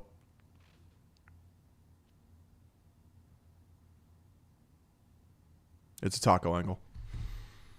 Minimum today? Do I look like a minimum type of guy, Marin? No shot. No shot. Hold it carefully, Lee. Oh, it's about to explode. Oh no. No. Frag out. Frag out. Yeah, like the grenade that apparently hit your face. Oh, I can't believe it's so cold. Sub-zero. Yeah, that's solid. Crushed. It's about 5 pound weight. 5. There we go. Marin, that's insane, bro. First I don't read chat, and now I look like a minimum type of guy. Oh my God. Oh my God. Marin, I don't know what to do with this. I don't know what to do with this, bro. That's preposterous. This is borderline. This is bordering on slanderous.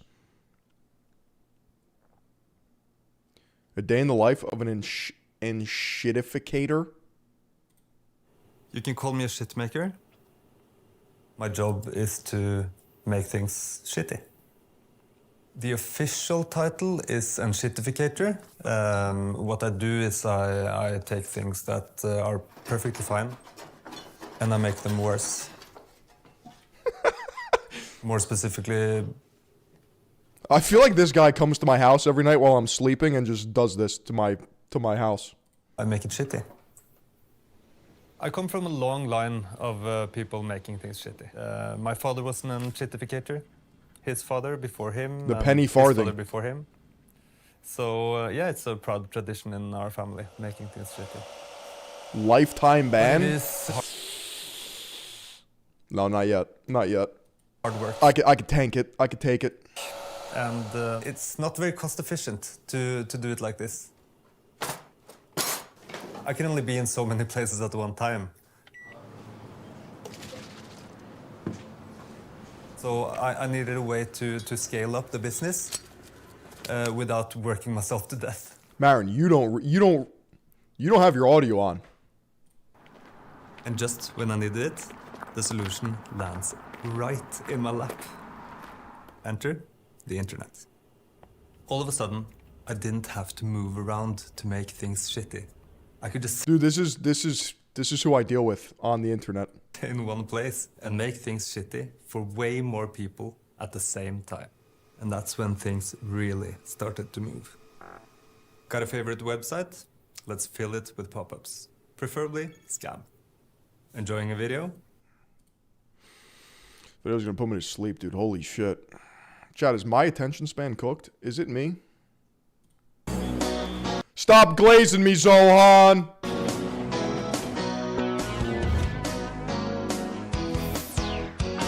Some bonds are unbreakable. Some ties are unshakable. And winning coalitions are still makeable. I'm Brad Lander, a lifelong progressive, and I'm running for Congress. A lifelong progressive? You mean you haven't sold out to special interests? A lifelong progressive. I'm gay. Or APAC either. That's impressive, though it shouldn't be. And I'm not about to change. But Congress needs to. So if you have some spare change, please go to bradlanderforcongress.com. Give whatever you can. Because it's not This guy's still begging for more money, dude. He's still begging for more money. enough to elect Democrats. We need better Democrats. And some things are better together. He's still begging for change. Spare change. You got spare change. Holy shit. Yeah. What do you think of Sid Rosenberg? You used the term cockroach. I know your police commissioner had dinner with him. Because I said I can tank it. I can take it. You're not getting banned yet. So I'm not fragile. I can take the chirp. I can take the lies, the slander. Muslims in this city, for almost as long as we have been in this city, have had to deal with those with power and platform dehumanizing us. And quit glazing me, Zoe. Animals, insects, to be called a jihadist mayor, to be called a cockroach. This language is both painfully familiar to me as a Muslim New Yorker, but also as someone who was born in East Africa. And it... This guy's African. ...is difficult to hear. It is also... There's also a reminder that the silence that often greets this kind of bigotry, this kind of Islamophobia, is what allows it to fester. Oh my God. The temptation to treat it as politics as usual. And I want to be very clear. The lower I sink into this chair, the gayer everything is. Quit glazing me, Zohan. If there was a ranked choice election, how would you vote, Mr. Mamdani? If there was a ranked choice election? Amazing. In this, you'd have to rank these. Myself number 1 and Curtis number 2. Mr. Sliwa. Oh, please don't We good? No, we amazing. be glazing me here, Zora.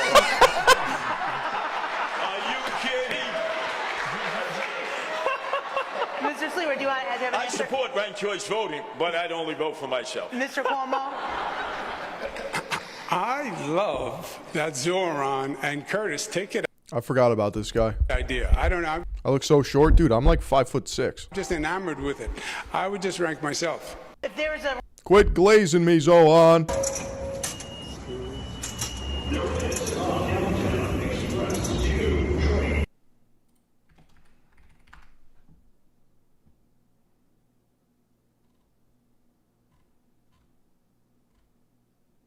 Where's the fucking sick edit I used to watch?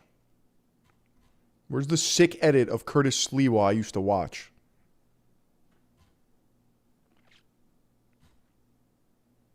Boom, boom, boom.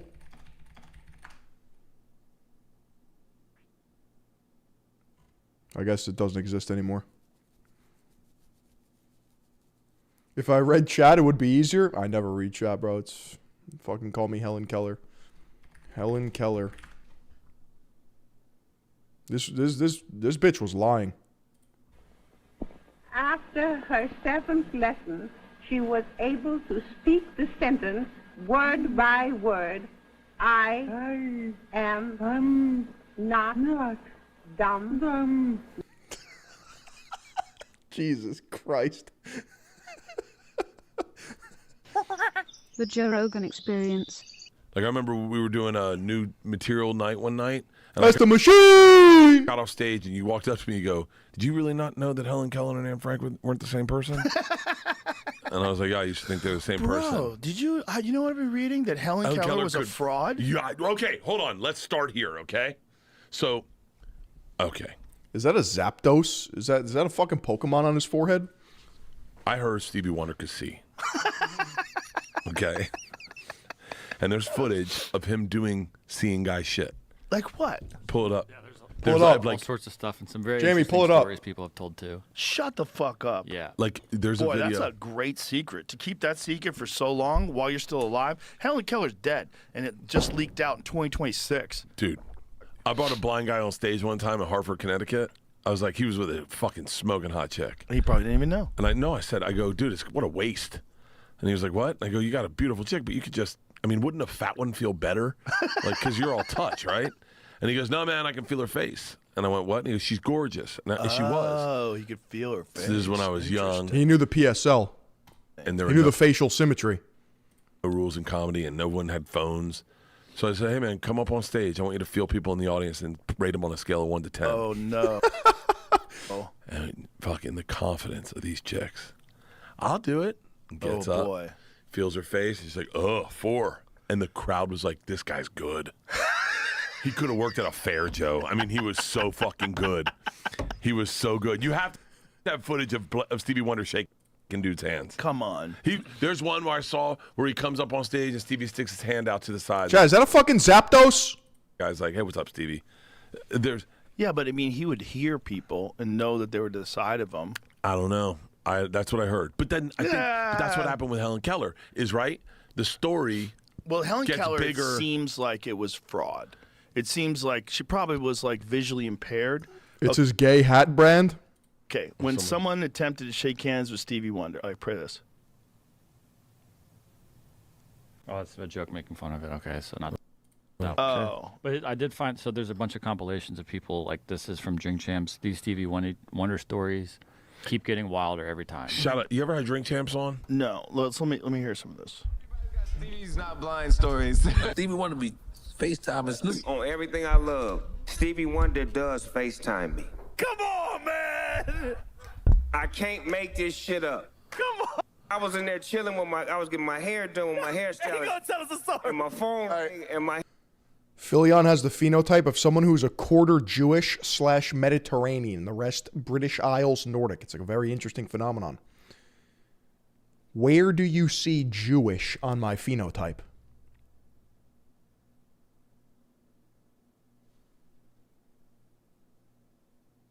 Where?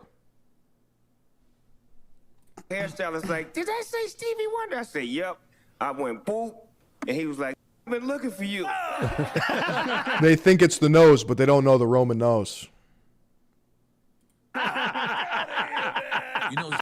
So you guys are fundamentally like you're intellectually inept. You don't have the capacity to be making these comments. You don't have the capacity to be making these comments.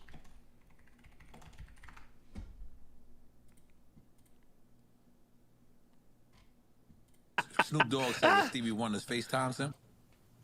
Yeah, we have all kinds of Stevie stories. FaceTimes me too. Oh my God. Oh my God. Think Stevie can see? Sometimes. What?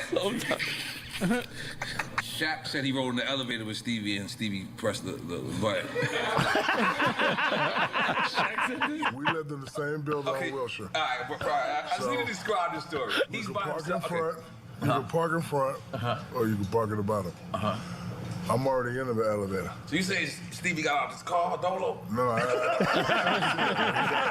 he got on the elevator, Dolo. Okay. And I'm standing in the corner. I see him. I don't want to say nothing. He's like, "What up, Diesel?" And he hit his button, and he got the floor, and I'm like. Shaq said he rode in the elevator. Yo, Gunjitsu with the resub, Base Grifter with the follow, and Say Pulf with the resub, and Chef Liam with the sub. Huge. Yeah, I don't know. I think blind people are lying.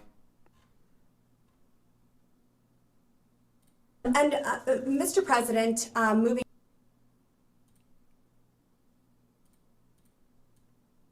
And Mr. President, moving on to. Dude, he finally responds to the fucking blue dress. My next question. That's just sad. Bro, you can't even sip the coffee without fucking quaking. Submitted to the record, we have a painting that seems to be of you, Mr. President, found in one of Jeffrey Epstein's residences, wearing a, I would categorize it as a famous blue dress worn by the White House intern Monica Lewinsky. And I have this image here. This image is being passed around. If we need to go off Huge yikes. the record while we do that, we can. I can take it. I would have just told him that's my favorite dress. You know, She sucked the fucking shit out of my dick. Okay. Picture. So He's literally shaking, bro. Do you have a question? It will be Yeah, I do. marked as Majority Exhibit 15. Proceed. Dude, how old is he?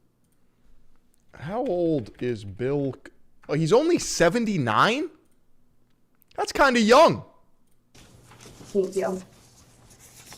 I'm over here thinking he's like fucking 92. So, Mr. President, we are looking at an image of a portrait that Dude, he laughed at it. is looks to be you, Mr. President, in this blue dress. Can you describe this painting? And He doesn't need to describe the painting. You just gave him a picture. What's your question? Yo, she snapped at him. Same as Trump. my question is, are you familiar with this Same age. painting? Have you ever seen it in person? I've never seen it in person. Do you know why someone would paint this? Are you asking him to Objection. speculate? That's calls for speculation. You can ask the artist. And if I had known Jeffrey Epstein had this painting, Did she take his hand off of it? You can ask the artist. and if I, Dude, she takes his hand I off had of known it. Jeffrey Epstein had this painting, it would have saved me this whole day. Did you ever introduce Epstein to Monica Lewinsky or any other young female White House staffers? I did not. Did Epstein ever request introductions Those lawyers are locked the fuck in. So true. to What timepiece is he wearing? An Apple Watch? young female intern staffers of you? Did he request you to introduce them? And one regarding this exhibit, Exhibit 15, this portrait, to the right of this image, there appears to be a plain letterhead document that is framed in a gold frame. Are you familiar? Dude, ew, the aggressive lick. No. Familiar with He's testified that he's not seen this picture. the painting we asked, yes, and now I'm asking about the image next to it. So Are you asking whether or not he's familiar with what's in this small frame? I'm the part that you have covered up. This part? I'm asking if he's familiar with this letterhead letter There's no that was letterhead that we can Is this handwritten. part of the painting? No, sir. This is next to the painting. That's a smart move. What the fuck am I looking at? Just playing so dumb. And it's framed on the wall in the home of Jeffrey Epstein. I guess Dude, imagine this is his first time knowing about this. a better way to ask, other than the Butter Tank 947 with the 5. Can you please turn on the foot camera? Yeah, I got you, bro. birthday note that was passed around here today for Jeffrey Epstein's 50th. So, I wouldn't know this because I've never seen any clips of him, really. But Tim Dillon says that Bill Clinton was a political genius. Like one of the best politicians to ever live. Is he, like, did he have aura? Or is he just like a degenerate? Birthday. Mr. Was he him? President, did you ever handwrite Jeffrey Epstein any other notes? The economy was prospering. 90s Will was him. He's the best classic politician of my lifetime, really. Well, I wouldn't remember except that I've seen He plays the sax like a mofo. a picture recently of another note where I thank him for getting me away from the crowd on the airplane for a while so I could take a nap. Yes. Okay, Mr. President, I just have two more questions for you, and then I will let you go. And again, I'm so grateful for your time here today. We also have another exhibit from the committee, and it's page 49, I believe, and the, how do you want to classify this one? They'll give it It will be marked as Majority Exhibit 16. In this is a portion of Virginia. However, look up what happened to the two kids who found the plane in Arkansas when he was governor. What do you mean? Virginia Giuffre and her testimony, and in it, she is referencing. What's like a famous ass Bill Clinton? I don't know. Let's see his aura. Bill Clinton speech.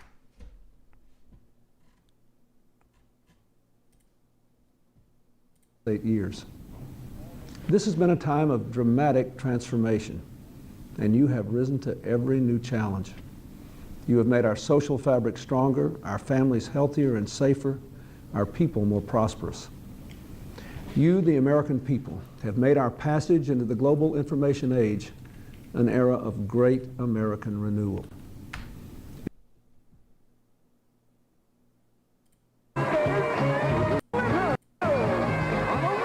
This is him, bro. This is from the famous meme.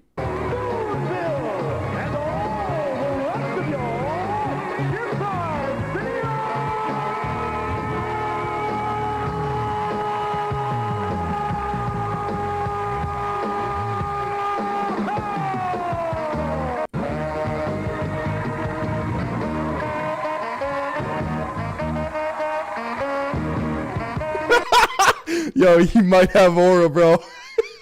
It's impossible to look bad with these glasses on.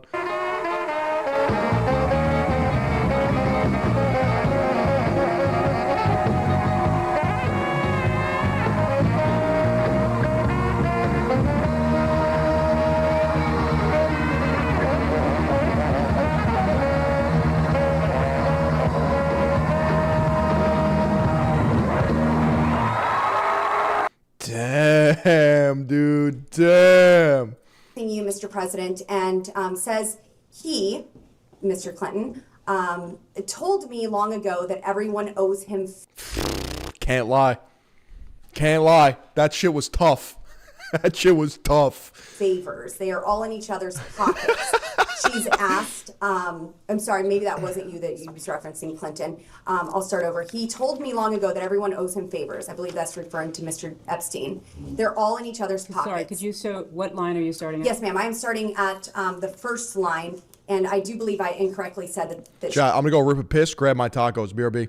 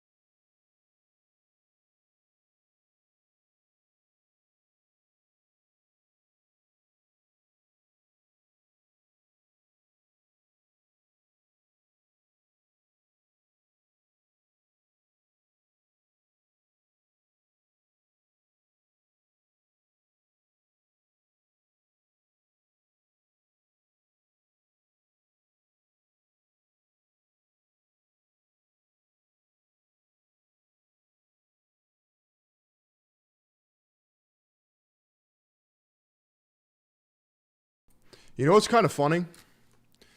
Ideally, I'm probably gonna have to help the guy. But I have like 10 shipments of gym equipment arriving at my house any minute now. And the idea of just like a twink delivery driver having to lift an entire gym. Yeah, you can just like put it right there. Just fucking hauling like 400 pounds. She was referencing Mr. Clinton. So to correct that, So she's not referencing. Correct. She's not referencing President Clinton. She's referencing instead.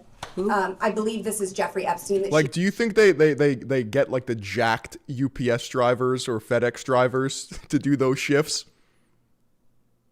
she is referencing here. Thank you, Ms. Bober. Thank you.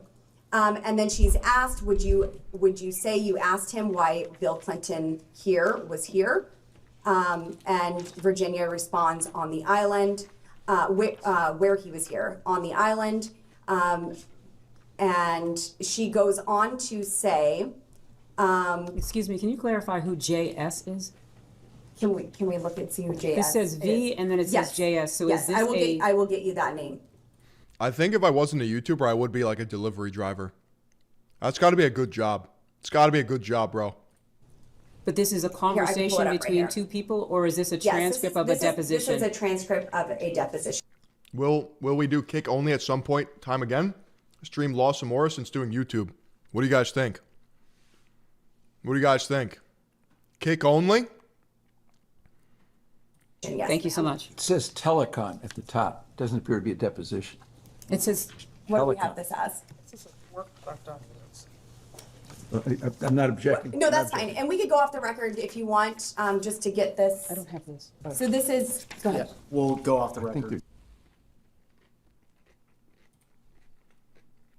Off the record?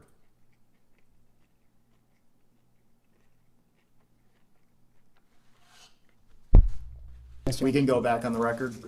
Thank you very much. And this is a long dialogue between Mr. Jack Scarola and Virginia Giuffre, and I will summarize this. It is mentioned by Virginia that everyone owes him, presumably Jeffrey Epstein here, favors. Dude, he's Mr. biting his President, nails. Were you ever in the position to owe Jeffrey Epstein a favor? I didn't consider that. I thought we had an understanding about the airplanes, that he would let me use the airplane to set up my AIDS programs around the world if I'd agreed to talk to him for an hour about economics and politics on every long leg. I kept my word, and he seemed to honor his. Were there any sensitive government topics ever discussed in those conversations? And also here, just for the Virginia, record, did the court reporter get his response? Thank you so much. Thank you. Sorry, I'll try not to talk over you. What if Jeffrey Epstein was just like obsessed with Bill Clinton, and Bill Clinton's like, yo, this guy's a fucking weirdo. It's like, I had no idea. I had no idea he had that painting of me. I don't believe him, though. He lied about a blowjob. Why would you lie about that?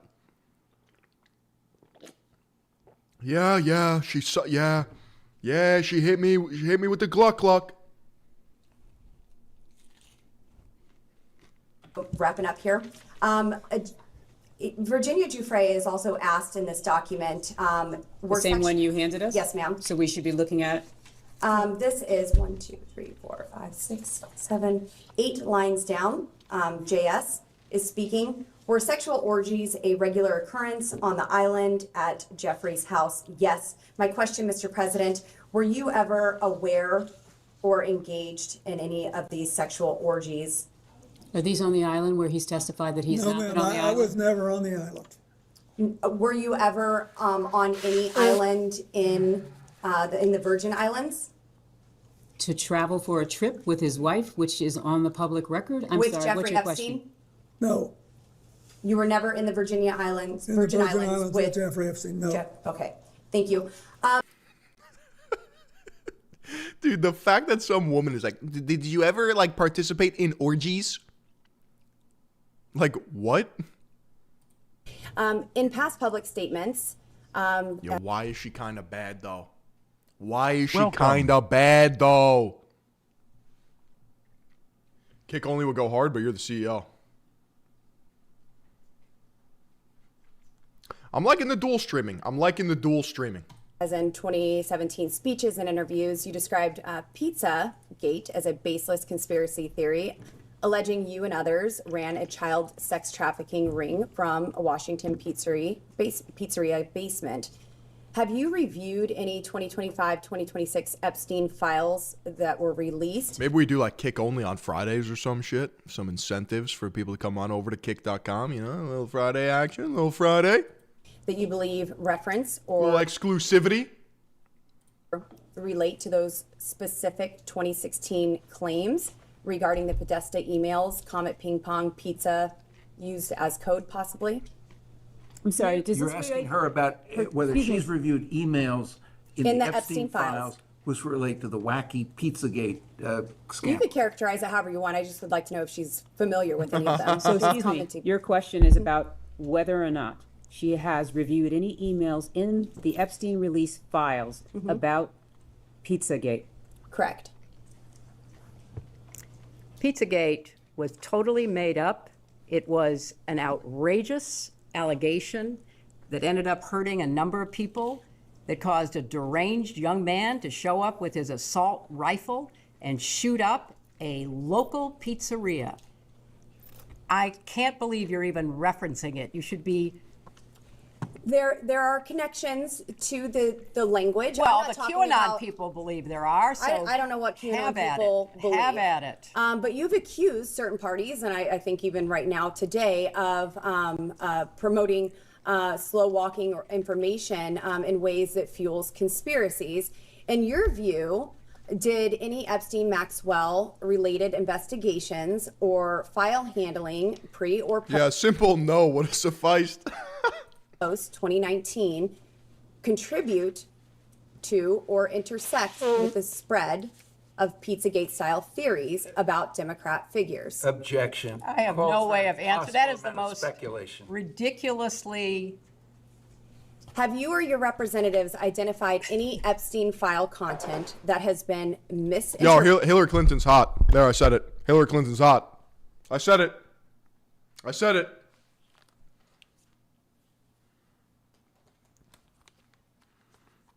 Sheesh. Online to revive those claims? And what steps, if any, have you taken to clarify? Again, object on the ground of. I think that this is all very Speculation. reasonable. Hillary Clinton is gorgeous. Based liberal. First of all, I don't follow the crazy conspiracy stories that are online. I regret that anybody does. I find it quite sad, but also disturbing that people would believe some of what is She likes to yap. Many such cases. put forth, like Pizzagate. So I have taken Why is she so good at talking, though? How old is she? She's 78? Damn. no steps to review anything Do you think that might pizza- have any connection to something which I think is totally bogus. John Podesta, your 2016 campaign chair, appears in some Epstein file contexts. Social overlaps or mentions. Were you aware of any of the Podesta-related communications in the released files? Can you that have- please provide examples or the evidence that you would like us to review or the exhibits that reflect that in I order can- for I her can to get- be able to I do can get that? some I mean, exhibits somebody and starts pause with this you question speak to in the that when you meantime. provide those. I will get those. And She looks like an animatronic. She kind of looks like Five Nights at Freddy's. You know what I mean? And She looks like Freddy Fazbear, whatever the fuck it's called. Look at this picture, bro. How do they even get this picture of the prince?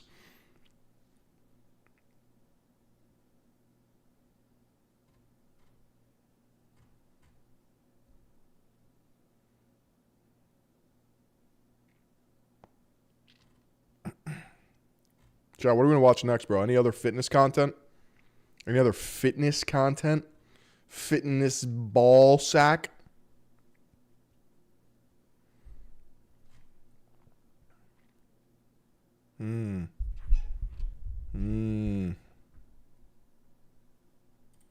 1, 2, 3.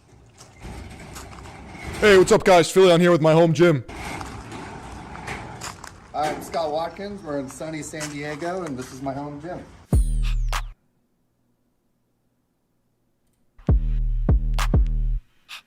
Huge.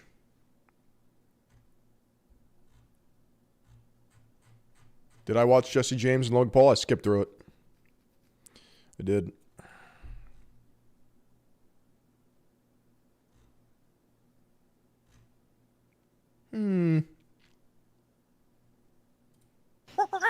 The Joe Rogan Experience. Is that what's happening? I mean, I'm a little obsessed lately, you know, at like the money behind podcasting and podcasting kind of changing. You know, like podcasting has gotten a little more corporate, where I feel. I don't know if you see it. In what way? Well, it's like I mean, I looked at the Golden Globes and who was nominated, and those were all. I mean, I think they're all, you know, corporate podcasts. Yeah, let me help with that. So here's the thing. Like, a lot of people say, why wasn't Joe Rogan nominated for the Golden Globes? And like, why did Amy Poehler win? I didn't submit. The CEO of McDonald's trying the new burger. So they asked me to submit to be nominated for the Golden Globes, and you had to pay $500.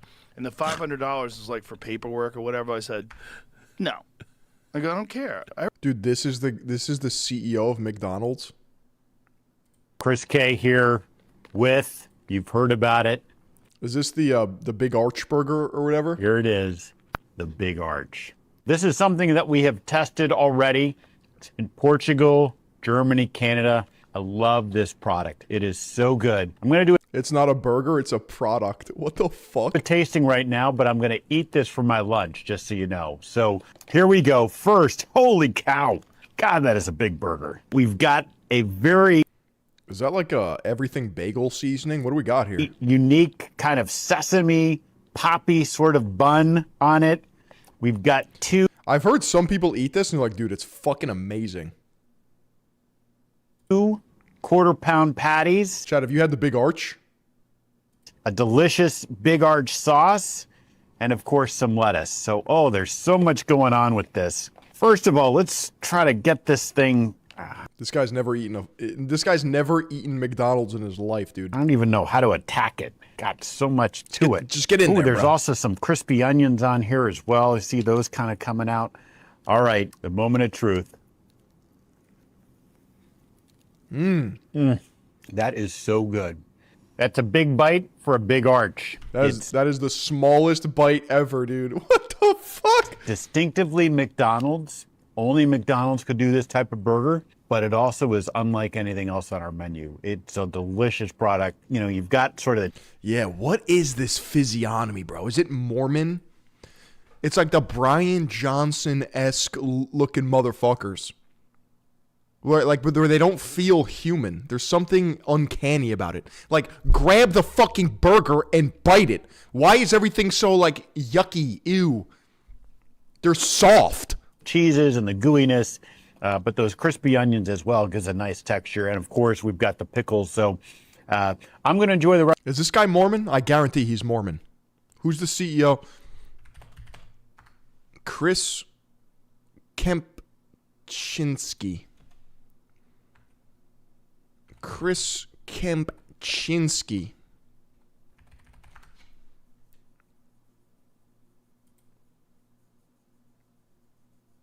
There's no evidence.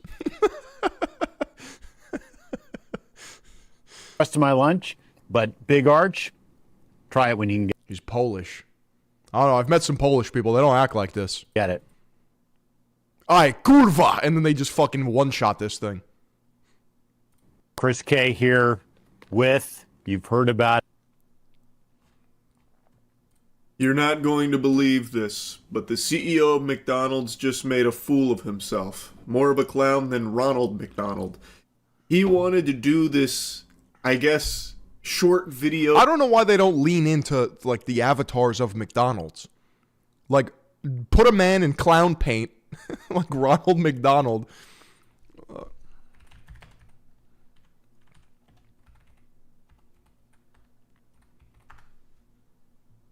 Yeah, like do this.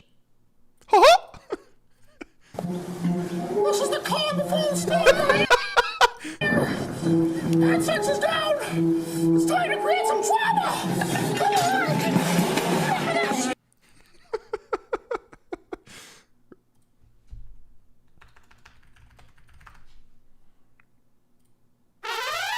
it going? My name's David Phillip. I run Clickety Chicken. We've just opened just the other day. It's actually our first week opening. We've done a whole bunch of things now just to promote the business. And we've got a joke here. So why did the chicken cross the road? To get the Clickety Chicken.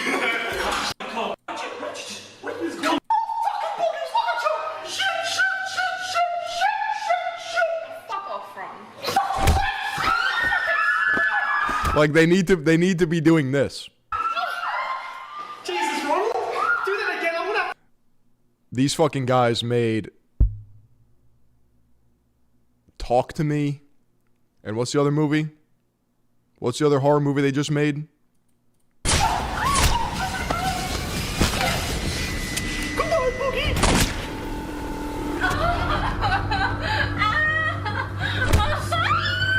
Yo.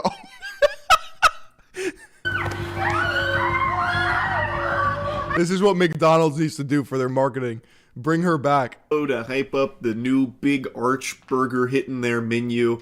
So he wanted to show how much he enjoys the cuisine from McDonald's. No, they made like legitimate horror movies. Bring Her Back was good. Same guys who you just saw made this fucking movie, bro.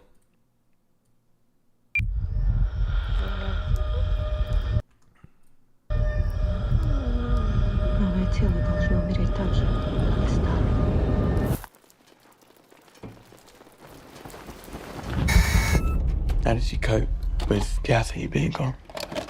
I didn't.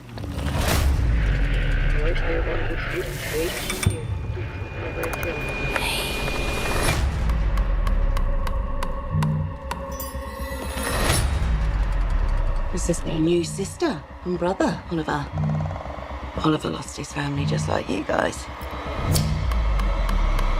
Needed someone that could give him special care. Listen, I gotta tell you a secret. Listen. Movie's fucking goated. It's like a little angel. It's a beautiful angel. It does beautiful things. Listen. Listen.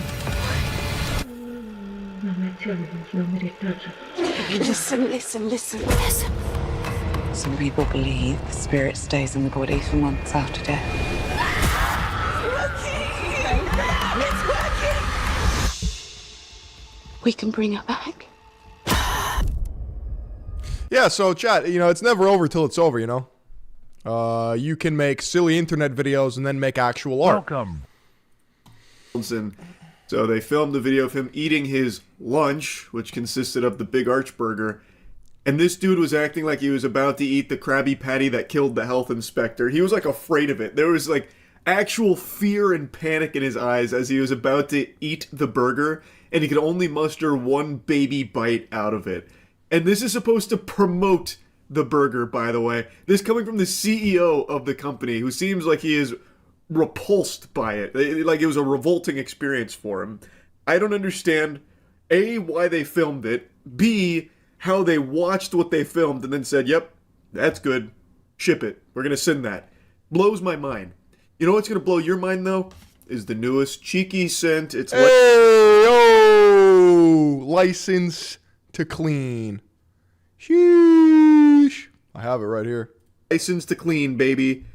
I think it's based off Charlie. It's available now at usecheeky.com. That one cooked extra hard on, I'll tell you what. That one's pretty special. Oh yeah, I saw the McDonald's CEO really enjoying the fine Yeah, I think that's literally based on Charlie. Cuisine at McDonald's. He made this really cool video showing how much he enjoys the Big Arch, the new McDonald's burger. Patty in there. Wow. Only McDonald's could do this type of burger. but it also McDonald's is unlike invented anything meat else on our and menu. bun. It's a delicious No one else product. does You know, that. you've got sort of the cheeses and the gooiness, but those crispy onions as well gives a nice texture. And of course, we've got the pickles. So I'm going to enjoy the rest of my lunch. But Big Arch, try it when you can get it. Dude, you already know he threw that fucking shit out. You know that went straight. I don't know what Charlie smells like. I don't. I hope it smells like him. It smells good. That's a very nice. They did cook with this one. In the trash can. Look at that face. My 12-year-old cousin has wider shoulders than this man. Holy frame. That face says, I'm going to go force myself to throw up in the toilet like it's a bulimic episode right now. He hated that. I really don't know what the thought process was here. I really don't. Should have gotten the Yeah, imagine not even eating the fries, too. guy who's eating 50,000 Big Macs to be in the video. They absolutely should have. That's Dave Gorski. Dave Gorski has eaten 50,000 Big Macs. He's had like one or two Big Macs a day since like 1956 or something. No, of his. I mean, dude, if he smells like this, he's smelling fucking good. Based off his actual persona, I'm pretty sure that's cartoon Charlie. That would be crazy if this is what his natural scent is. I don't know why they wouldn't just bring someone that actually likes the product to review it. This guy doesn't even know. It's fucking bait and we're all falling for it. What if this is reverse psychology marketing to get more people to talk about it? Like, oh my God, you see, because now someone's going to want to try it. What he's holding. Yeah, it's some kind of like sesame poppy thing going on. And or what if he's shorting the stock himself and he's crashing on camera? Of course, pickles, right? Distinctly McDonald's. Being forced to Max, a fry and a Coke for $1.87. In 1999, Donald set his first Guinness record for most Big I forgot that he keeps these too. That's actually adorable. That's disgusting. He keeps his receipts, but I forgot he also kept these. I've had a big... I think he's just a pretty cool guy. Like, as odd as it is to live solely off of Big Macs for your main nutrition, he's like a normal guy outside. No, I don't know about that. Less than 24 hours. That's how long it took for Patreon to delete my account after I uploaded a video titled, I Exposed New Jersey's Jewish Invasion. No warning, no first strike, no option to take anything down.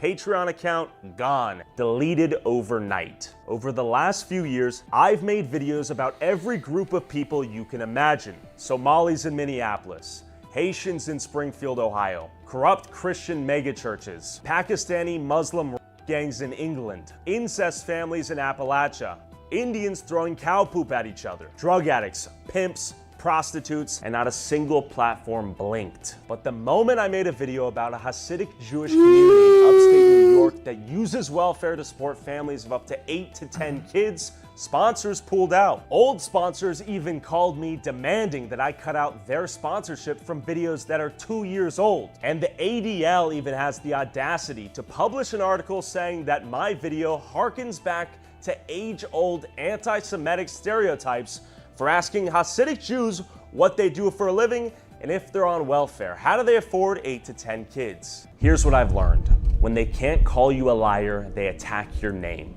When attacking your name doesn't work, they pressure your sponsors. When you don't need the sponsors because you have the direct support of your viewers from websites like Patreon, mysteriously, your Patreon gets deleted. They don't want me to have a platform, so fuck them. I built my own. TylerRaw.com. He's going in raw. No censorship, no middlemen, just the truth brought to you. At the end of the day, my job is to ask uncomfortable questions and to start uncomfortable but important conversations that doesn't always make everybody It's his happy. fault. He should know better. Yeah, but like, if you want to play this like dark triad, it's kind of smart. Because sure, maybe he was making a lot of money on Patreon, but now anything he does is justified because he was debanked / deplatformed. Now it's an extra fuck you. Now he's emboldened. It seems like I'm one of the few people. So it's like when they debank you or take you off a platform, you will get more support. People on YouTube using my platform to do just that. If you want to support our mission to fight for the truth, no matter how many people it pisses off, then go to tylerrod.com and get access to videos we can't upload on YouTube, exclusive bonus content, and early access to all of our videos. And seriously, thank you to everyone Phil would never make actual content like this guy. So true. Why would I do that? that did support us on Patreon.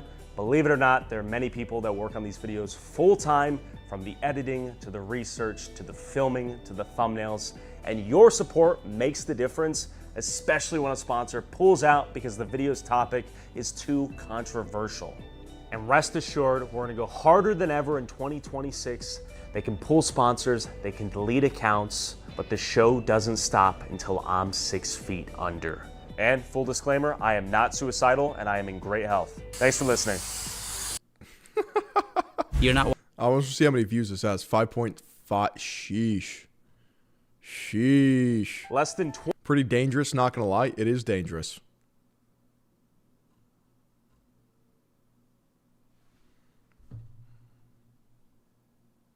Oh shit. We'll deliver today, just a little later than expected. Thank you, UPS. Thank you, UPS. Do I consider myself a full-time nuclear reactor at this point? I'd say I'm building a nuclear reactor. There's people that react more than me. I'm kind of selective with what I react to, but I think that's because I have a high IQ and I lose interest very quickly, so it has to be something that's inherently engaging. But there's people that just react to anything and everything and they don't even blink twice.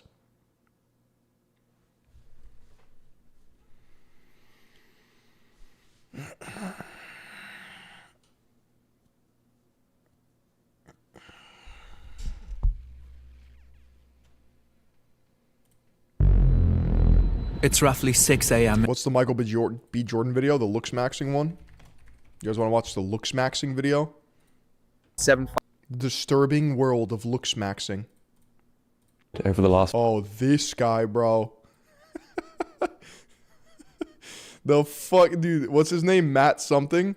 This guy had the craziest Looksmaxxing transformation ever. Even recognize, it was one of my favorite authors, Matthew Walker. Yeah, Matthew Walker, bro. Watch this. The Sleep Doctor.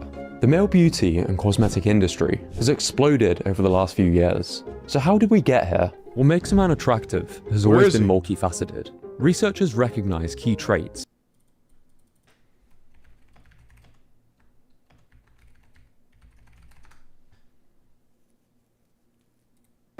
So what are 2 things that you can start doing? Apnea is the the absence of breath. And mild sleep apnea is you having maybe... There is a small fraction of 1% of the population. This is the same guy. So what are 2 things that you can start doing tonight to try to improve your sleep? The first is regularity. Try to go to bed at the same time and wake up at the same time, no matter whether it's the weekday or the weekend. The second is temperature. Keep your bedroom cool. And it's going to be... I can't believe.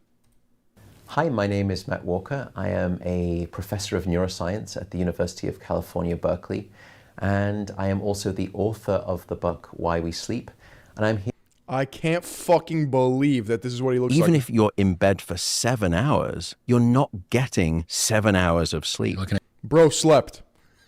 Chad, this is what happens when you sleep, bro.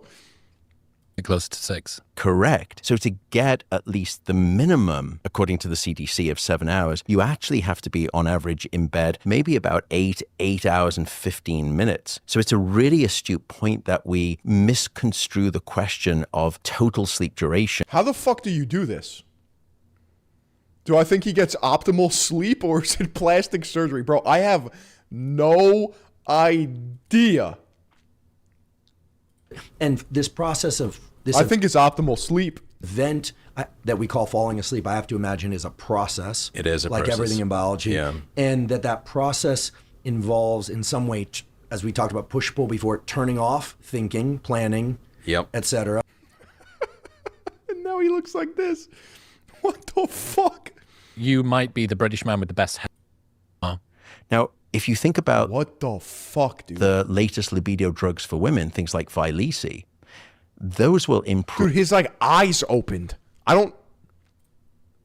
He looks tired here. Side an MRI scanner where we're looking at the activity of your brain and watch you drifting off. Did he get an eyelid reduction? Parts of your brain will become hormones. We also know that you might be the British man with the best hair that I know at the moment. I think it is the greatest cry of a midlife crisis that you are ever going to see. It's a total train wreck. I'm suggesting that no one told me the pandemic was over and that you can get your haircut. Right. And this is the consequence of it. So for anyone who... To be fair, his hair does look way sicker than whatever else he had. But I'm biased. Is watching any therapy bills that you have to have after seeing me and being fronted by me, send them to me. I will pay for them. Oh my goodness. Fantastic. Well, what a good opening to look. It is what it is. Talking about sleep today, we had a lot of conversations about. He kind of looks like those roid-maxed females in the face. About it on the show previously, but I really want to dig into some sort of more. He got buccal fat removal and an eye lift.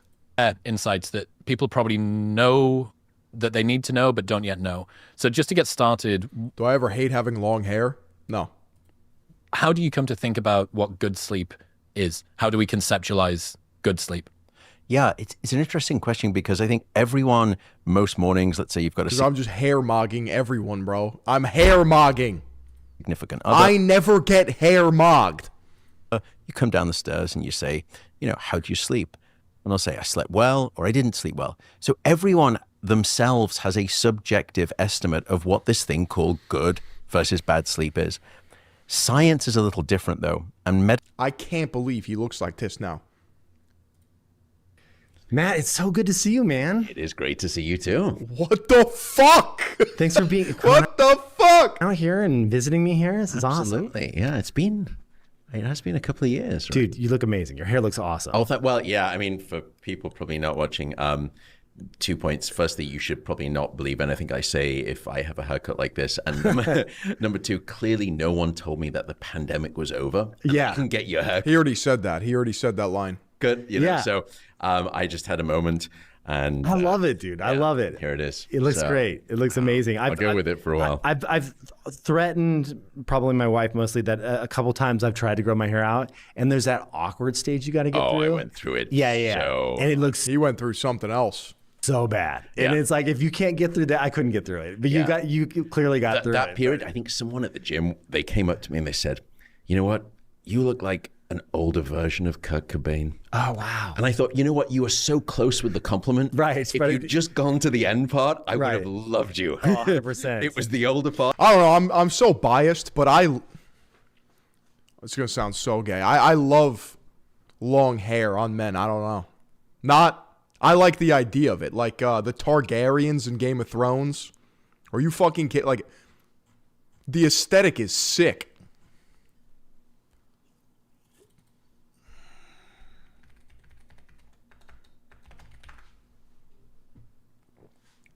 Over there, in that urn, the ashes of Aryan Targaryen. Aryan Bright Flame, they call them.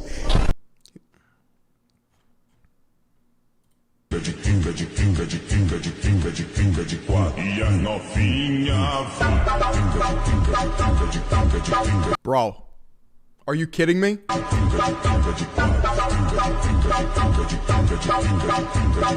Bro, I look like an elf. It's biblical.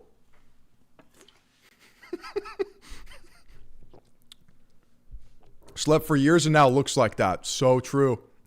That's what happens when you get quality sleep. Holy shit. Holy shit. Yes, Lucius Malfoy, another one. Great hair. Filion, first of his name. Looksmaxxing. I'm Looksmaxxing. I'm Looksmaxxing.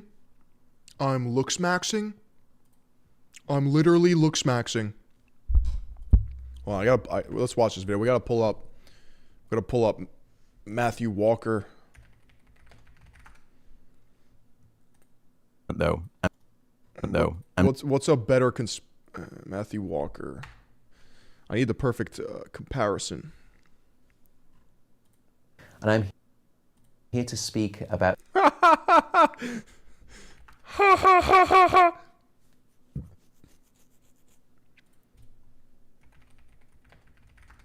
need his Looksmaxxing routine, bro. Older part that really just stuck the. Matt, it's so good to see you, man. I don't know what's a better before and after. Probably the Chris Williamson one. Yeah.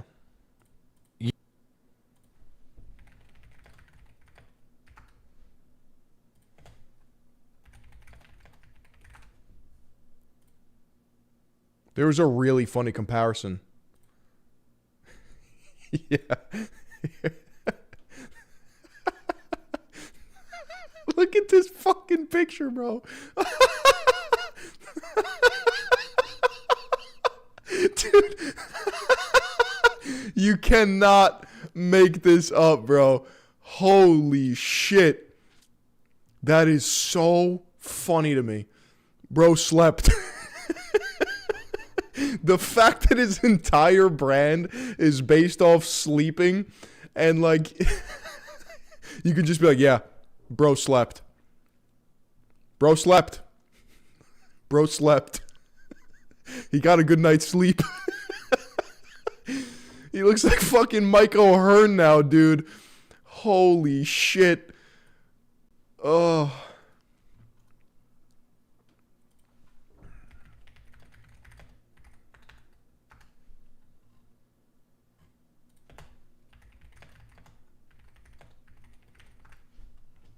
I gotta find the fucking X post. Let me find it.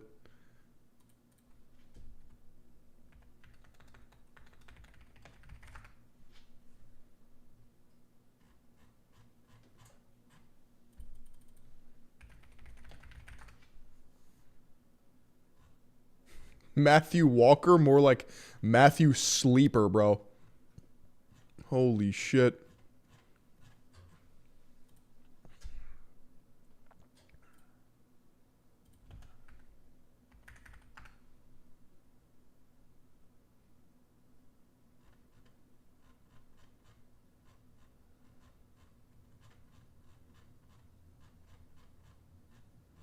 Chat, would this if you were a fan of Matthew Walker, would you enjoy him more or enjoy him less now that he underwent this Looksmaxxing protocol?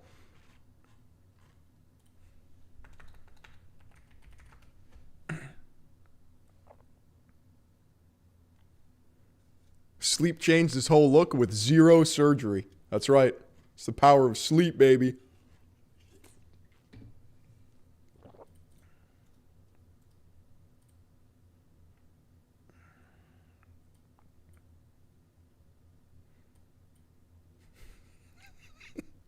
I still can't fucking believe that's what he looks like now.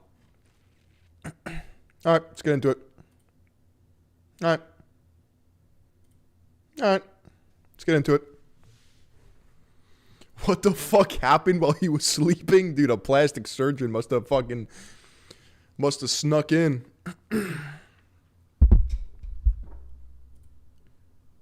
The disturbing world of Looksmaxxing. Got a new video by Josh Brett. What would you rate Michael B. Jordan? About 4 out of 10, maybe 3.5. Super facially challenged. Ryan Gosling is a 5.75 out of 10 facially. I would say Sydney Sweeney is very attractive. I would say that she's pretty malformed. The fact that there are grown adults taking a borderline autistic 20-year-old drug addict's advice seriously is really dark. Just goes to show you how absolutely barbecue grilled we are as a society. A few minutes online, and it's very easy to feel ugly. And in response to that, a whole movement has grown around trying to fix it. It's called Looksmaxxing. For most guys, this involves grooming better, getting in shape, and ultimately feeling more confident. But we're seeing this being taken to increasingly extreme lengths. Philion predicted this, by the way. Run back the tapes. Made mewing videos like 7 years ago.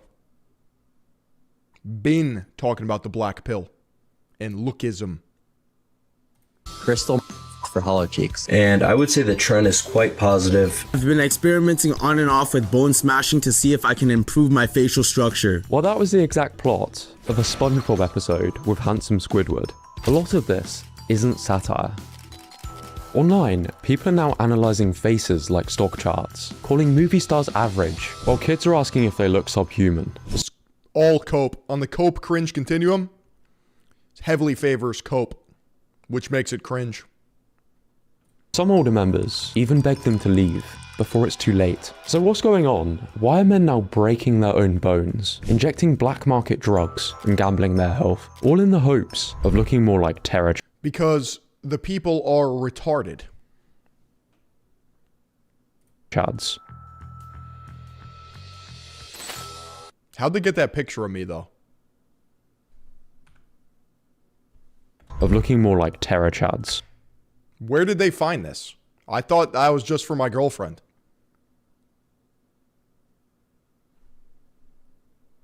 That's crazy. I must have been hacked. Yo, is that Philion?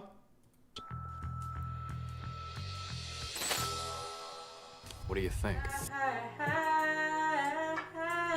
Do you guys understand how feminine this is? Like, when I call something gay, normally that's a descriptor of, like, homoerotic. This is something else. Like, this is... I don't recognize what this is.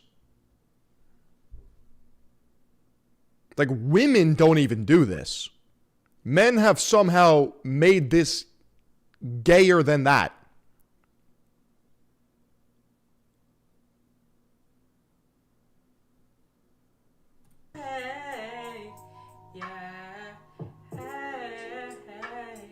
What you just watched was a competitive Mlog-off, where these guys are trying to win the most amount of votes for who's the most attractive. If you want to increase your chances of mogging, you could attend Mogwarts, an online school for becoming hot. Mogwarts? But it's not just niche communities. An increasing amount of actors, athletes, and even CEOs have completely transformed their appearance. Zac Efron is an interesting one. Apparently he had a jaw injury or something. Or maybe took the GH too far. But he really looks minimized. Increasing amount of actors, athletes, and even CEOs have completely transformed their appearances. I saw a photo recently. This is my favorite guy right here. This is Matthew Walker. He's the sleep doctor. And let me tell you, bro slept. This is the after picture. Okay? What if I told you that this is the same guy?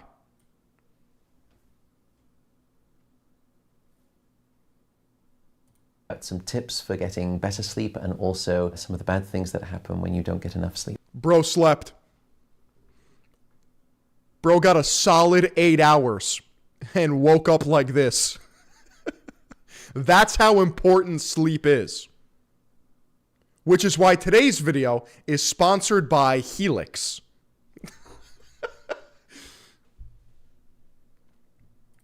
Of who I thought was Mike O'Hearn. I didn't even recognize it was one of my favorite authors, Matthew Walker, the sleep doctor.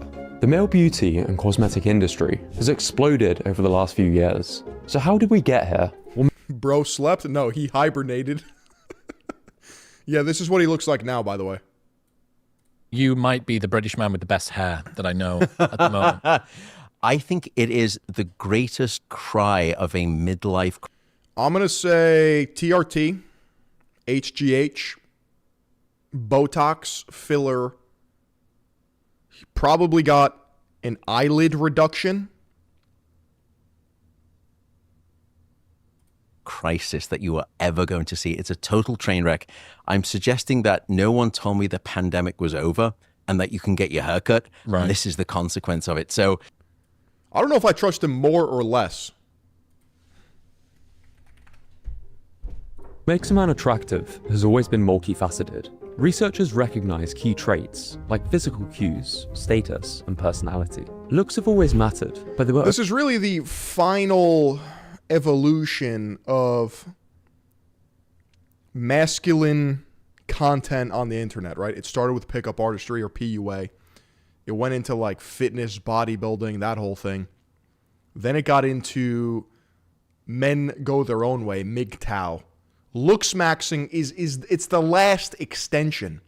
So if you were to ask me, I think we should accelerate. I think we should step on the gas, get this over with so we can all laugh about it, because this timeline is criminally unserious.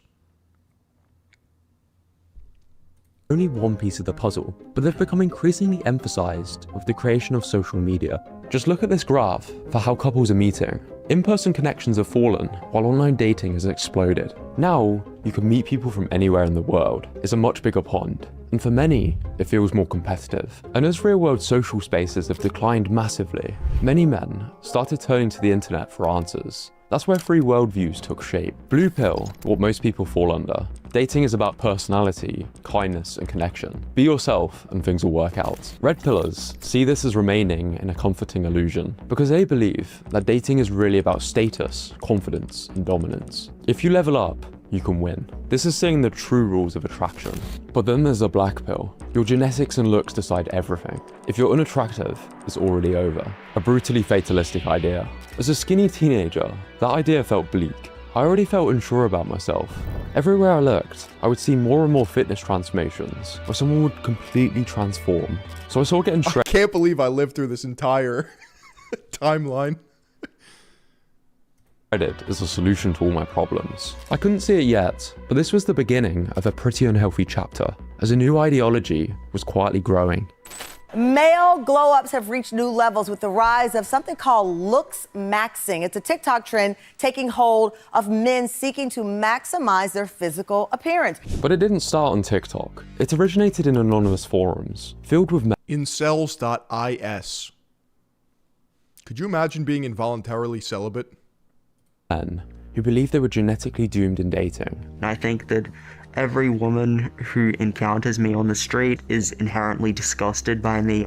I'm physically unattractive, I'm visibly autistic, and I have no experience speaking to females. Men who had felt ignored and assumed it was their looks that were responsible. So they started to wonder, how could they optimize them? In its earliest form, Looksmaxxing was extreme. I think Giga Chad has done more damage than any other meme. This one-shotted too many people. Wonder, how could they optimize them? In its earliest form, Looksmaxxing was extreme. Surgeries, drugs, anything that promised escape from being labeled genetically inferior. And what kept people locked into it was an uncomfortable truth. Looks really do matter, and studies back that up. Hamermesh et al. Found that attractive individuals tend to earn 3 to 4% more than their less attractive counterparts. While 58% of Fortune 500 CEOs are over 6 foot, even though only around 15% of the US male The height pill is brutal. population reach that height. Paul Ruffle and colleagues have shown that unattractive criminals go to jail for twice as long as attractive criminals. Now, correlation does not mean causation, but pretty privilege does seem to exist. Psychologists call this the halo effect, the tendency to assume that good-looking people are more competent, more trustworthy, and more valuable. So the forums tried to turn attraction into something objective. They built systems, facial ratios, skull measurements, and eye-shape theories. Monolid, almond eyes, hunter eyes, sleepy eyes, siren eyes. All designed to create a mechanical hierarchy of beauty. The most famous was a PSL scale. I don't even think this looks good though. A ranking from 1 to 8. Goes from subhuman, sub 5, Are they putting Zac Efron at 5.5 and Christian Bale at 5.5? Yo. Chad. The goal of Looksmaxxing is simple: ascension. Move up the ladder, and to do that, there's two paths. Soft maxing, which is the more mild stuff you see on TikTok. Skin maxing, hair maxing, gym maxing. But then there's hard maxing. Permanent, often high-risk changes to the body. This includes jaw surgeries, performance-enhancing drugs, but also more extreme stuff, such as the brutally painful leg-lengthening surgery. At around $100,000 for the surgery, with months of rehabilitation afterwards, this is not something to take lightly. Yeah, let me just incapacitate myself. Let me just make myself disabled. Some forms of hard maxing have become normalized, like braces or hair transplants. But because many of these procedures are expensive or age limited, some teenagers turn to extreme DIY alternatives. But before we dive into the darker side of a trend and its wider effects, a quick word from today's sponsor, Legend London. They make minimalist clothing designed to fit you better. I'm being sold to. Glow Up Transformations were my first window into this world. There's these apps which you can scan your face with and generate these Looksmaxxing top trumps with the goal of leveling up your stats. The most highest rated on the PSL scale are referred to as the PSL gods. Anonymous forums are typically— That's his grandma, by the way. Unironically, this pic goes so hard. Edgy in nature. Not everything is to be taken seriously. There's a mix of trolling and genuine degeneracy, which is why news sites struggle to understand it. But beneath the memes, a guy seeking— Yeah, everyone just winds up looking like this. The Bogdanov twins. advice. A lot of it boils down to losing body fat, skincare, and personal hygiene. But you'll also find guides on how to maximize your testicle volume, how to lose a pound of fat. Are those real people? Yeah, you don't know about the Bogdanov twins, bro? Fucking legends.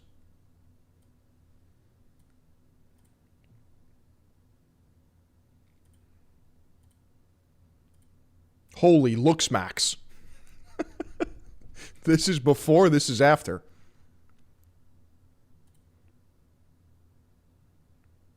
You might not like it, but this is what peak PSL looks like.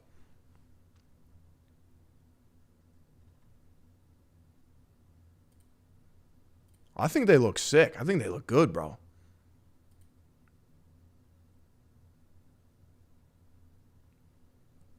No, they're completely normal. A day with miracle drugs, and more obsessive posts, such as this kid who shared his photos, along with every single measurement from his body, only to be told by over 100 people that he is truly subhuman. With the top comment being, "I think you should take a break from this forum, bro." How many of these dudes are just third worlders? And I don't know if that makes this better or worse. People can get quite obsessive, such as this guy who made a whole post about how he'd look kissing a girl. The top response, "Why do you do this to yourself?" But there's something sad It's got to be like 95%, right? About some of these posts. A young guy will post their photo along with a self-loathing caption, "Is it even possible for a human to look more subhuman than me?" And it's met with questionable advice. Inject tea and human growth hormone ASAP, not even trolling. Rope you are to subhuman. Yes, sorry, very subhuman, look like vermin. So the overwhelming majority of people said...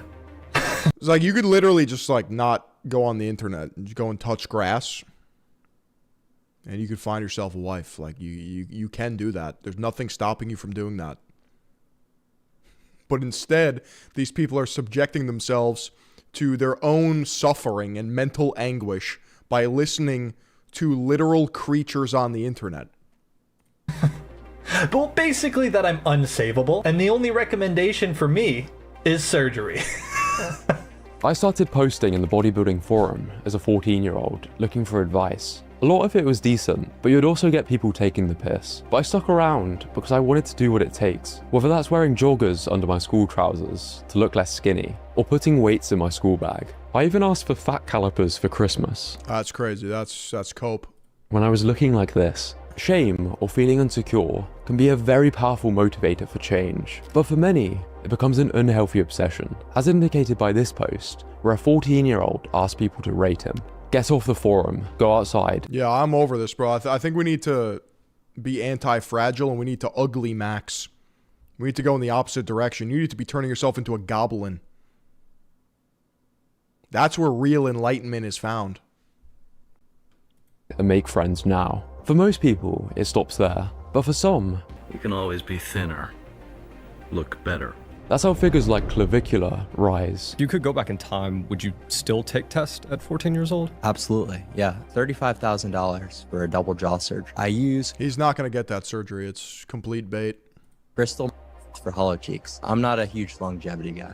He became famous inside the Looksmaxxing spaces for taking things further than anyone else. He posted about watching surgery videos so he could operate on himself, drug use, and about how you could use student loans to pay for plastic surgery. Until he was How are people such NPCs that this kind of shit affects them? No father figure, doomer mentality, craving social validation. They're under-socialized. They have no money. They have no skills, no hard actual competency. So they burrow themselves on the internet and forums, and they cuddle up next to each other, and misery loves company. Reported to the university. I was kicked out of uni. It's because there's a grain of truth. You could say that with anything, right? But they drag it. And it becomes anti-logic. It becomes surreal, aka not real. It becomes delusional. Some would say a green goblin, like on kick.com/Philion. That's where the green goblins are at. That's right. Or essentially roid maxing. But by then, he was already a popular influencer. Most people are watching for the entertainment or shock value. I literally witnessed Clav snort meth. Literally. Witnessed it. While others see him as proof that if you're willing to sacrifice everything, you could ascend. The media often presents the darker side, like it's new, but we've seen something very similar before. And now, Stacy, take off the bag. Here we go. The reason why this is so odd for many people is that it's a warped female competitive beauty standard idolization, but for men, which has never been, that's never been a thing. That has been the consequence of nothing else to do. It is vanity manifest. And you're only able to do that in a world or society where there's no actual struggle. Where that... Go and let's see the face. Is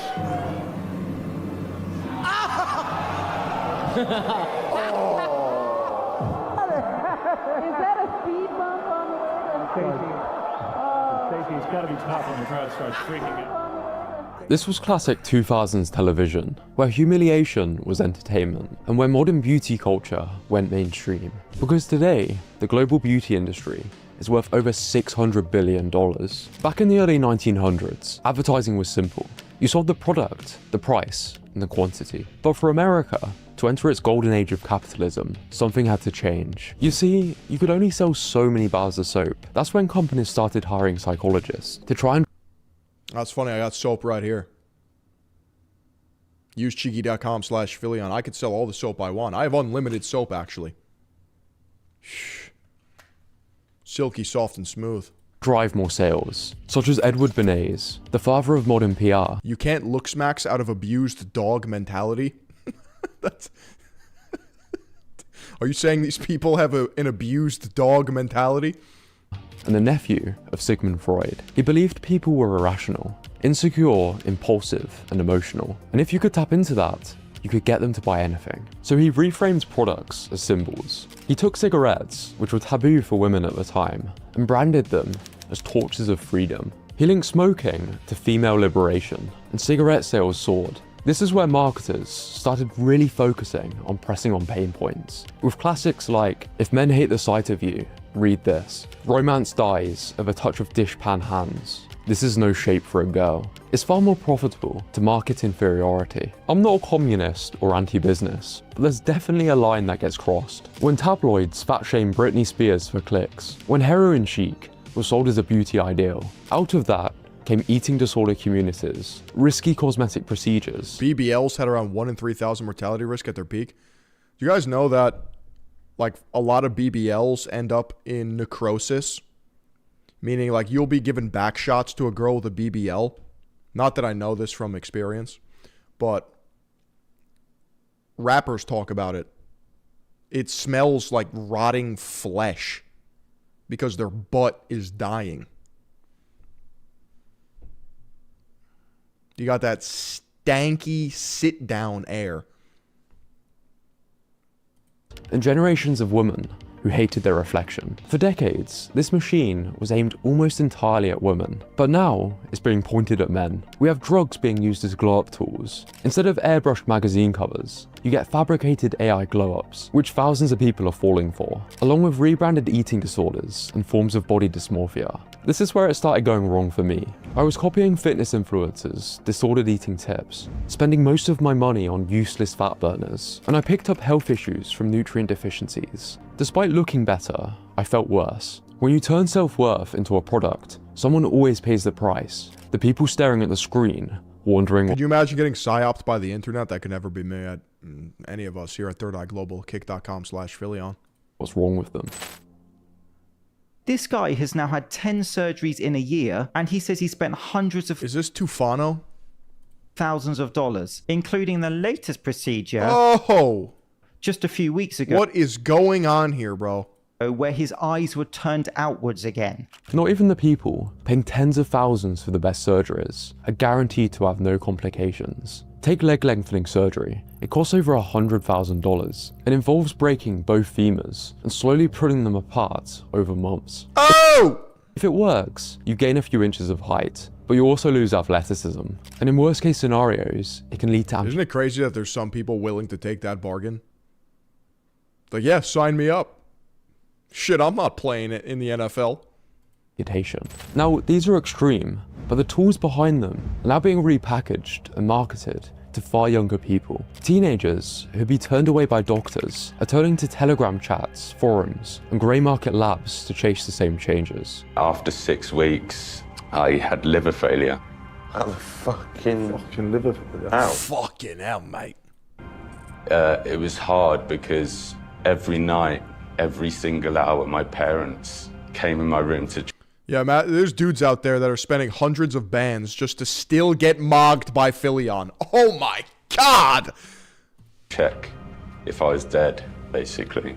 Yet, these are often glorified and promoted to teenagers. Looksmaxxing communities are almost competing with each other to try and come up with the most extreme remedies possible for improving your looks. But by far the most harmful consequences for most people are the psychological ones. I fell into the trap of obsessing over flaws and being hypercritical, because focusing on what I wasn't good at helped me improve in sports and at school. But that mindset started bleeding into everything. I became hard on myself full stop, to the point where when someone would compliment me, I'd assume that they were mocking me. I stopped socializing as much. What the fuck, dude? I'd feel guilty about when I ever felt okay about myself. What keeps you stuck in this is how comforting that harshness can feel, because somewhere along the way, you start believing that suffering is no one normal. Where are the normies, bro? Equals progress. But live like that long enough, and you stop believing progress is even possible. Psychologists call it learned helplessness, when repeated failure convinces you nothing you ever do will be good enough, so you stop trying. A lot of these people convince themselves that they're bottleneck. I love how Zoolander was literally a lesson in irony, but then now people are just now this is what they live by. By their 7 out of 10 looks. Not the fact their other attributes are at a 2 out of 10, or they've consumed so much pseudo-scientific slop that their self-esteem is non-existent. You know, you went on this when you were like a 17-year-old. That's how you first found out about Looksmaxxing and started using these forums. You're now 20. 20, yeah. Are you happier now after all this? No. Wasted so much time. And my perception of the perception of myself right now. It's a cautionary tale. Zoolander is a documentary. Is worse than ever. We see this with celebrities who keep old. This is Twink Death Manifest. I don't know what to do with this. See, the problem with this whole giga-chadification of man is that you look like this at the end of it when you extrapolate it. And I'm going to go out on a limb here and say it doesn't look good. Altering their appearance, even when they already look great. But this pattern isn't new. The ancient Greeks actually had a cautionary tale that captures the darker side of this obsession perfectly. In Greek mythology, Narcissus was a young man who once caught his reflection in a still pool of water. Mesmerized, he kept staring, mistaking it for some— I love how I sent my profile picture to a Looksmaxxer, a black pillar, and he actually gave me a legitimate rating. He's like, "Oh, looking great, dude. You have a really pronounced jawline. You know, you're looking like a Chad light to Chad. You're well on your way. Keep mewing." And that's when I knew, like, oh, you're retarded. You have a learning disability. Okay, I got it. Someone else. He became obsessed, stopped eating, and stopped sleeping, eventually wasting away beside the image he could never touch. A narcissus flower grew in his place, which is where the word narcissism comes from. Did you ever think that maybe there's more to life than being really, really, really ridiculously good looking? Harvard psychiatrist Dr. Harrison Pope has spent decades studying what he calls the Adonis complex, a condition where men become obsessed with their appearance and believe they're never muscular or attractive enough, even when they already look great. From the outside, it looks like narcissism, but Pope's research shows it's often the opposite. Body dysmorphia for men, driven by unrealistic standards and constant comparisons. But what helped pull me out of my own spiral with fitness wasn't affirmations or self-belief slogans. It was a book from the 1960s that was way ahead of its Psycho-cybernetics time. In the 1960s, a plastic surgeon named Maxwell Maltz noticed something strange. Some patients completely— I feel like that book also one-shots people. Anyone read it? Or is this like the reskinned 48 Laws of Power? changed their faces and still felt ugly. Others barely changed at all, and suddenly this new generation of young guys is the most boring and unauthentic there has ever been. That's a good analysis. It's fucking boring. Became more confident and more social. The surgery alone wasn't what changed their lives. It was how they saw themselves. If someone believed they were broken, no new face could fix it. Self-image isn't just how you see yourself, it's how you think the world sees you. As one sociologist put it, you're not who you think. Would they feel that way if they never went on social media though? Probably not. Because on social media, people... I actually studied this, like it or not, in communication theory, which to some might seem like a fake field. But you cover a wide range of things like marketing, David Ogilvy, his influence on that. You cover social comparisons, both positive, negative, upwards and downwards. You cover parasocial. If you didn't have social media, you wouldn't, these people, these kids, would not have a warped sense of social comparison and feelings of inadequacy. Like, everyone just got one-shotted. Not everyone, but most people. You are. You're not who others think you are. You're who you think others think you are. That's the paradox. Improving how you look can improve how you feel, but only when it's not rooted in hate. This is what I wish I realized sooner, back when I was struggling with disordered eating and exercise habits. I don't know if I'd have listened to this, but I should have focused on things more holistically. In other words, focusing on trying to be good rather than just looking good. I'm a big proponent for self-improvement, but a bit of self-acceptance isn't being complacent. Without it, you're wide open to the worst parts of the fitness and beauty industry. Improve how 90s was the last best generation growing up. I wouldn't know. I like to cling to it. Yeah, I'm a 90s kid, but I didn't grow up in the 90s. You look if you want to. Just don't let an algorithm decide what you're worth.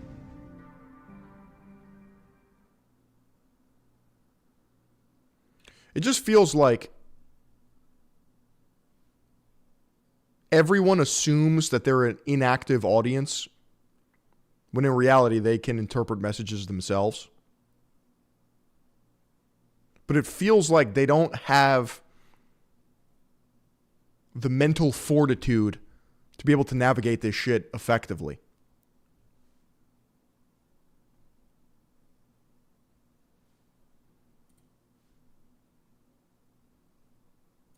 I don't know. I didn't really learn anything there. Kind of fake and gay. Kind of lame. Kind of lame and cringe. Like, what is this, dude? Enjoy your 20s is a scam for men? Like, what the... 99% of men are wasting their 20s. Like, what is this, dude?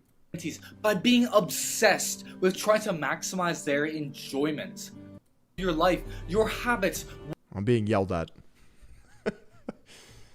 I'm being yelled at by people I don't know.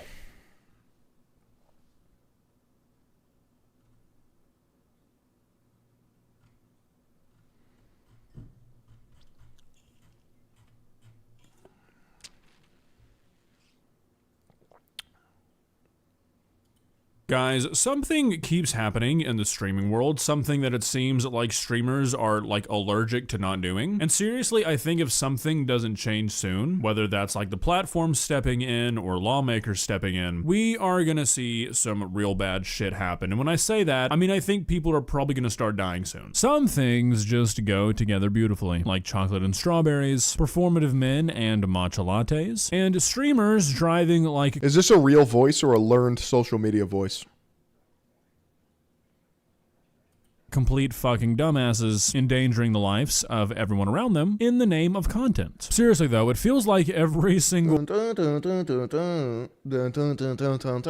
week we are hearing about a different streamer going out and live streaming themselves committing some sort of crazy traffic crime with absolutely no consequences whatsoever. And it just keeps happening. We've watched streamers run red lights because they were too busy reading chat. There wasn't enough of an edge to that video to actually gain some niche and insightful crumb of knowledge.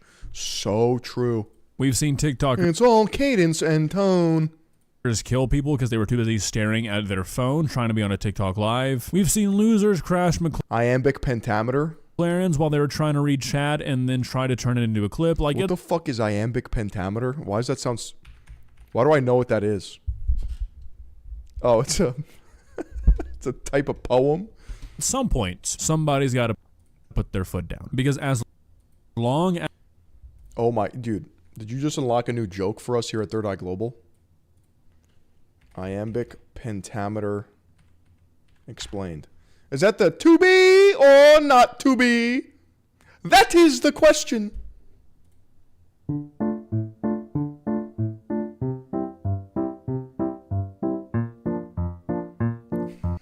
Wise bro speaking in iambic pentameter. Another term we need to understand is iambic pentameter.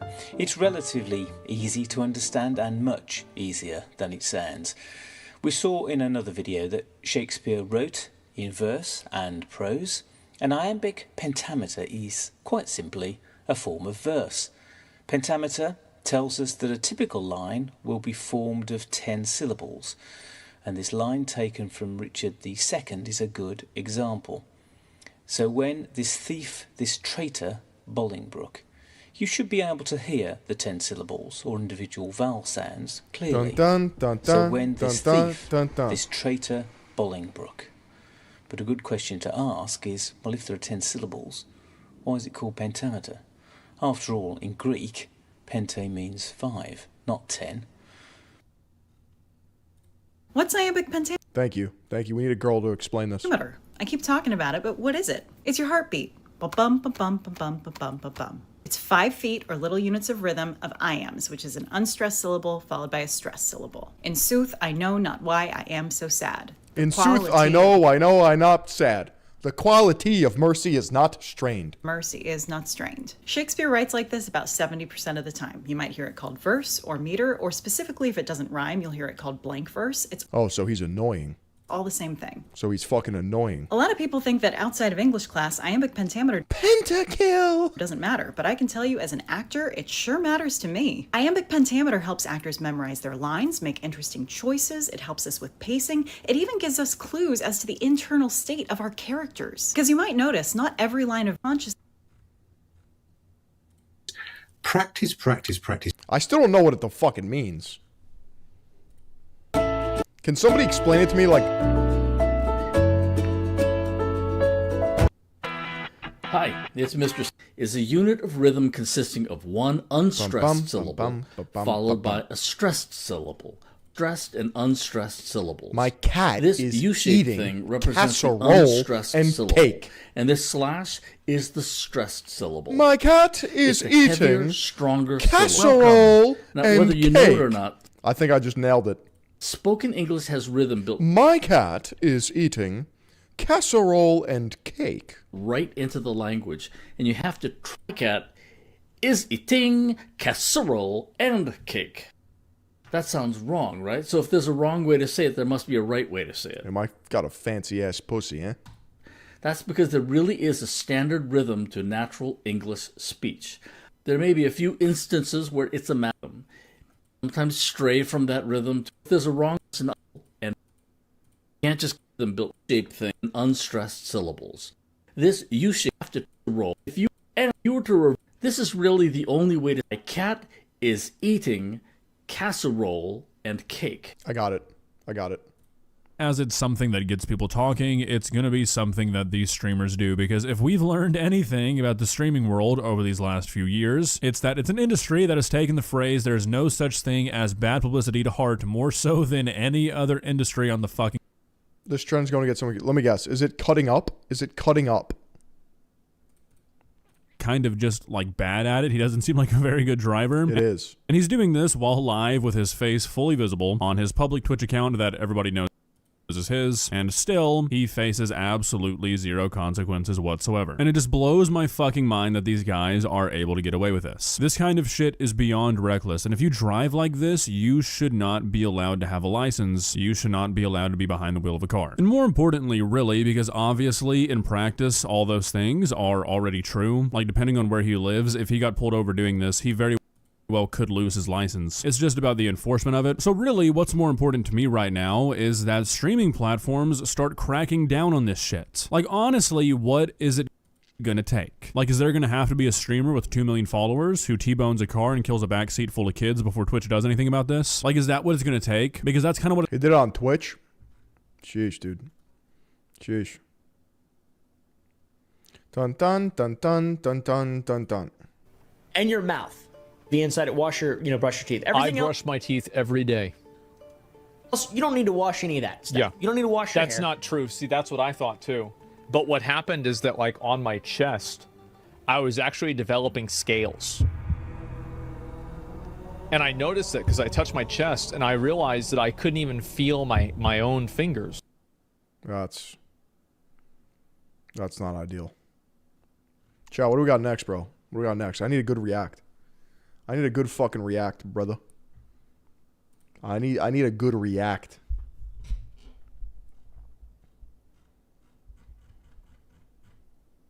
Or is it cooked? Joe Rogan is completely compromised. I do it on a podcast, but that's my job. I don't know how many conversations I'd be having with people who I was... Jeff Nippard come out with a new vid? No way, dude. No. God damn it. This guy doesn't post videos. This guy does not post videos.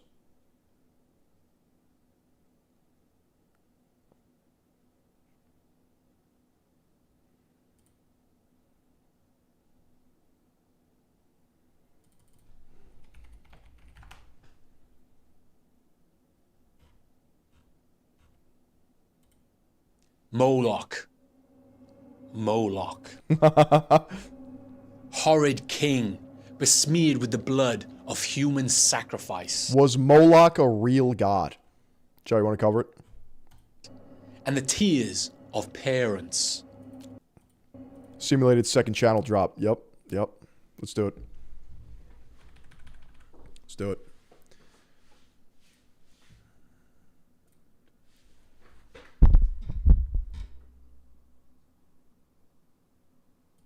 Simulated Leviathan has a second channel called Rory Talks.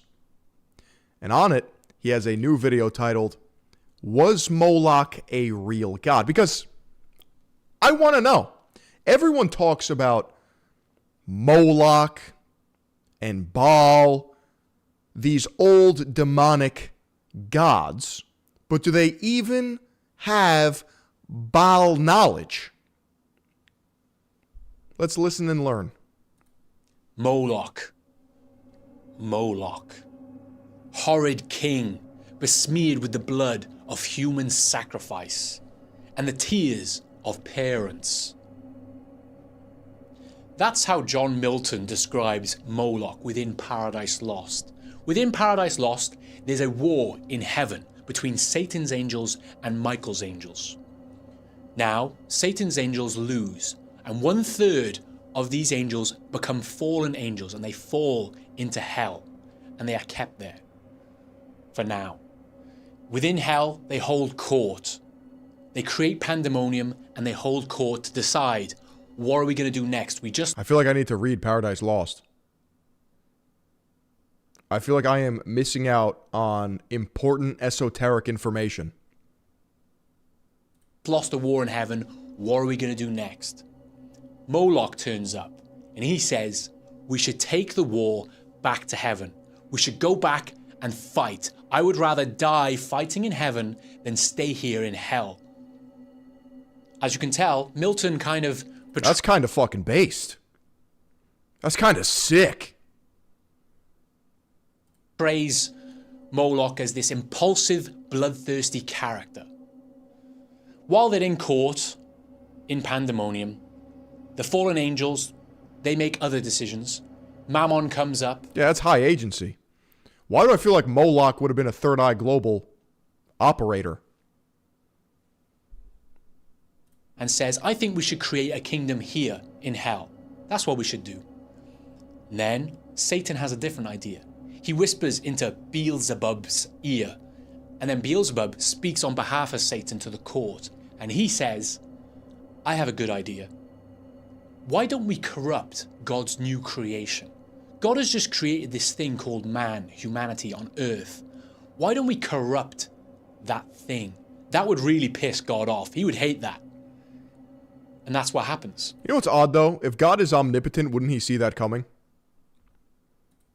Now, I understand that these are allegories, metaphors, stories even, didactic fiction, but one would have to think he could just 1, 2, buckle my shoe, 3, 4, I'm at the door, get one over on Shaitan.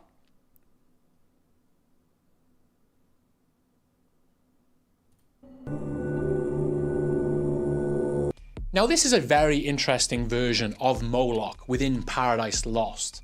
Milton describes Moloch as just one of many fallen angels. Chad God wants the smoke. Don't say that, people would get mad. It's just as a Redditor. Where is the display of omnipotence? How is there even a war? He also, the personality he gives Moloch is very similar to Khorne, the Chaos God from the Warhammer 40k universe.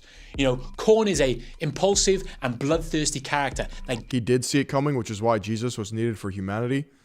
Somebody's lying to me. Somebody's not telling me the full truth, and I don't know who it is. I don't know if it's the priests, the magistrates, the scholars, the theologians, the slugs. Gains power from bloodshed.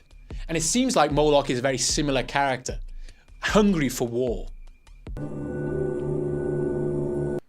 Being omnipotent sounds like the most miserable existence ever, but you need to be omnipotent first to know if that's true.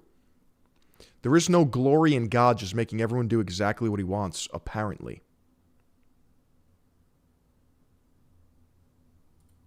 See, throughout history, Moloch has always been one of the darkest deities, one of the most evil gods in history, because Moloch always requires a sacrifice from you. You must sacrifice your animals, you must sacrifice your children to Moloch in order to gain rewards.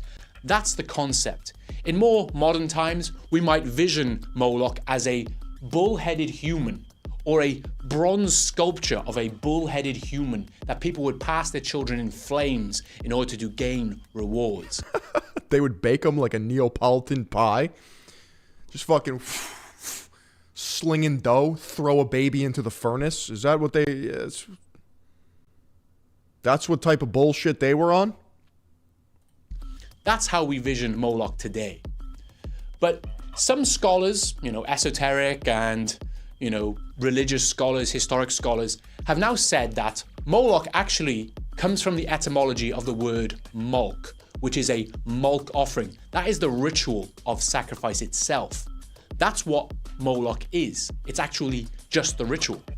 And from that, people have said that because of that, Moloch has never been a deity that anyone has ever worshipped. That's what some people are saying. Scholars... So, okay, the etymology is the literal ritual of giving something up. Therefore, it was not a god, but rather an action.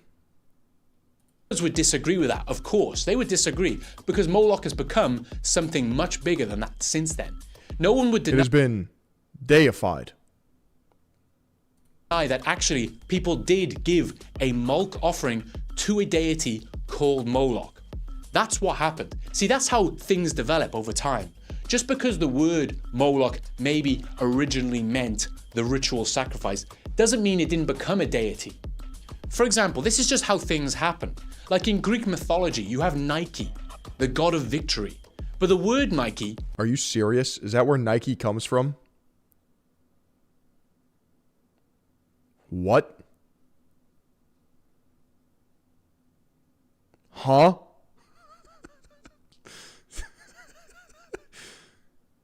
Wow. I am stupid. Before the god was even personified, meant victory. And then it became, that's what happened. And then the word victory, as we use it today, comes from the word Victoria. Victoria... Is the Nike swoosh literally a minimalistic angel wing?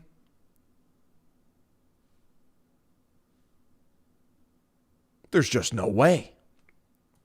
Was the development of Nike. See how this is just how things develop. Another example would be Mammon, who is the other fallen angel in Paradise Lost.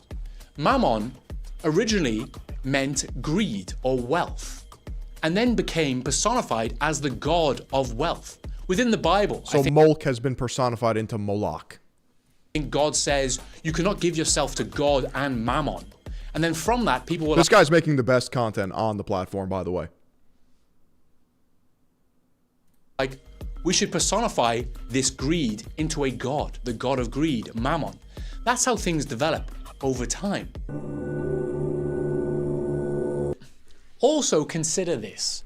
Throughout history, traditions and gods, they merge. They overlap. That is such a fire shirt. Ideas overlap. Many gods are derivative of older gods from different traditions.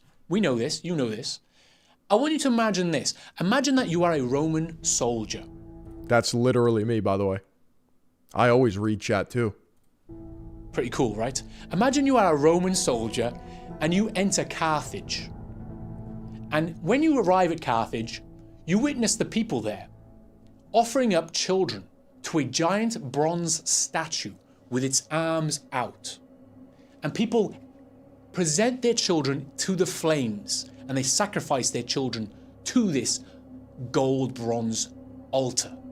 The Nike swoosh was created in 1971 by Portland State University graphic design student Carolyn Davidson just for $35.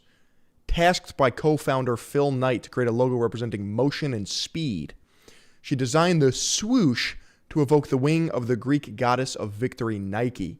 Though initially skeptical, Knight accepted the design. I read about that.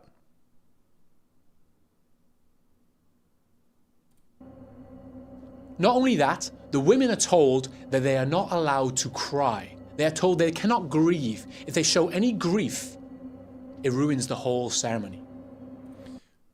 It's insane to me that human sacrifices just were a thing. What sort of demon time were they on? If you were a Roman soldier, you would say, we need to burn this fucking city to the ground and we need to salt the earth afterwards. And eventually the Romans actually did do that. Let's go! Casual Roman W. They did do that. Now this story of the child sacrifices at Carthage, it was actually originally a Greek story that was rewritten or redocumented by the Romans later on, after the conquest of Carthage. And many people believe that this story is fake, like there was no child sacrifice at Carthage. Although archaeologists have found piles of cremated children and signs of ritual sacrifices at the grounds of Carthage. So, it seems very likely. I gotta say, Carthage, that name is tough. Where are you from? I'm from Carthage. But what's really interesting about this story is the depiction of this bronze sculpture or statue that people were sacrificing to this deity. Now it's called Tunisia. It's a really bad name now. Like, Iran used to be Persia. 10 times better. Image, this idol. It's very similar to the Moloch stories throughout history. It's very similar. But what's really interesting is in the Greek and Roman retelling of this story, they often say that they were sacrificing these children to Cronus. Basically, the god that devoured his own... AKA Saturn? Is this more Saturn schizo conspiracy theory? I can't handle the Saturn, bro. My brain is too logical for this. You can't tell me Saturn, the fucking planet with the rings, is the root of all evil. Children. The god that's represented by Saturn, who basically is the devil. Saturn is also representing the devil throughout history. How? Where? You can see what I mean? It's all merging together because also the sculpture resembles every kind of Moloch statue. And the Carthaginians were more likely worshipping or sacrificing children to Baal Hammon, which is a separate entity to Baal. See what I mean? It's all the same shit, but you could say that all of these Moloch offerings are to the same entity. Saturn is Kronos, Kronos equals... Yeah, I get that. You think I'm slow?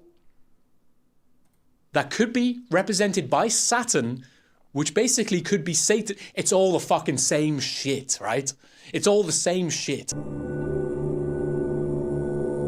Now, when it comes to today, we cannot talk about Moloch without talking about Bohemian Grove. Now, I know... Yeah, because they have that giant owl statue. But how much of this is just pagan gay theater? You know how, like, the Freemasons have, like, their knighting ceremony? It's just... I guess it doesn't matter if we think that it's fake and stupid as long as they think that it's real. A lot of people are bored about talking about Bohemian Grove, but let's cover what Bohemian Grove is for just a moment, shall we? It's basically a space in the forest of California where the elite of the elite, including former presidents, would gather there in order to reenact a sacrifice in flames to a giant idol.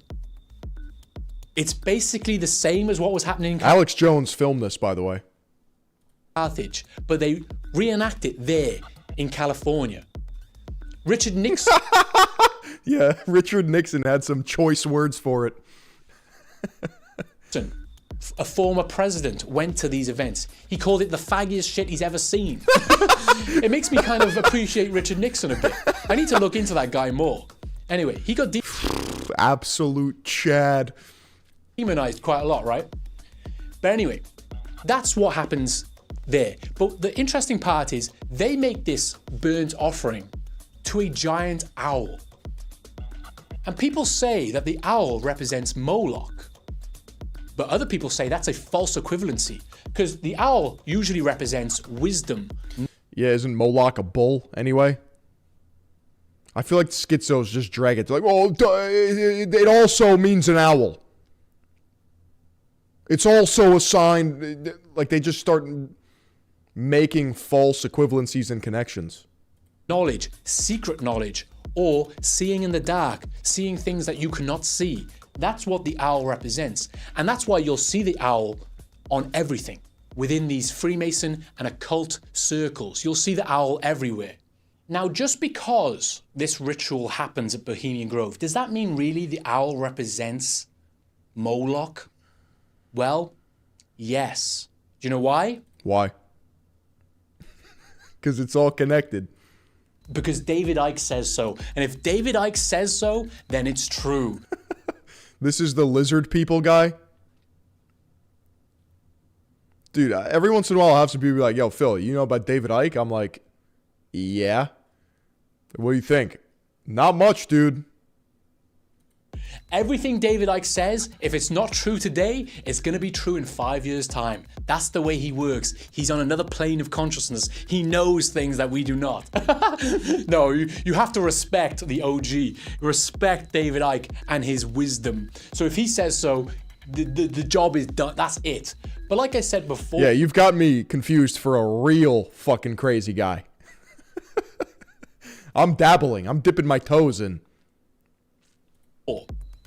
The owl, maybe it represents wisdom.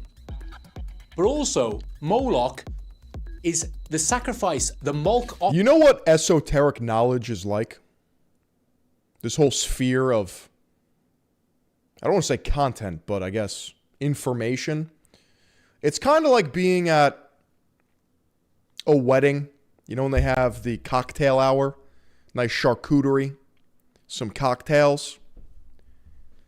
You got to watch yourself because, yeah, I'll go around, pop a couple things in my mouth. Ooh, that's tasty. Ah, that's nice.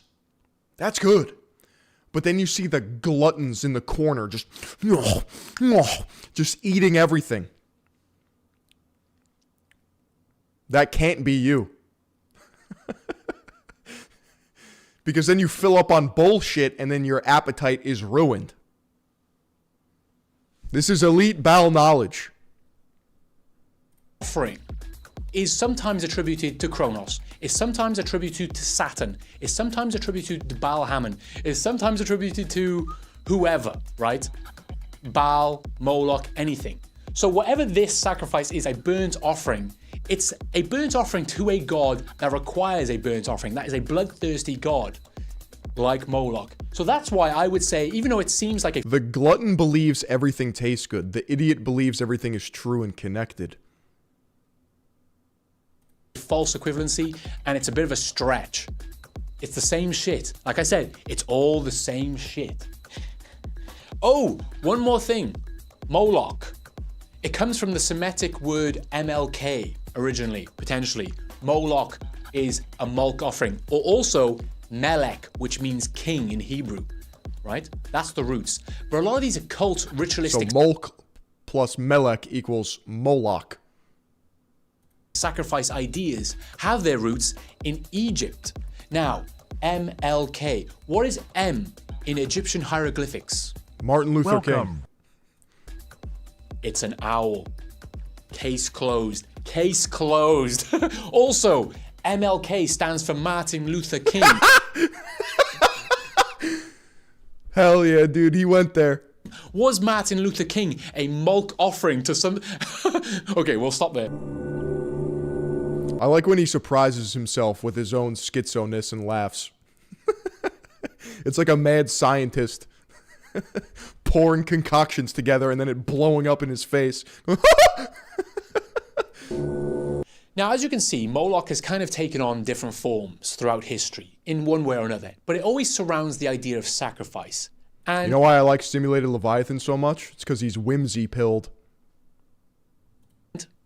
In more recent times, Moloch has become like a metaphor for sacrifice. There's a great essay called Meditations on Moloch by Scott Alexander. I'll link it in the description. But basically, he says that Moloch is the system as a whole, and we are sacrificing our time and energy to it, and we are sacrificing our children to this system by putting... What is this midwit curve, bro? The horizons of Moloch. ...them through years of education, which really doesn't amount to much other than sacrificing their childhood in one way or another. That's an interesting concept. It gets a bit, maybe that's a bit boring though, right? I don't know, but that's an interesting idea. And it's interesting, the idea that we are sacrificing our time towards Moloch, because Saturn is sometimes referred to as the devourer of time, because it's like the slowest moving thing in the sky. That's what is said, because it's got this eerie movement, and therefore it devours time. That's interesting. But I like to think of things more... I don't know, chat. Looks like a swoosh to me. Is Nike demonic? I like to think about... But of course, I like to think about things differently. Like, I prefer to think about Moloch as the elites of today literally sacrificing people to some sort of deity in order to consolidate money and power. I like to think of it that way. Kind of true. Enjoy your goy job. Wage cuck. You're burning your life force, your blood, sweat, and tears, your time to produce capital for other people. Wait, not even in a metaphor. Some would say Nike is diabolical. Way, if you think about the Jeffrey Epstein files, but in a metaphor. Saturn also invented Islam. Is that so? Is that true? Why? Because of the black cube? Way. Because I want you to consider this. Like I said in my previous video on my other channel, World War I, World War II, 100 million people died. That was a sacrifice to Moloch. Mulk offering towards a deity. And a small number of people capitalized on this, and they consolidated power and money, and they did gain rewards from Moloch. And even today, like, you can think about wars that are happening around the world today. Are they ritual sacrifices in one way or another in order to consolidate money to a small group of people? I would say they are. They always... I guess most importantly here, it doesn't really matter if Moloch was a real god or not, because Moloch is a story of sacrifice. It's a Faustian deal. It is giving up something pure and good and real for a immediate reward in the physical realm. Have been. That's how the system works. People are giving mulk offerings to something in order to consolidate money. They are feeding the blood. They are giving blood to the blood god. That's what they are doing. And I'm giving blood to the blood god. That's what I'm going to start saying when somebody says, like, oh, what do you do for work? I'm just going to fucking blow their gourd. Saturn, don't you see the Nike swoosh? The quadratic equation of the polar storm, the Kaaba in Saudi Arabia. Don't you get it? The foundation of Islam. It all connects, dude. Consider what's happening right now. As I'm recording this today, Iran is getting bombed, and there's this conflict going on in Iran, in the Middle East. Who is benefiting from that? Who is going to benefit from that? These deaths that are happening right there and right now. Who is going to benefit from that? The same in Ukraine right now. Who is benefiting from that? Is it the people? It's sad to think about. I always think it's sad to think about when I just feel like a slug. Like, nothing I do matters. Nothing I personally can do will change anything. I am bred and encouraged and pushed towards a life of mediocrity in the goon pod eating bugs. I'm demoralized, and I don't like it. I am a cog in the machine of the slug society. Love yours and pray a bit. That's just so low agency, though. That's like saying, yeah, you're fucked, but maybe if you just hope a little bit. Thanks. Thanks, dude. Thanks. Yeah, maybe if I just pray a bit, I can... Life ain't all that bad. It's the rise of the goys. It's simple, though. We are fucked. Damn, dude. Nietzsche would not like this juxtaposition. No way. He'd say, where is the rise? The actualization, the will to power. Where is the character arc of man? It ain't much, but it's honest work. Shit, you know, maybe I'll have a couple kids, have some vegetable garden. Life ain't that bad after all. Idea of a ritual sacrifice. The funny thing about Iran, actually... No hope, only cope. That's perfect. Amazing. Is they recently burnt a giant effigy that resembles Moloch. I think it has Baal on the inscription on the chest. They say it's Baal, but it's... Where did they do this? Chad, is this real? You know, it's a similar vibe. Baal, Moloch, Saturn, Satan. They did this in Iran? Am I black-pilled? It's such an interesting question. I think it is human to engage in some form of nihilism. You just can't let it overtake your soul.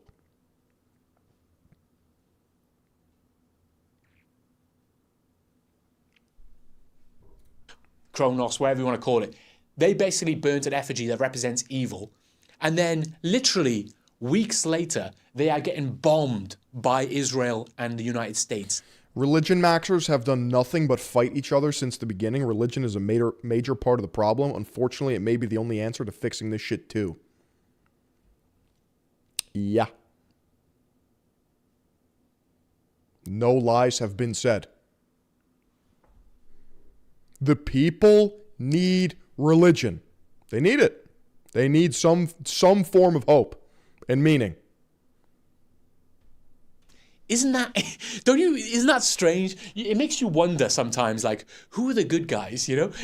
Who are the good guys? Anyway, that's a geopolitical thing that I don't want to talk about. Anyway, as you can tell, I'm running out of steam. Hopefully this was a good video.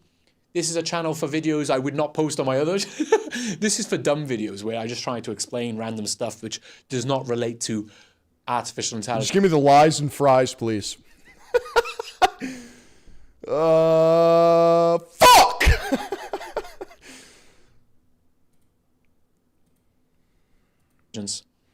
But that's everything. Thank you.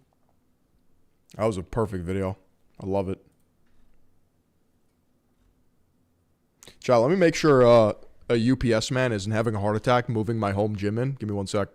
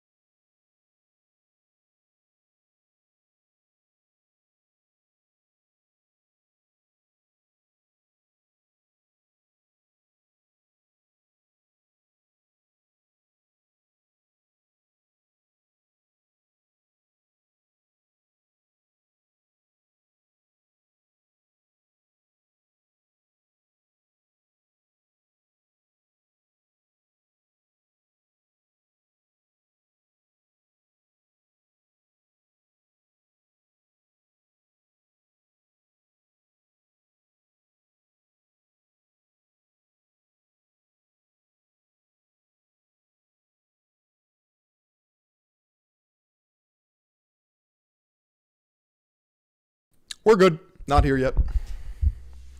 Not here yet. What are we talking about? Ball? Moloch. Molk.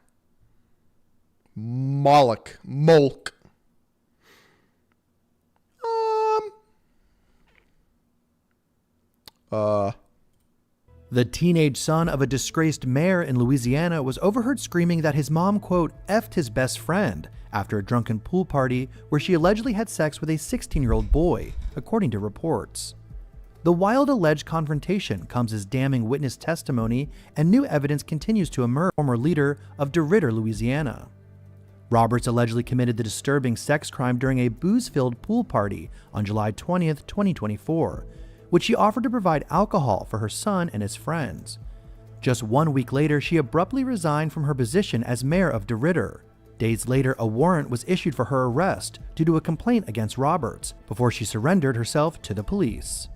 Jurors heard from Jill Weaver, the best friend and former sister-in-law of Roberts. Dude, there's songs about this, bro. Stacy's mom. That she overheard the tense exchange between Roberts and her son after she was asked to come to the boozy party at around 8 p.m., according to the Lake Charles American Press.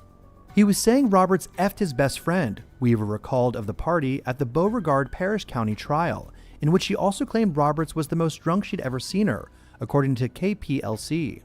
Weaver would eventually text her own son to lie till you die about the chaotic night, and admitted she spoke to Roberts about how to keep the kids from reporting the alleged assault. Yikes. Yikes. Just put the lies in the bag, bro. Put the fries in there too while you're at it. I'll take some goy slop.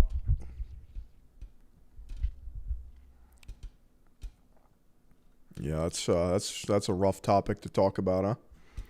That's a weird one. That's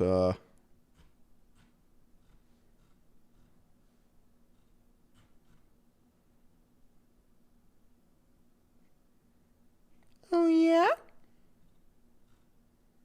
Oh yeah? Pseudo-moralistic relativism. Am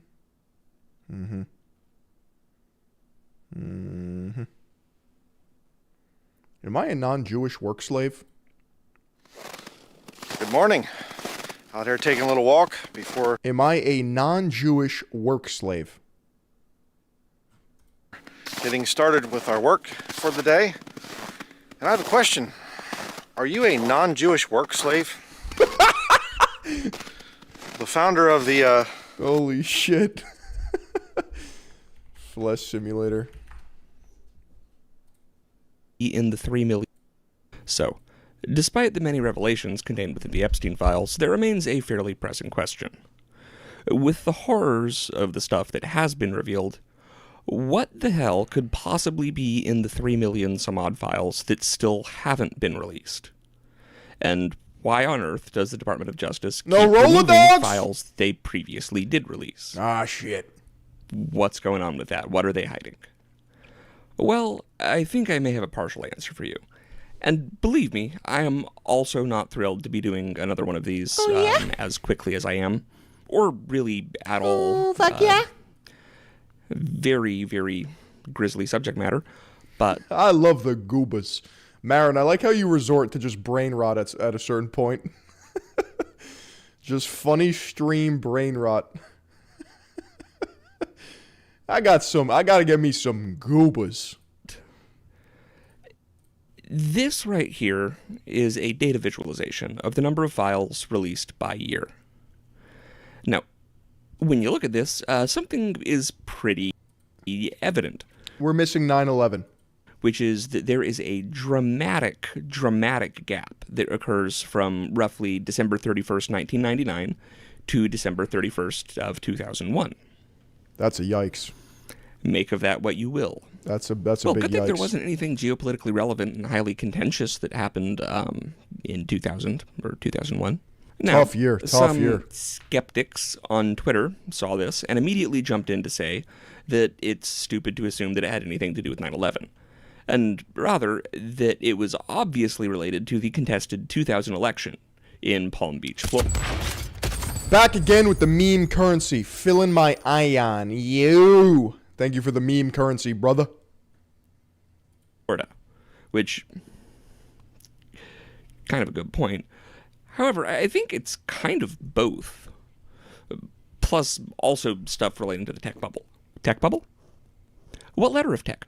Regardless, though, even if it was just the election of 2000, it's not really that much stronger of an argument to go, no, you idiot, Epstein wasn't involved in 9/11. He just stole the election so that Donald Rumsfeld and Paul Wolfowitz and the DGSE and CIA and Dick Cheney and Saudi Arabia and Israel and the president's dad could do 9/11.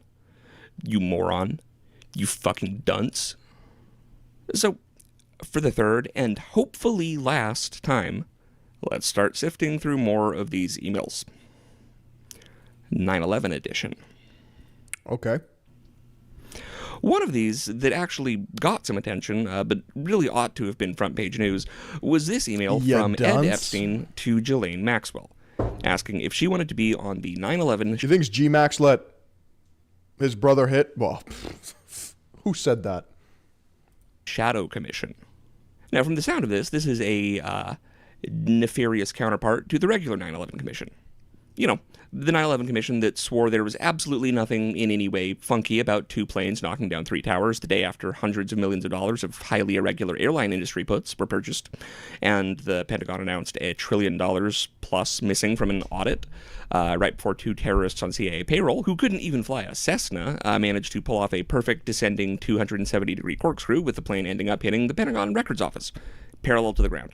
I forgot that happened. An elevation of about 10 feet. I forgot that they also hit the Pentagon, didn't they? That 9/11 Commission. Yeah, so it turns out that Ghislaine was invited to the secret Shadow one. No member list. And also that the Shadow Commission apparently had a secret Shadow one. Speaking of Ghislaine, Ghislaine also sent this very strange email talking about new World Trade Center architecture. And saying, I did it myself. Back onto the big man himself, here... Dude, that would be fucking insane if Epstein was behind 9/11. Here's an email from Epstein talking about his personal friend David Rubenstein, CEO of the Carlyle Group, who you might remember from doing 9/11. That's crazy, wow. What? They knew each other. Let's see. What were some other financial companies that were involved? Let's see, does Epstein have any business ties with Citibank? Yes, some. So, another name that has been in the news a lot recently... Yo, Cole, welcome to the stream! The Epstein files is one Mr. Howard Lutnick. Lutnick is the former CEO of unbelievably shady investment bank Cantor Fitzgerald, and current Secretary of Commerce. Like, as in, he is actively a sitting cabinet member at this very moment. Now, Mr. Lutnick told the New York Post back in October that he had completely severed ties with Epstein around 2005, around when his first sex trafficking case went down, Operation Leap Year. However, this is called into question by the fact that both Epstein and Lutnick were both investors in a now-defunct advertising technology startup called AdFin as recently as 2012. They were 2 of just 9 investors. It's hard to imagine they didn't interact. This is also disproved by this 2012 photo of the 2 of them hanging out on the rape island. Now, funnily, this photo has since been removed from the DOJ Damn. website. This photo, this one right here, this is the photo that the DOJ tried to take down after putting it up on the internet publicly. Just in case you need... Yo, why does he have that shit on, though? Why does he have that shit on? This is also disproved by this 2012 photo of the 2 of them hanging out on the rape island. Now, funnily... Why is he fitted up? That's a perfect fitting white t-shirt. This photo has since been removed from the DOJ website. This photo, this one right here, this is the photo that the DOJ tried to take down. Is Lutnick the one in blue right here? After putting it up on the internet publicly. Just in case you need a reminder, I'm including a link to where you can just save this photo. Lutnick is, in fact, mentioned no fewer than 239 times in the Epstein files. Yikes. Now, even more coincidentally, he was also Epstein's next-door neighbor. Big yikes. He lived at 1171st Street, right next door to Epstein, who lived at number 9.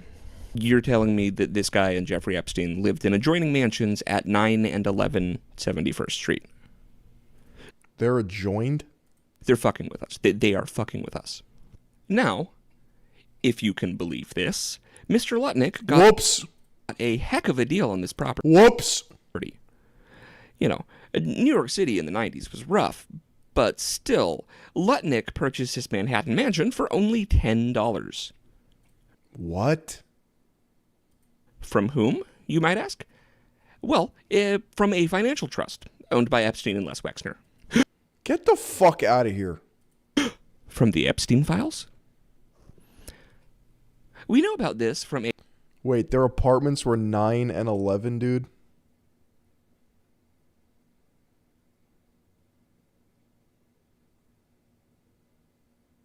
Chat, that's not real. What was Jeffrey Epstein's NYC address and Howard Lutnick's address next to him?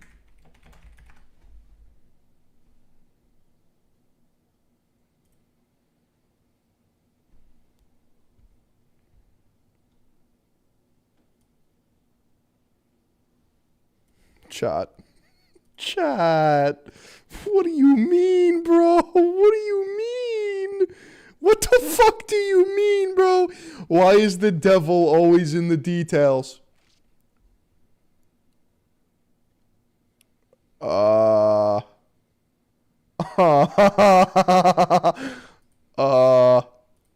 transaction record notarized by Gary Pollard? What the fuck? So, just to recap, Epstein's business partner and neighbor and island gallivanting pal, current Secretary of Commerce Howard Lutnick, bought a Manhattan mansion from a trust controlled by Epstein and Les Wexner for $10, and this sale was notarized by Gary Pollard, the guy that was already filming the South Tower when the second plane hit it. Not the North Tower, no. Not the one that had been hit by a plane. He was filming the one that had not been hit by a plane already. I don't like knowing this information, chat. I don't like knowing this information, dude. When it got hit. Just it was ready to go. The guy who notarized the deal was filming the Southern Tower before it got hit. So, what was Lutnick's job at the time? I know I said investment bank, but I'll get a little bit more into detail here. He was the CEO of Cantor Fitzgerald. They were located in the World Trade Center. They were actually one of the places that took a direct hit from one of the aeroplanes. But luckily, and, you know, get this, it's going to be a hard story to believe, but Lutnick was late to work that day. For the first time ever. Come on, dude. Come on. Because he had to drop his son off at school for the first time ever.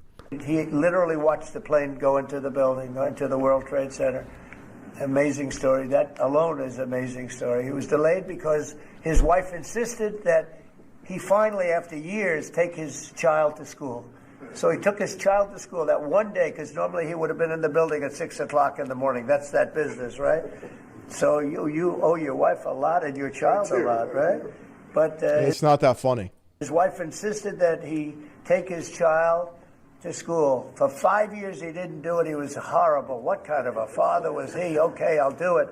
And he was therefore driving down at 8:43, whatever the time was, down the West Side Highway, and he saw the plane go into the side of the building. Well, so what did Cantor Fitzgerald do? Well, they were an investment firm alleged to have been involved in laundering money for the Russian mafia, if this FBI report is to be believed. But more interestingly, they're also alleged to have been making a whole lot of highly irregular airline industry puts in the days leading up to 9/11. When I was talking to Cantor Fitzgerald brokers and bankers in the days leading up to 9/11, they themselves were buying these airline puts. they told me, based on rumors that were coming out of Alex Brown associated with Buzzy Krongard. So this looks to me as if CIA insiders knew enough about what was going on, but chose to make money rather than blowing the whistle. On the advice of this guy, former executive director of CIA, Buzzy Krongard. Putz Buzzy.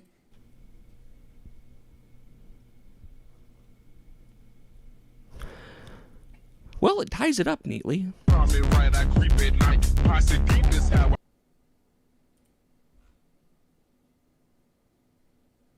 Feels a bit like 10 guys run the whole world and they're all friends. Yeah, it's just like 6 guys. It's just 12 men. Damn, dude. What the fucking shit fuck.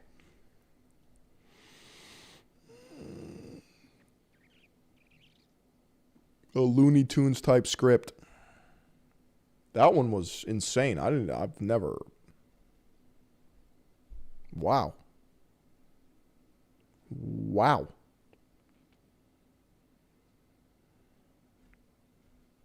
Where do we go from here? I'm on a list now? Probably. Probably. Well, what are some of the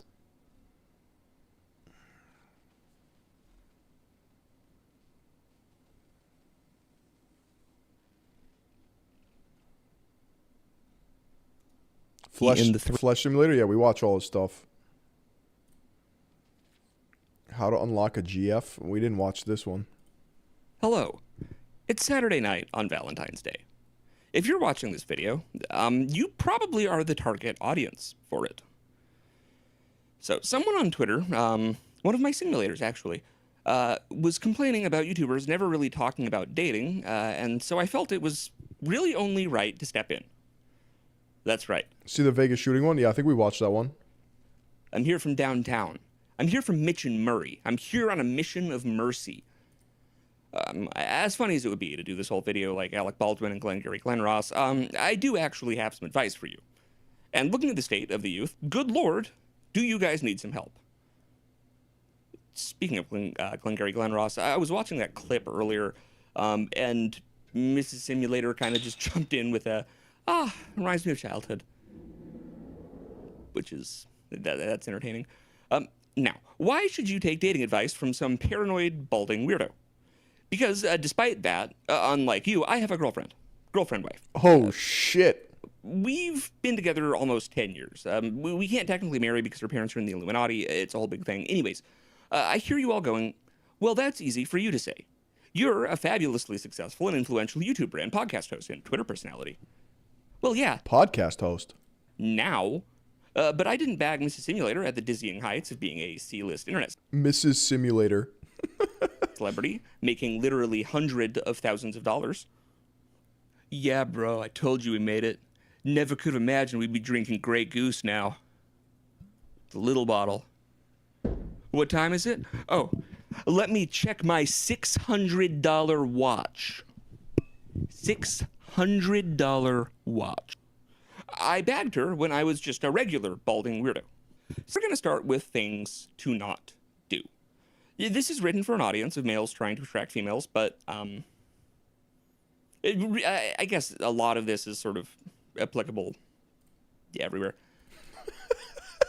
Do not do the following things. Do not constantly make self-deprecating jokes. Really don't make self-deprecating... Motherfucker. All right, there we go. Don't make self-deprecating jokes, basically. It comes off like you're insecure and you're expecting someone to criticize you or make the joke that you're about to make, and you're just trying to do it first so you can take the sting out of it. It comes off as insecure, it comes off as... this guy's stressing me out. Good. Bitch made. Don't do that. Do not text more than you hang out in person, at least until you get very familiar with them. This is the #1 thing that you guys fuck up, all right? If you get to know someone via text... I want to see the quality of his information. You're building up inaccurate mental models of what the other person is like in real life while getting to know them. Then, when you hang out, there's this mutual mismatch between your mental models of each other and reality, leading to awkwardness. Get to know each He other does seem highly anxious. in person. Do not date someone based off of their taste in The idea of balding and stress. Like, that's where malding comes from. Like, you get so mad that you start balding.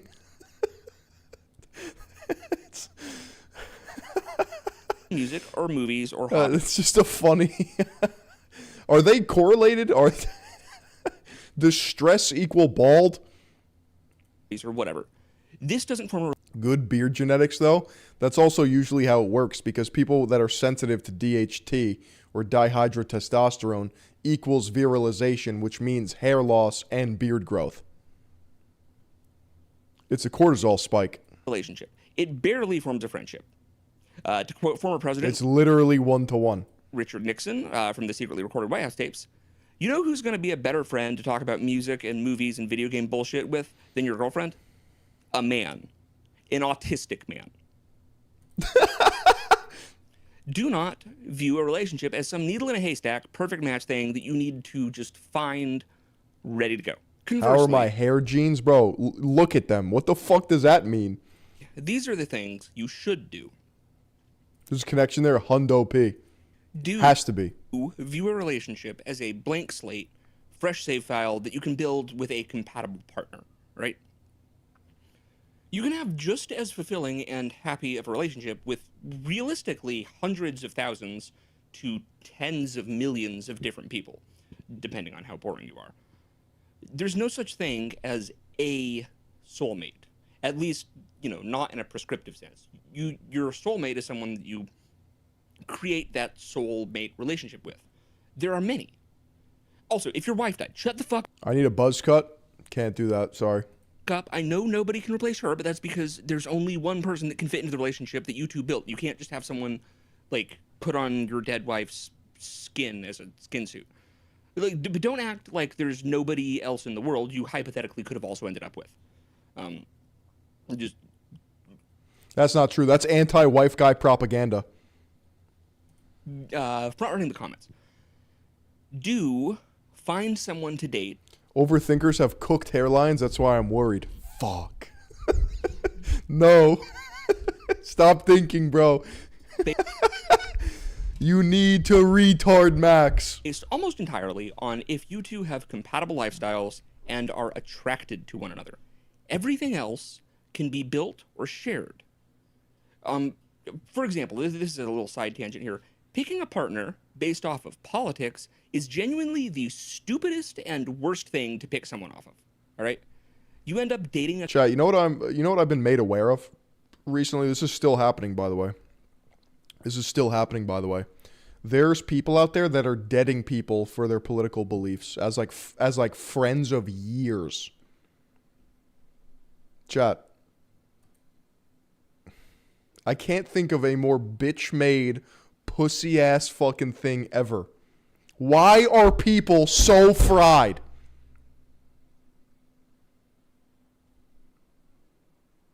It's insane. Coworker, and you will be miserable and fight about increasing. And the worrying makes it even worse. Like it's a negative feedback loop. It's the death spiral. Granular political shit. Political and religious dogma will ruin our species. Until you break up over a disagreement about the comparative importance of East Timor in 1990. Yeah, these motherfuckers are dead to me if you don't support Epstein. 90s geopolitics. See, that's funny. That's a funny comment. Okay. There's a personality shortage. Is that it? I feel like back in the day, bro, maybe I don't know, our parents' generations, they would make friends or at least a weak tie with anyone, and they would be like, he's a weird guy, but he's a good hang, and you just accept that. You just that was fine. But now everyone is like, I don't know. I've seen it happen. Frequently, relationships between people with polar opposite politics. My dad will get a phone call from somebody that he'll get a phone call from an old friend. And I guess that's how you know it's an old friend. Because you can talk to them, it's no time has passed. Or I guess a true friend. And I've never heard my dad talk about this guy ever. And he'll just be like, yeah, man, like my dad essentially told me that like one of his old friends called him and literally like the shit we watch, like Simulated Leviathan, Flesh Simulator, like that level of Saturn conspiracy ball Moloch, like it's like, yeah, man, like I don't know, he hit me up out of nowhere. He just told me like times are changing. I'm like, yo, that's kind of cool. Just a schizo phone call from like an old friend. Like, I tend to end up the strongest. I feel like more people should have that. And kind of both of you mellow out. And like he didn't write him off as he didn't write him off as crazy or like a lunatic, but he was just like, yeah, man, he's just different. He's just out there. And I feel like that's important because you're exposed to other things. Like, so chuds, go find yourself a blue-haired art school communist that you can get along with. Libtards, go find yourself a slick fascist that turns you on. You will all be less annoying after doing this, okay? Sorry, it was very hot in here. I had to take off that suit jacket. Finally, most importantly, the number one thing that you should do, hang out in person often and early, as frequently as you can. Don't date people over the computer. Look, this is a universal thing. Extenuating circumstances. This is actually good advice. Apply.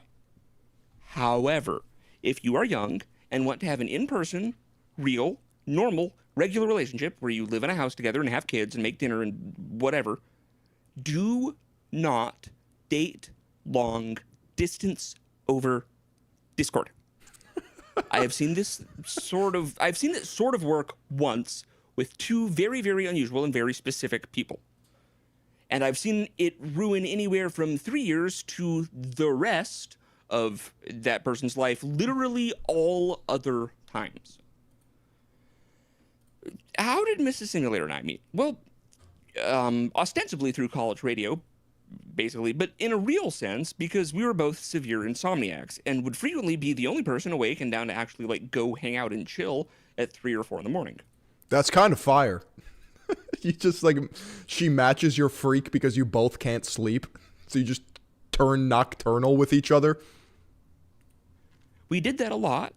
And then what do you know? Now my increasingly frightening evil Judea Hapa girlfriend wife is trying to make me join the New World Order.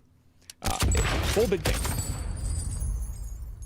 Tuxedo! Thank you for the 2. Now, on to the sort of, I've got my points addressed here. This is the important stuff. Let's see. What if you're ugly?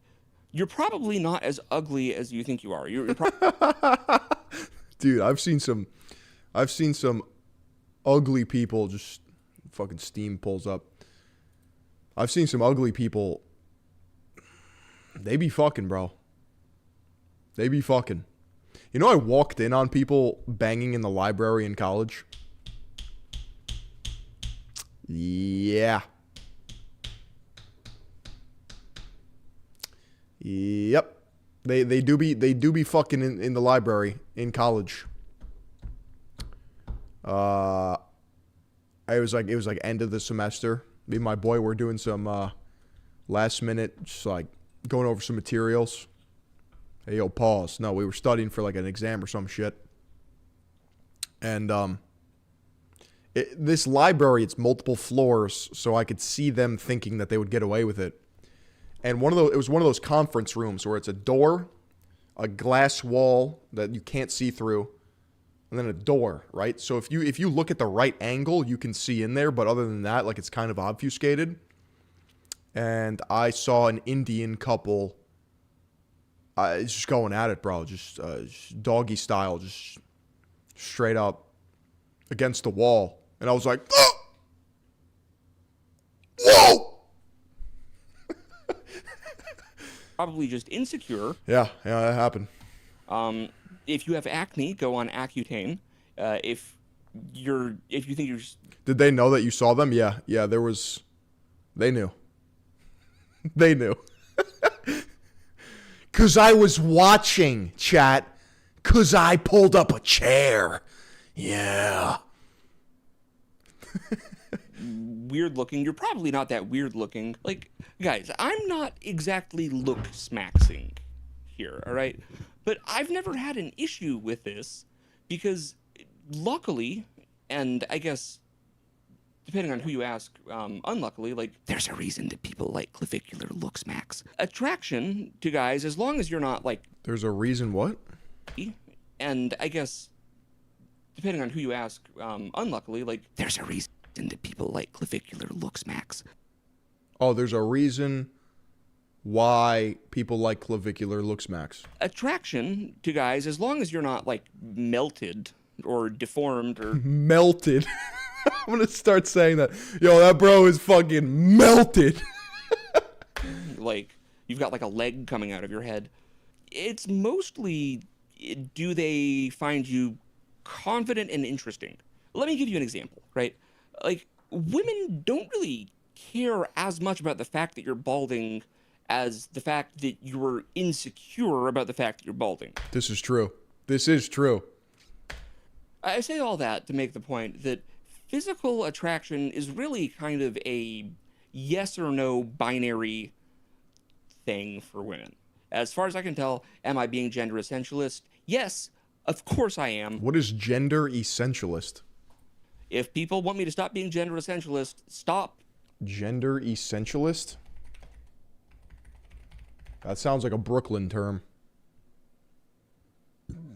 Oh. Binary gender roles, men, masculine, women, feminine, are innate, biologically driven, and unchangeable rather than socially constructed. Being gender essential. Like, stop doing the shit that men do and that women do. Like, I'm so tired of all of this bullshit. Like, you know, fun fact, #1 way to get a girlfriend. Dude, am I a gender essentialist? Assume sex and gender are the same thing? Denies the existence of gender non-conforming people? What does that mean? You're not real? You're make-believe?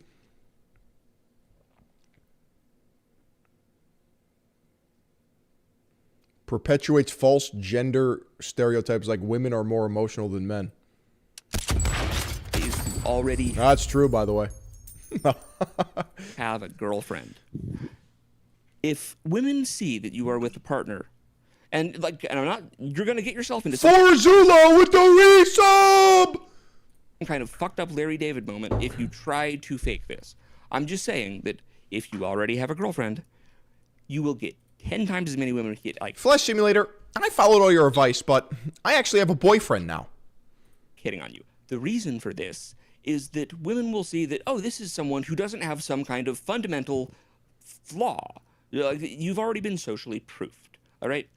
And just that fact, that, like, the #1 easiest way to get a girlfriend is to already have one. Damn. Damn, dude. Damn, bro. Sheesh. It's like, yeah, there's a biological lizard brain aspect to this that is completely ridiculous to try to fight against, and especially to... Chad, I'm pre-selected, bro. Chad, I'm pre-selected, bro. There's no flaw. Like, one woman wants me, therefore other women would want me too. That's true. There's proof. There's evidence. I've been proofed. They look at it as that man has already being vetted. Try to deny. Women don't like when people... I'm already chosen. ...are insecure. Just straight up. I can't really... You need to be girlfriend maxing, chat. To get girls, you need to have a girlfriend. That's true. That it do be true though. Give advice to women about what men like. I mean, I know what I don't like when women do, and that's like the stuff they think men like.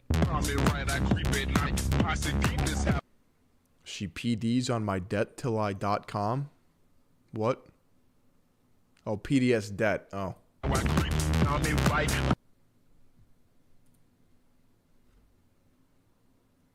Was there a sponsor in here that I missed?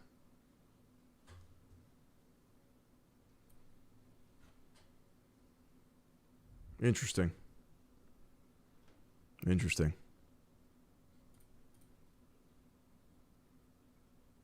Interesting. Interesting, chat. Interesting. How interesting. Chat, 6-hour fill coming at you on a Tuesday. I think it's time about we rest, recover, repeat. We had some good ones. We did add some good ones today. I don't even think we dipped into the 200s at all today. I think we maintained that motion all day long for 6 hours. It's been 4 hours. It's been 6 hours. I need to start selling a course, dude. I got to start selling a course. This is fucked. This is fucked. People dumber than me, uglier than me, with less swag than me are doing better. This is not good, bro. This is not good. I got to figure something out. I got to start selling a course, some shit. This is fucking cooked.